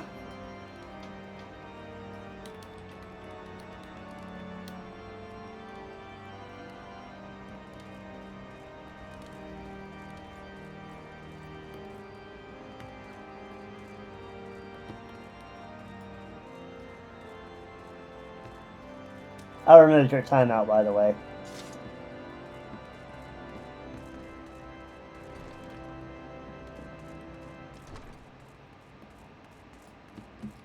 I will double check and see how many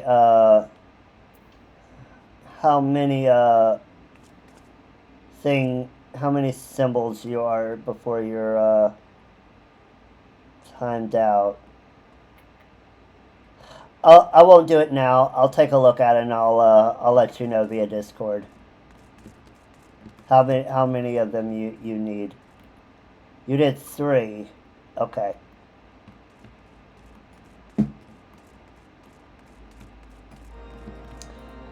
I will increase that then. Because 3 exclamation marks shouldn't get you a timeout. But I'll have to do that after I get done streaming, because that requires me meddling in with the stream elements bot.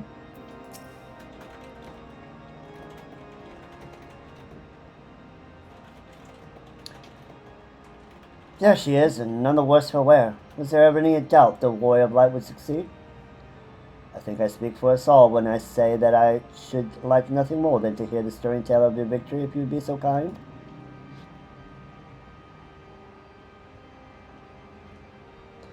And then we were too late to prevent the summoning. But not too late to prevent further loss of life, an outcome worthy of celebration. And one for which we have Zelda to thank. Yes, you are right. Yes, you are right. Of course, Sir Amric. We should be content with what we have accomplished. I know, right? That one is super rare. I only wish I had more time and more people to come handle it, because the only one more rare is the Odin fate. Yes, you are right, of course. Sir Amric, we should be content with what we have accomplished. I, for one, could not have wished for a better outcome. She was no longer a threat, and the heretics have been routed. Aye, there is a matter of Iceheart's escape, but she cannot run forever. Whatever it takes, days, weeks, moons, or even years, my knights will find her. In the meantime, Lord Drillamont, is the caravan ready? The supplies that your men recovered have been prepared for transport in accordance with your wishes. Rest assured that my knights will see them safely to Revenant's Tomb. Of that I have no doubt. I take it that these are the self-same supplies that the heretics stole from the House full-time caravan. Was the crystals which comprise the bulk of the shipment? Yes, scarcely a fraction of that which has been promised, but a meaningful contribution to your cause all the same. Oh, on an unrelated note, Zelda, might I trouble you to accompany me to Camp Dragonhead at your earliest convenience? 'Tis not for my benefit. A certain lord was most distressed when he learned of your intent to risk life in Lindenstadt Iceheart. It didn't have a dozen knights to restrain him, I'm told. Ah, Harshy.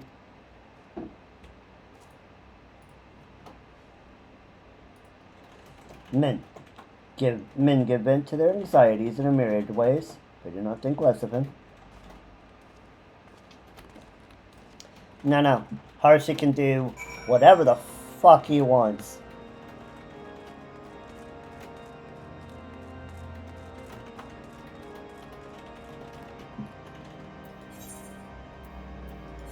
And we are going to spin Gil for some time. And we got an ad coming up in under a minute. So we're going to go ahead and let that play.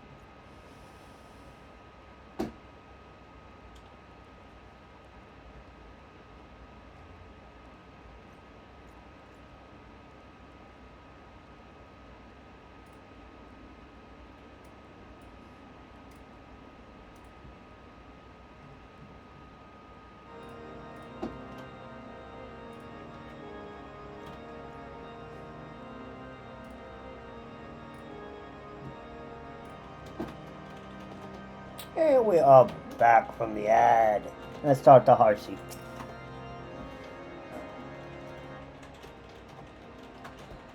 What were you thinking, Zelda? Wagering every being on a dubious theory which might allow you to enter Isar's lair, knowing full well that she could have sufficient forewarning to complete her ritual to summon Shiva anyway. Harshy, I love you. And I know this is coming from a nice place, but I know what the hell I'm doing. And then engaging the abomination in mortal combat. By the fury, Zelda, 'tis the stuff of ballads, a battle for the ages. Would that I had been there to fight by your side. You don't have the echo. Yet here I was forced to wait, condemned to wonder the fate of a dear friend for a veritable eternity. Ah, Harshy. Harshy. I would not wish such torture on my most hated enemy. But you're here now, and that is what truly matters. Let us move on. Sir Emmerich wished to have words with you and Master Alfredo in private. He awaits us in the intercessory.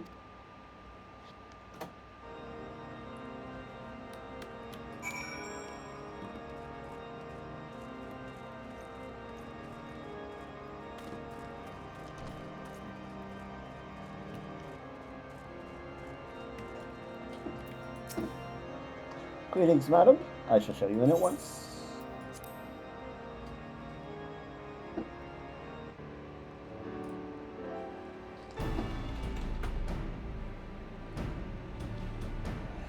On behalf of the Holy See of Ishgard, allow me to express my deepest thanks. You're welcome, Baymrick. Never before have we been required to contend with a primal. Indeed, there were fears in some quarters that our knights might not be equal to the task. They would not have been. From what we have now learned of these beings, I can say with certainty that we would have lost a great many men had the Scions not intervened. You would? Then the argument for preemptive action should be self-evident. Perchance now you will reconsider my proposal that Ishgard move against Natalan. Ere we first met, a similar proposal was tabled, but the Holy See decreed that we were to observe, and that military action should be taken only in self-defense. All things considered, it was not an unreasonable decision. Since the calamity, 2 vigils have fallen to the Horde, while Garuda has never shown any inclination to storm the gates of judgment.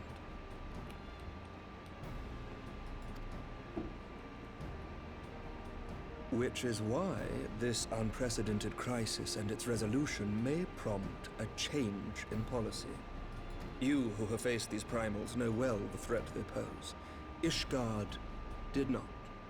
Not until now. And there is naught like a brush with death to change a man's outlook. At the very least, this should silence any lingering objections to our arrangement with Revenant's Toll. The Holy See may even feel moved to grant us its formal endorsement. So far as it is possible, the Scions shall be compensated for their service. We should be grateful for any aid you can provide. As a gesture of good faith, I shall withdraw my previous request. Your people are doubtless needed elsewhere. That will not be necessary. We, too, have a vested interest in watching Dravania's movements. I see. Once more, I must thank you. Sir Emmerich, if I may, do you truly believe that Midgard-Zoma could return? The heavens are a window unto truth, but those who interpret their movements are not infallible. I requested your involvement as a precautionary measure. But of course, we are you insurance. sought an excuse to compensate us from the first, mindful of what would happen if Revenant's Toll were taken by your enemies. Once again, Aymeric is a shrewd negotiator, and he is a good tactician. Ishgard is not wont to aid its neighbors, but that does not preclude it from manipulating them to serve its own interests. Choose your next words carefully.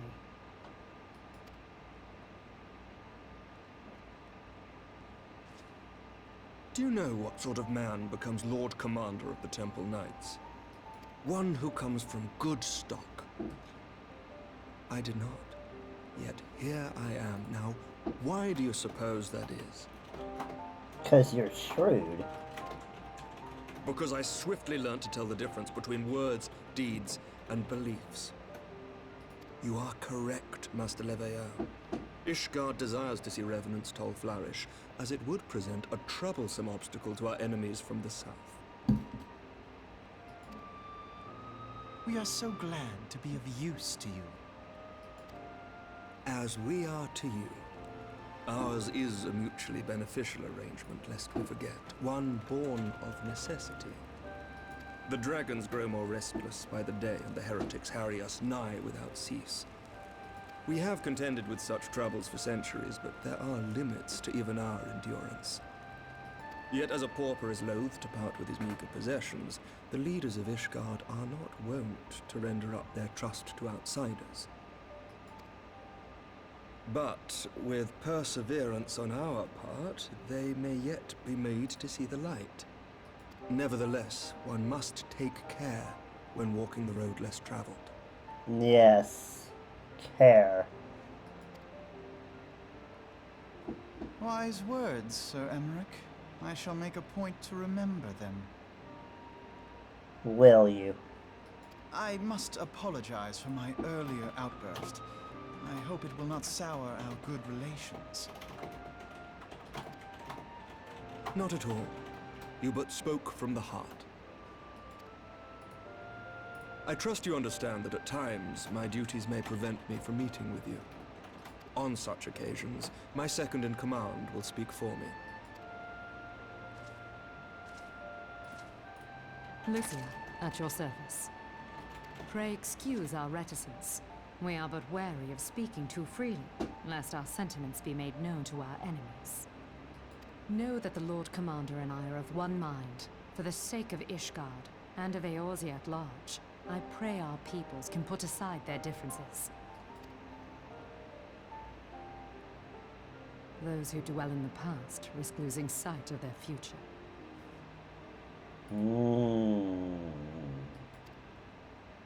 Should aught befall one of our shipments, pray inform Lucia immediately. You may also relay to her any words you might have for me alone. Not being of Ishgardian birth, she owes no allegiance to any noble house, making her as near to incorruptible as one can find in my homeland. Suffice it to say, I trust her completely, and so may you. Which reminds me, Lord Orshafon, if you would be so kind. Certainly.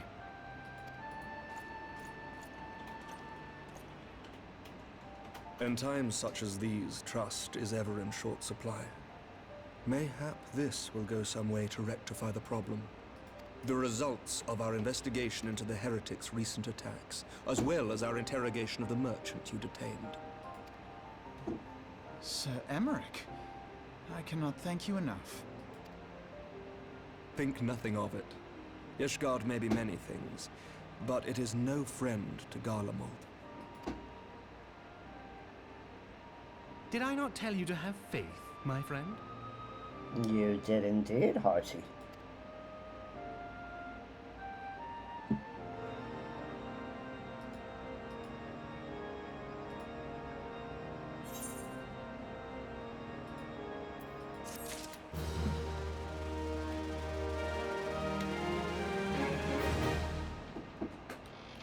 Eyes unclouded.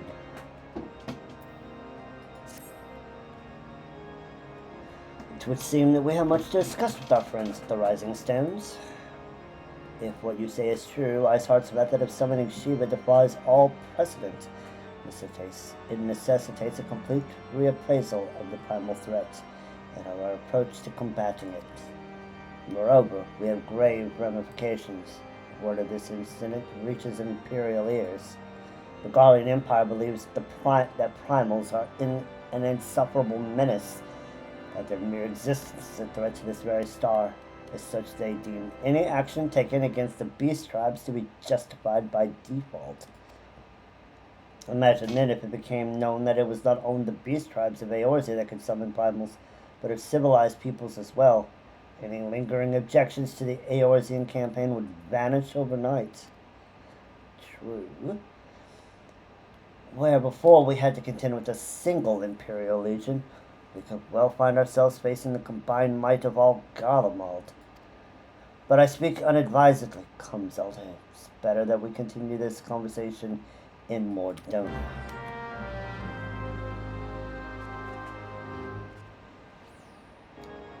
To the stones that are rising.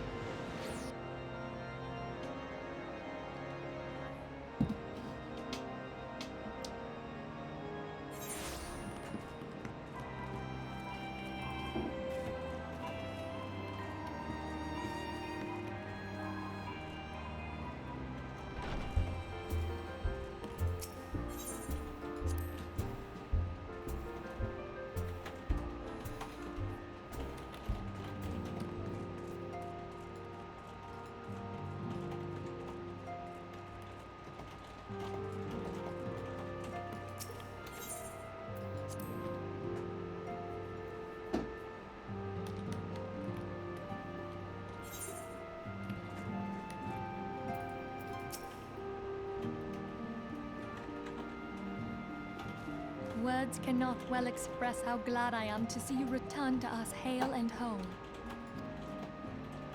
Needless to say, I am most eager to hear your account of that which occurred in Kurthis, assuming you're ready to speak of it. Excellent. I shall summon the others at once.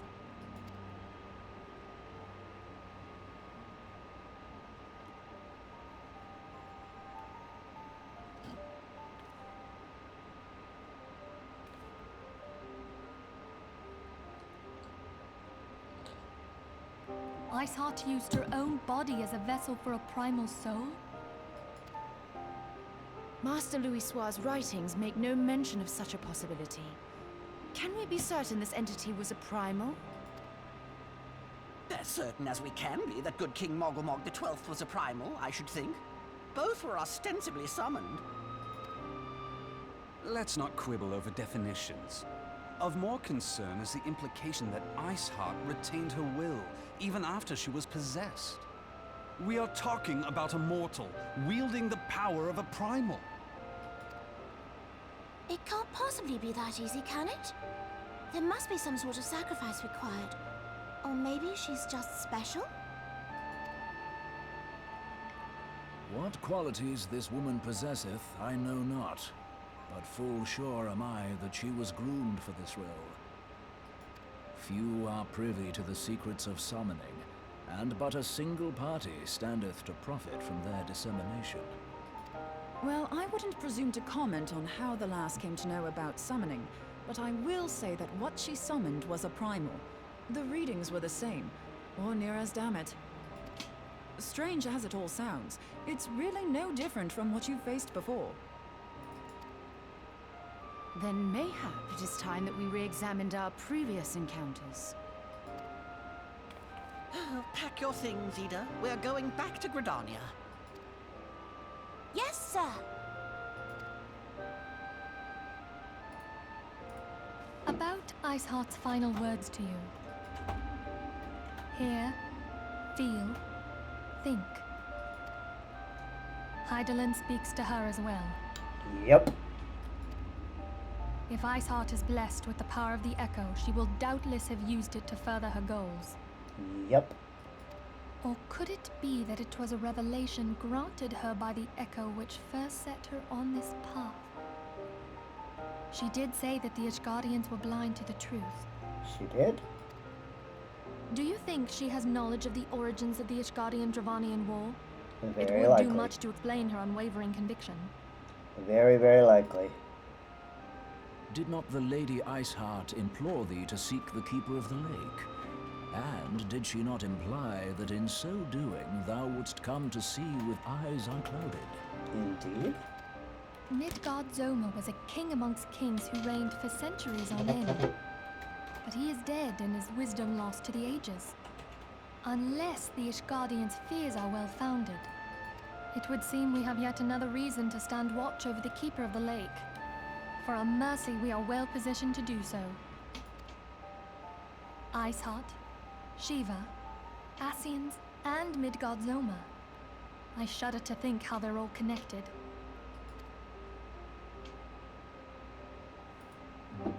Well, we shall find out soon enough.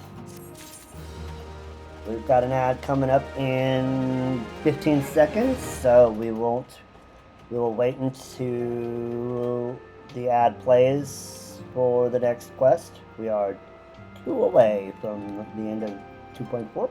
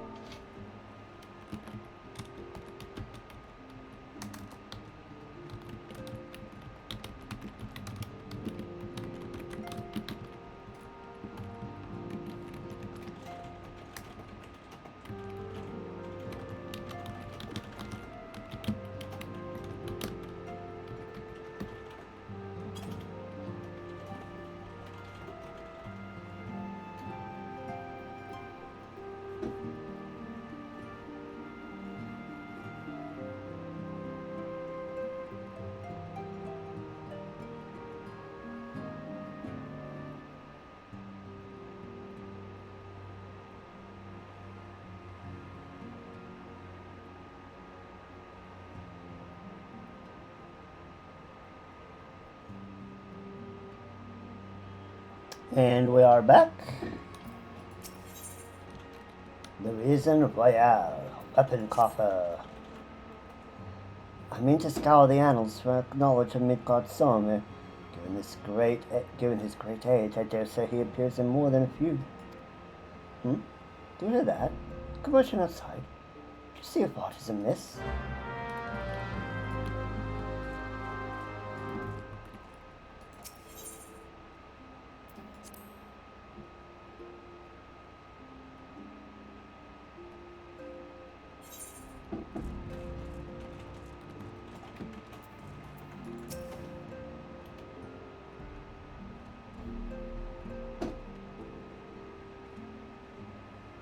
Zelda, 'tis well that you're on hand. We have a problem.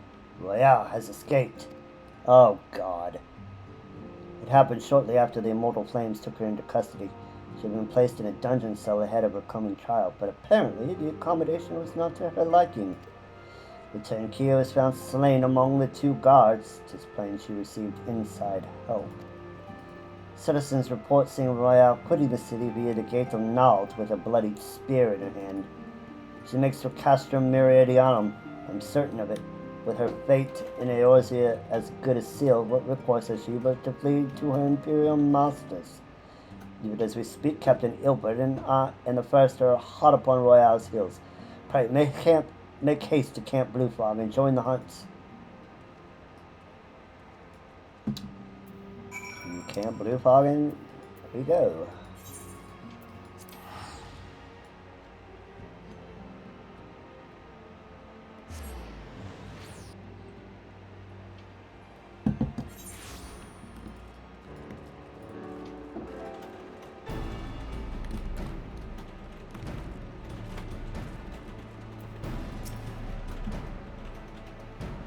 My thanks for coming, Scion.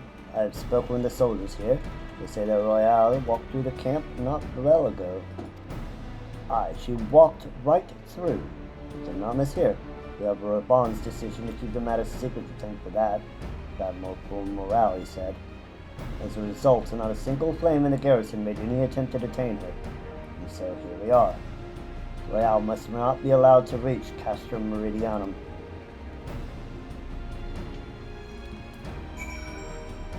Well, let's go nab her then.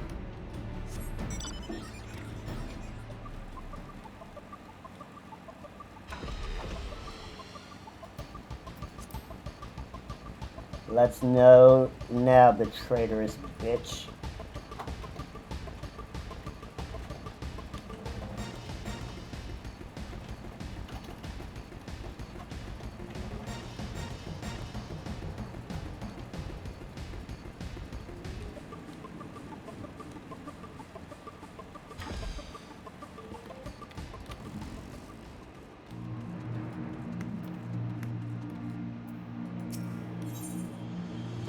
Alright. Solo duty time! Let's go!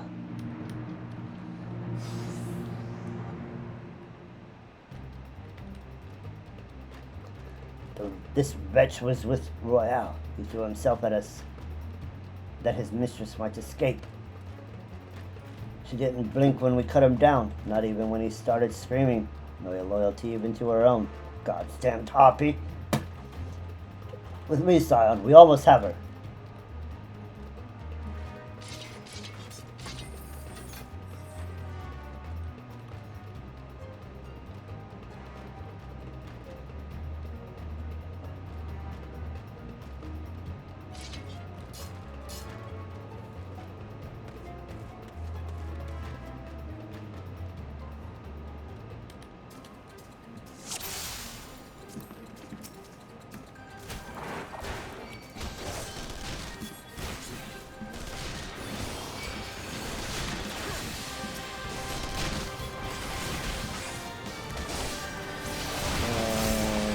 That.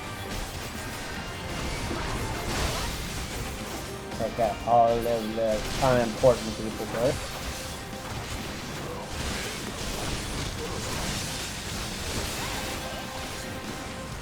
Then the herd.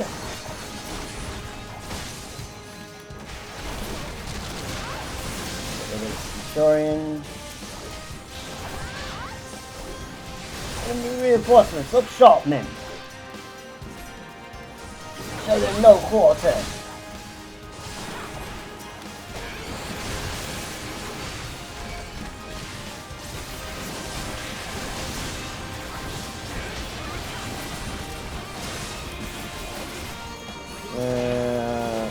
Yeah.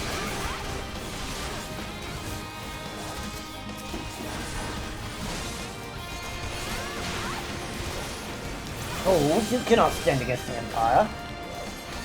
Who says? Yeah, healers, kill them!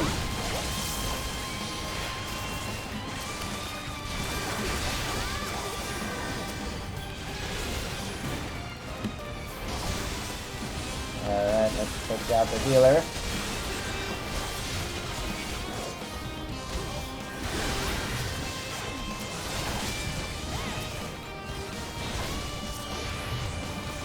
Take out the Colossus.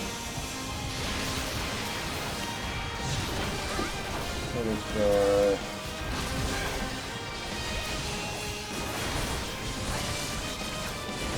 Pretty sure we had to take out the Colossus.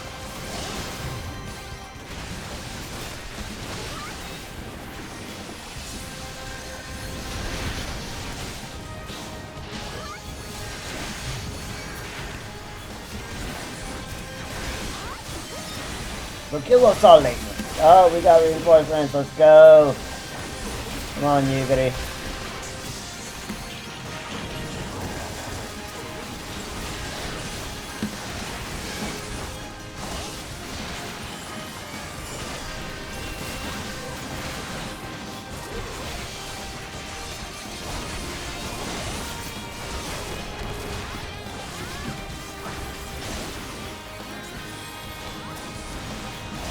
Alright, we got the Vanguard. And we got him. Yes. First time. Blind mine.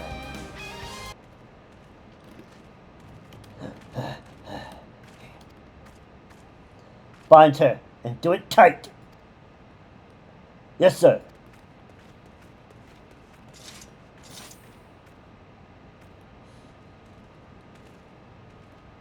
Good work, men.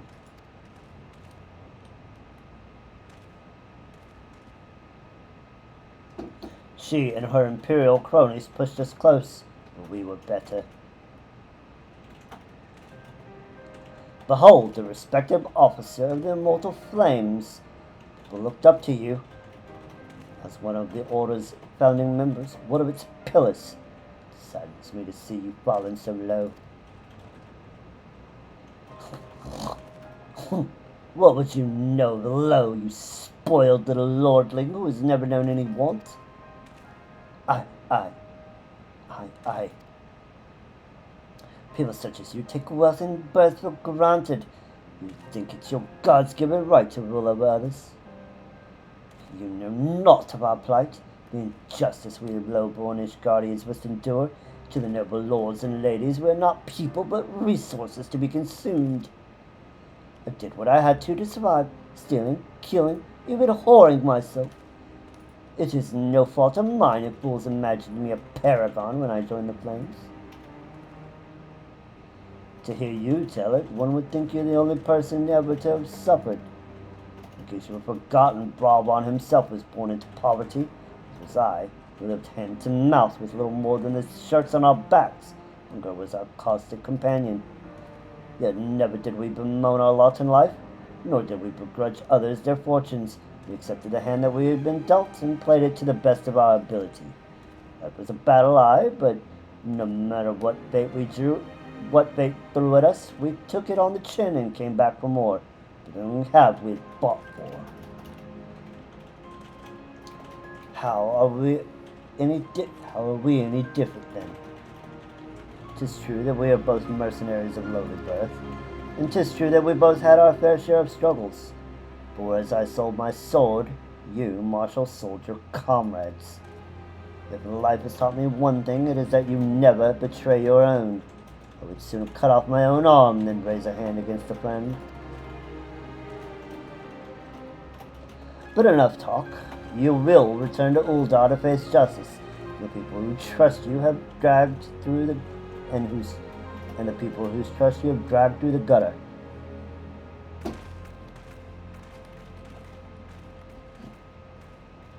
Honestly, this is too good for her. If it were up to me, I'd have killed her right here.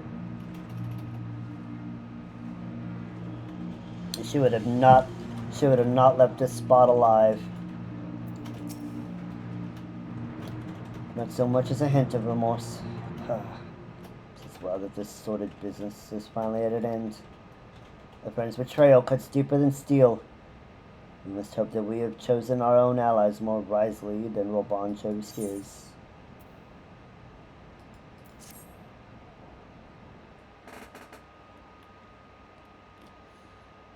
I've heard. Truly bothersome business. Fuck you, Teleji. No, I do not foresee a problem on that front. The main concern is Roban. There is no telling what the brute might do. Have the Blades watch him in the flames day and night. You may leave the Sultana to me.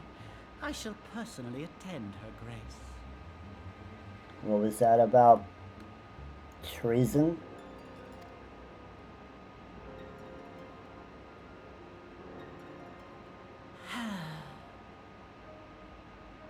What was that about treason?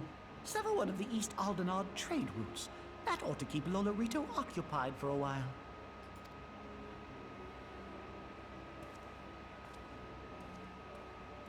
Nanamo Ulnamo. For my sake, pray be a good little Sultana to the last. You will Teleji, you traitorous bastard.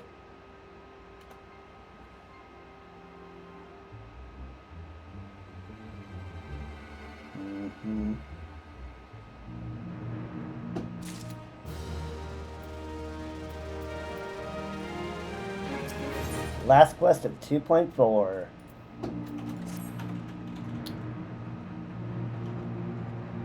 Captain Edelburn and I have a few questions for the Flame Marshal regarding the circumstances of her miraculous escape. When we've completed our interrogation, we shall take our findings directly to General Robon. That shall be the end, and that shall be the end of it. Your work here is done, my friend. My thanks. Ah, but I have one task for you. Return to the Rising Stone and appraise Winfilia of all that has happened. I am aware that the antecedent held Royale in high regard. For better or worse, she will want to know how this tale ends.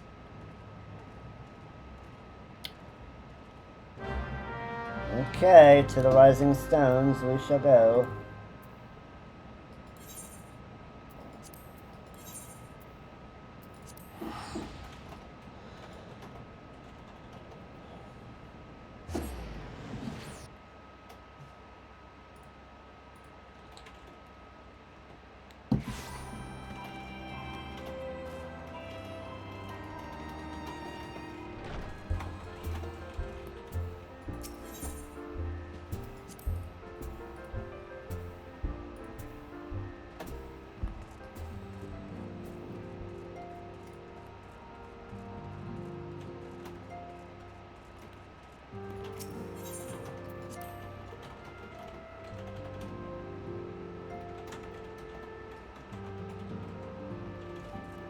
Here we go. End of 2.4.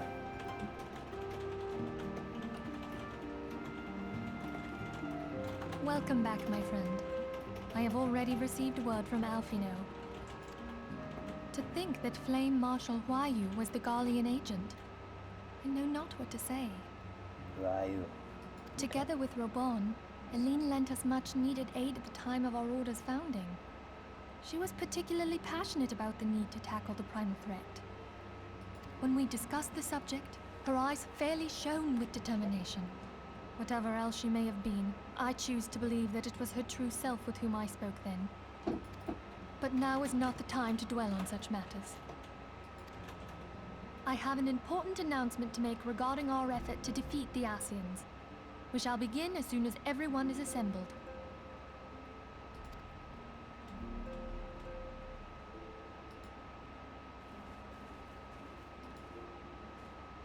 My thanks for coming, friends. Moonbreeder, the floor is yours. By now, I'm sure you're all familiar with White Auracite, the miraculous material that'll allow us to capture Ascian souls. Back at Snowcloak, we verified its ability to absorb vast amounts of ether. Alas, it leaves something to be desired in the area of stability. The stone can only store ether for a short while before expelling its contents. In addition to Auracite's inherent limitations, we must needs be wary of our enemy's strength. Our foe draweth upon an infinite wellspring of power. Even should we succeed in entrapping him, the stone will not long contain his wrath.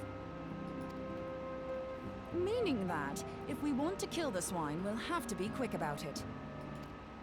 'Tis our belief that an Ascian soul may be permanently undone, if smitten by a sufficiently concentrated burst of pure ether. The only trouble is, we can't say for sure how concentrated the burst needs to be. Without knowing how much ether an Ascian soul is composed of, we're basically guessing. Our sole clue lieth in thy struggle with La Habrea. During that encounter, Heidelin bid you forge what she called a Blade of Light. A weapon which took the form of a luminous stream of energy. Based on your description, we believe the blade with which you vanquished your foe was composed of ether. Admittedly, your victory proved ephemeral, as La Habrea was able to use a crystal of darkness to flee into the space that lies between our world and the void. The fact remains, however, that Heidelin placed the means to destroy the Ascians in your hands. Be that as it may, it would be unwise to assume that she will do the same when we next encounter such a foe. Quite so, my lady. We must needs find the means to forge our own blade of ether, one to equal that which Heidelin did benevolently bestow upon her champion. That is all well and good, but it seems to me that producing such a blade will require a prodigious quantity of ether.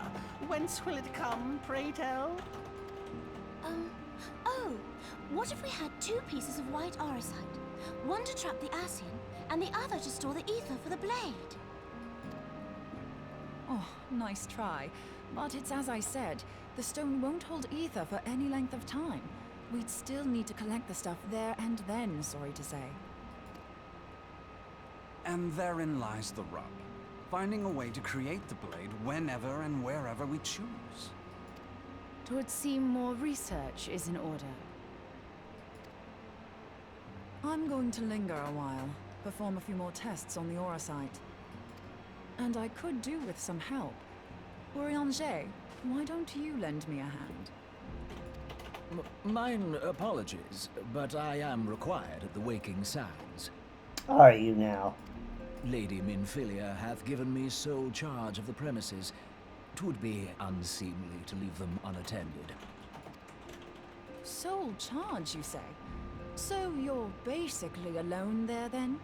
Well, that settles it. I'll just have to come to you. She wants to jump your Ellison bones.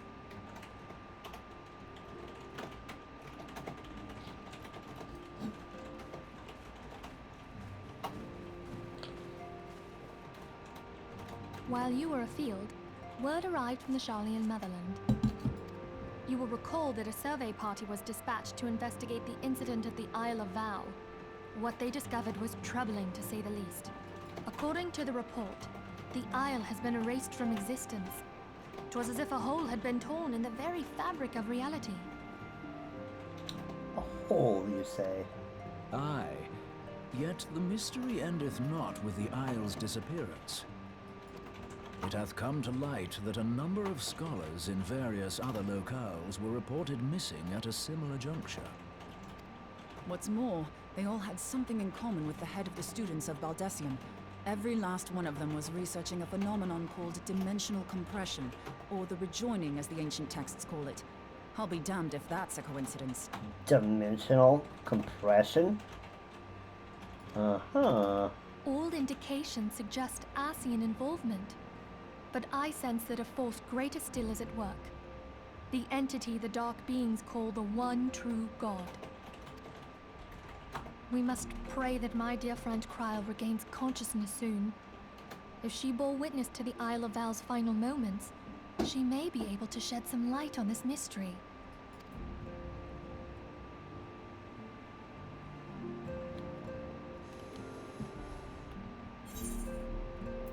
And with that,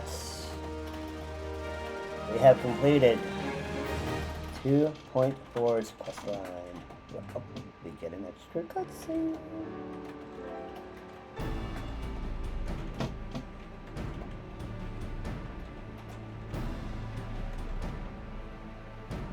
Following the calamity, the forces of the 14th Imperial Legion entrenched themselves in strategic locations across Eorzea.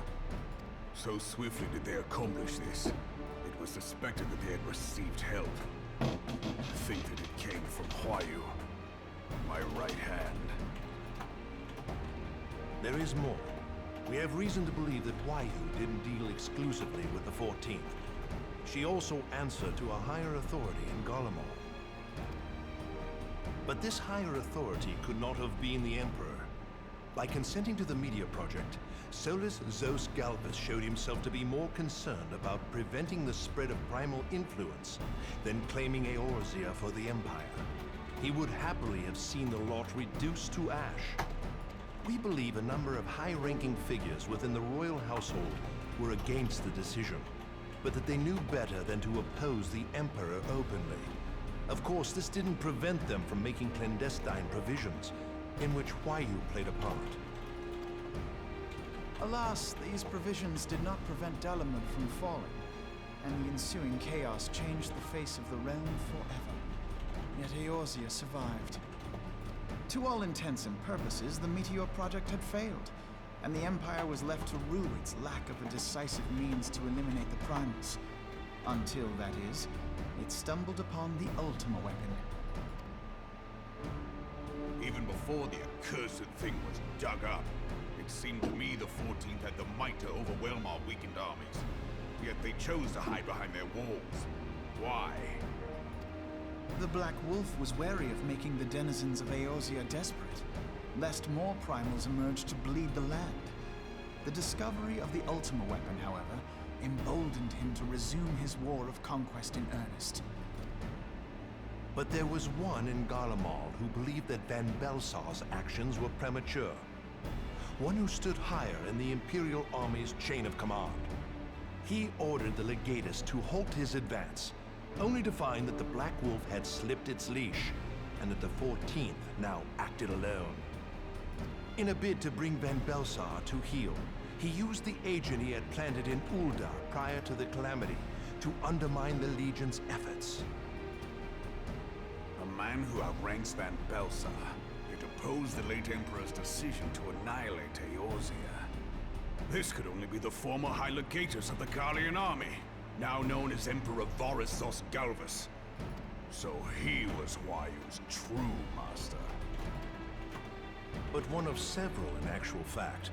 We've learned that even as Huayu served the Empire's interests, she sold Imperial secrets to a certain faction in Eorzea. In so doing, she helped to maintain the status quo, thus prolonging the conflict. Considering who stands to profit from war, it isn't hard to imagine who her other masters were. Seven hells! You mean to say that she was a double agent? Triple, if you consider her services to Van Belsar and the new Emperor as separate. As neatly as these pieces seem to fit, one aspect of the puzzle remains unclear to me. By whose will was the Marshal feeding intelligence to the heretics? And try as I might, I fail to see how aiding their cause would profit either her Imperial or monetarist masters. Could it be that another hand is at work here? If so, Huayu must be made to reveal whose it is.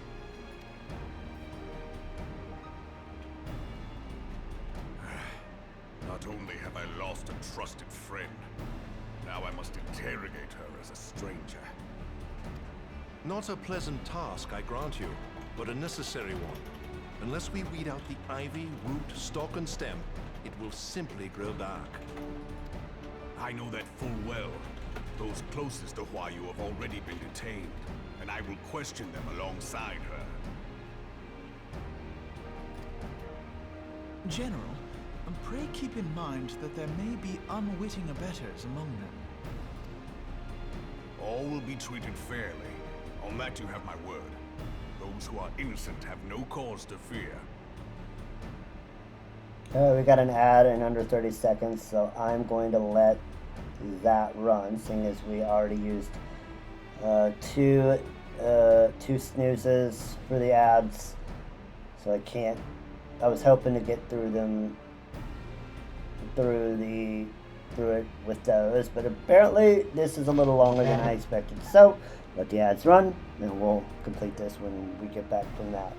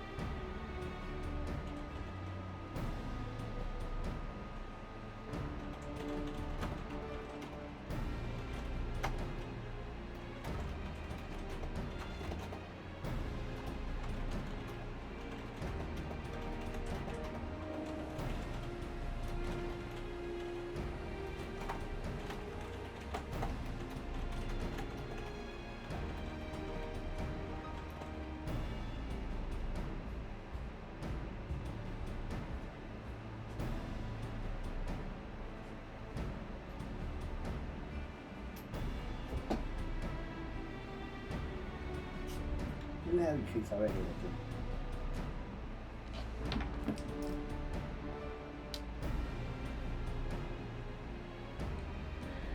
I dressed very beautifully, and then the host, this is the actual owner of this highly kind of venue. Yes, dress code. Have to. And we're back from the ad. You have ever been a friend of truth, General. I hope the unpleasant task of weeding out falsehood will not detain you too long. Though it be for the sake of Eorzea, doubting one's comrades is poison to the soul. And with that, I take my leave.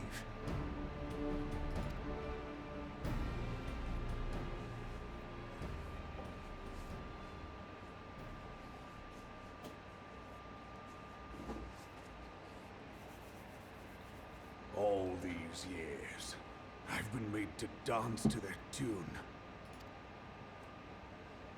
How could you, Wayu? How could you side with them? Those cankers who take from this land and give naught in return, who use their power to disempower and grow fat while the people starve.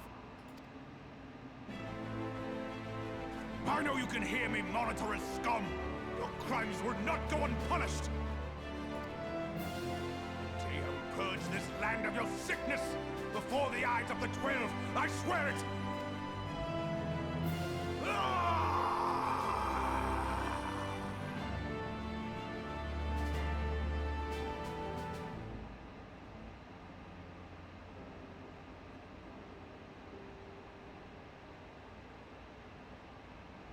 I shall have no further need of you this day. Your Grace.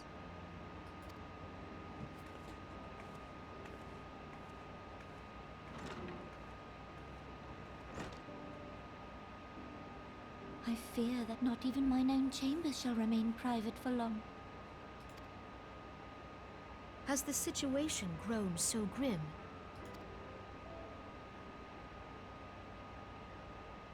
Ever since he proposed the Cartiner Reclamation Bill, Teleji Adeleji has risen to greater prominence upon the backs of impoverished refugees. The monetarists were ever united in their pursuit of profit, but the man's actions have torn a rift in their ranks. They snap at each other as rabid dogs.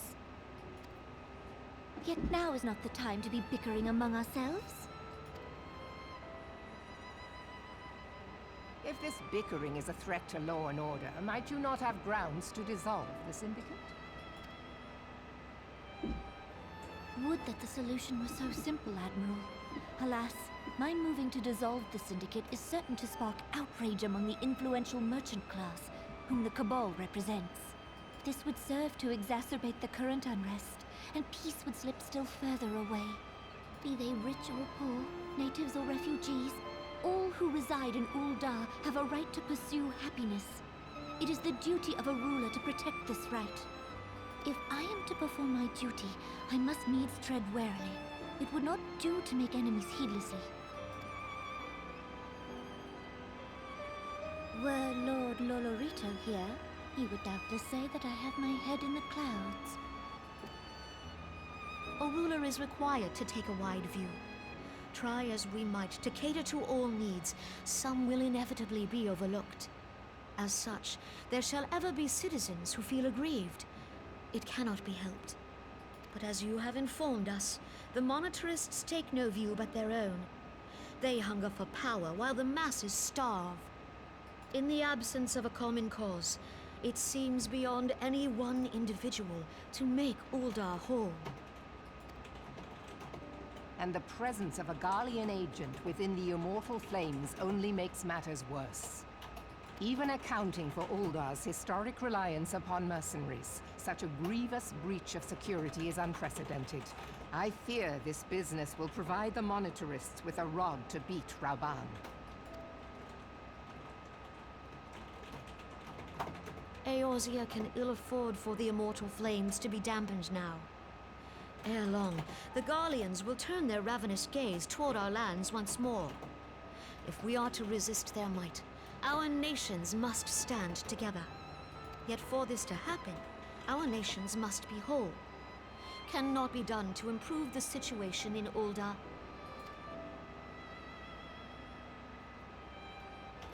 The true wealth of Ul'dah lies in the health, happiness, and hopes of her citizens. Alas, the citizens shall never know these things, so long as their lives are ruled by the ambitions of the few. The monetarists claim to represent the best interests of the people, but in sooth they desire only to manipulate them for their own selfish ends. For the government to serve the people, it must be formed of the people. For Ul'dah to move forward, it is not only the Syndicate that must be dissolved. Nay, you jest.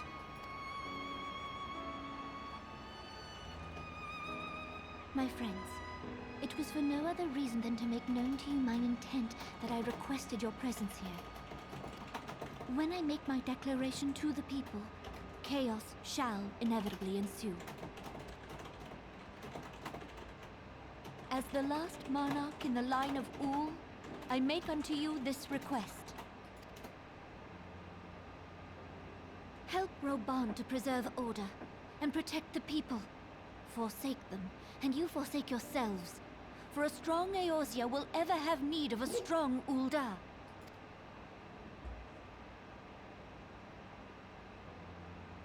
Your Grace, are you certain of this? There is no other way. When the time is ripe, the nation shall become a true republic. Both royalists and monetarists shall cease to be. Ul'dah will no longer belong to kings or queens or merchant princes, but to her people.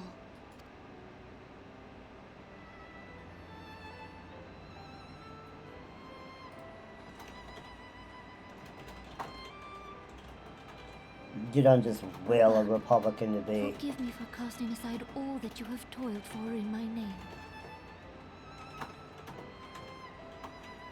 Yeah, no. You don't just do this. This will create such a power vacuum.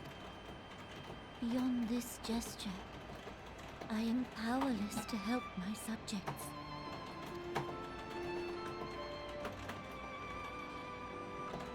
You don't just go from a monarchy / oligarchy into a republic by just dissolving things. But anyway, Dreams of Ice. We have completed 2.4. From here on, we need to wrap up a bunch of loose ends. So we will need to complete the Crystal Tower series. We need to do all of the extremes, complete any of our remaining dungeons and side quests before continuing on to 2.5. So join me next time, tomorrow, when we shall start doing exactly that. Getting all of the remaining bits and pieces done and dusted. And I hope you all have a wonderful rest of your evening, and see you all tomorrow at 7 p.m. Pacific Standard Time. Look forward to seeing you. Until then, goodbye for now.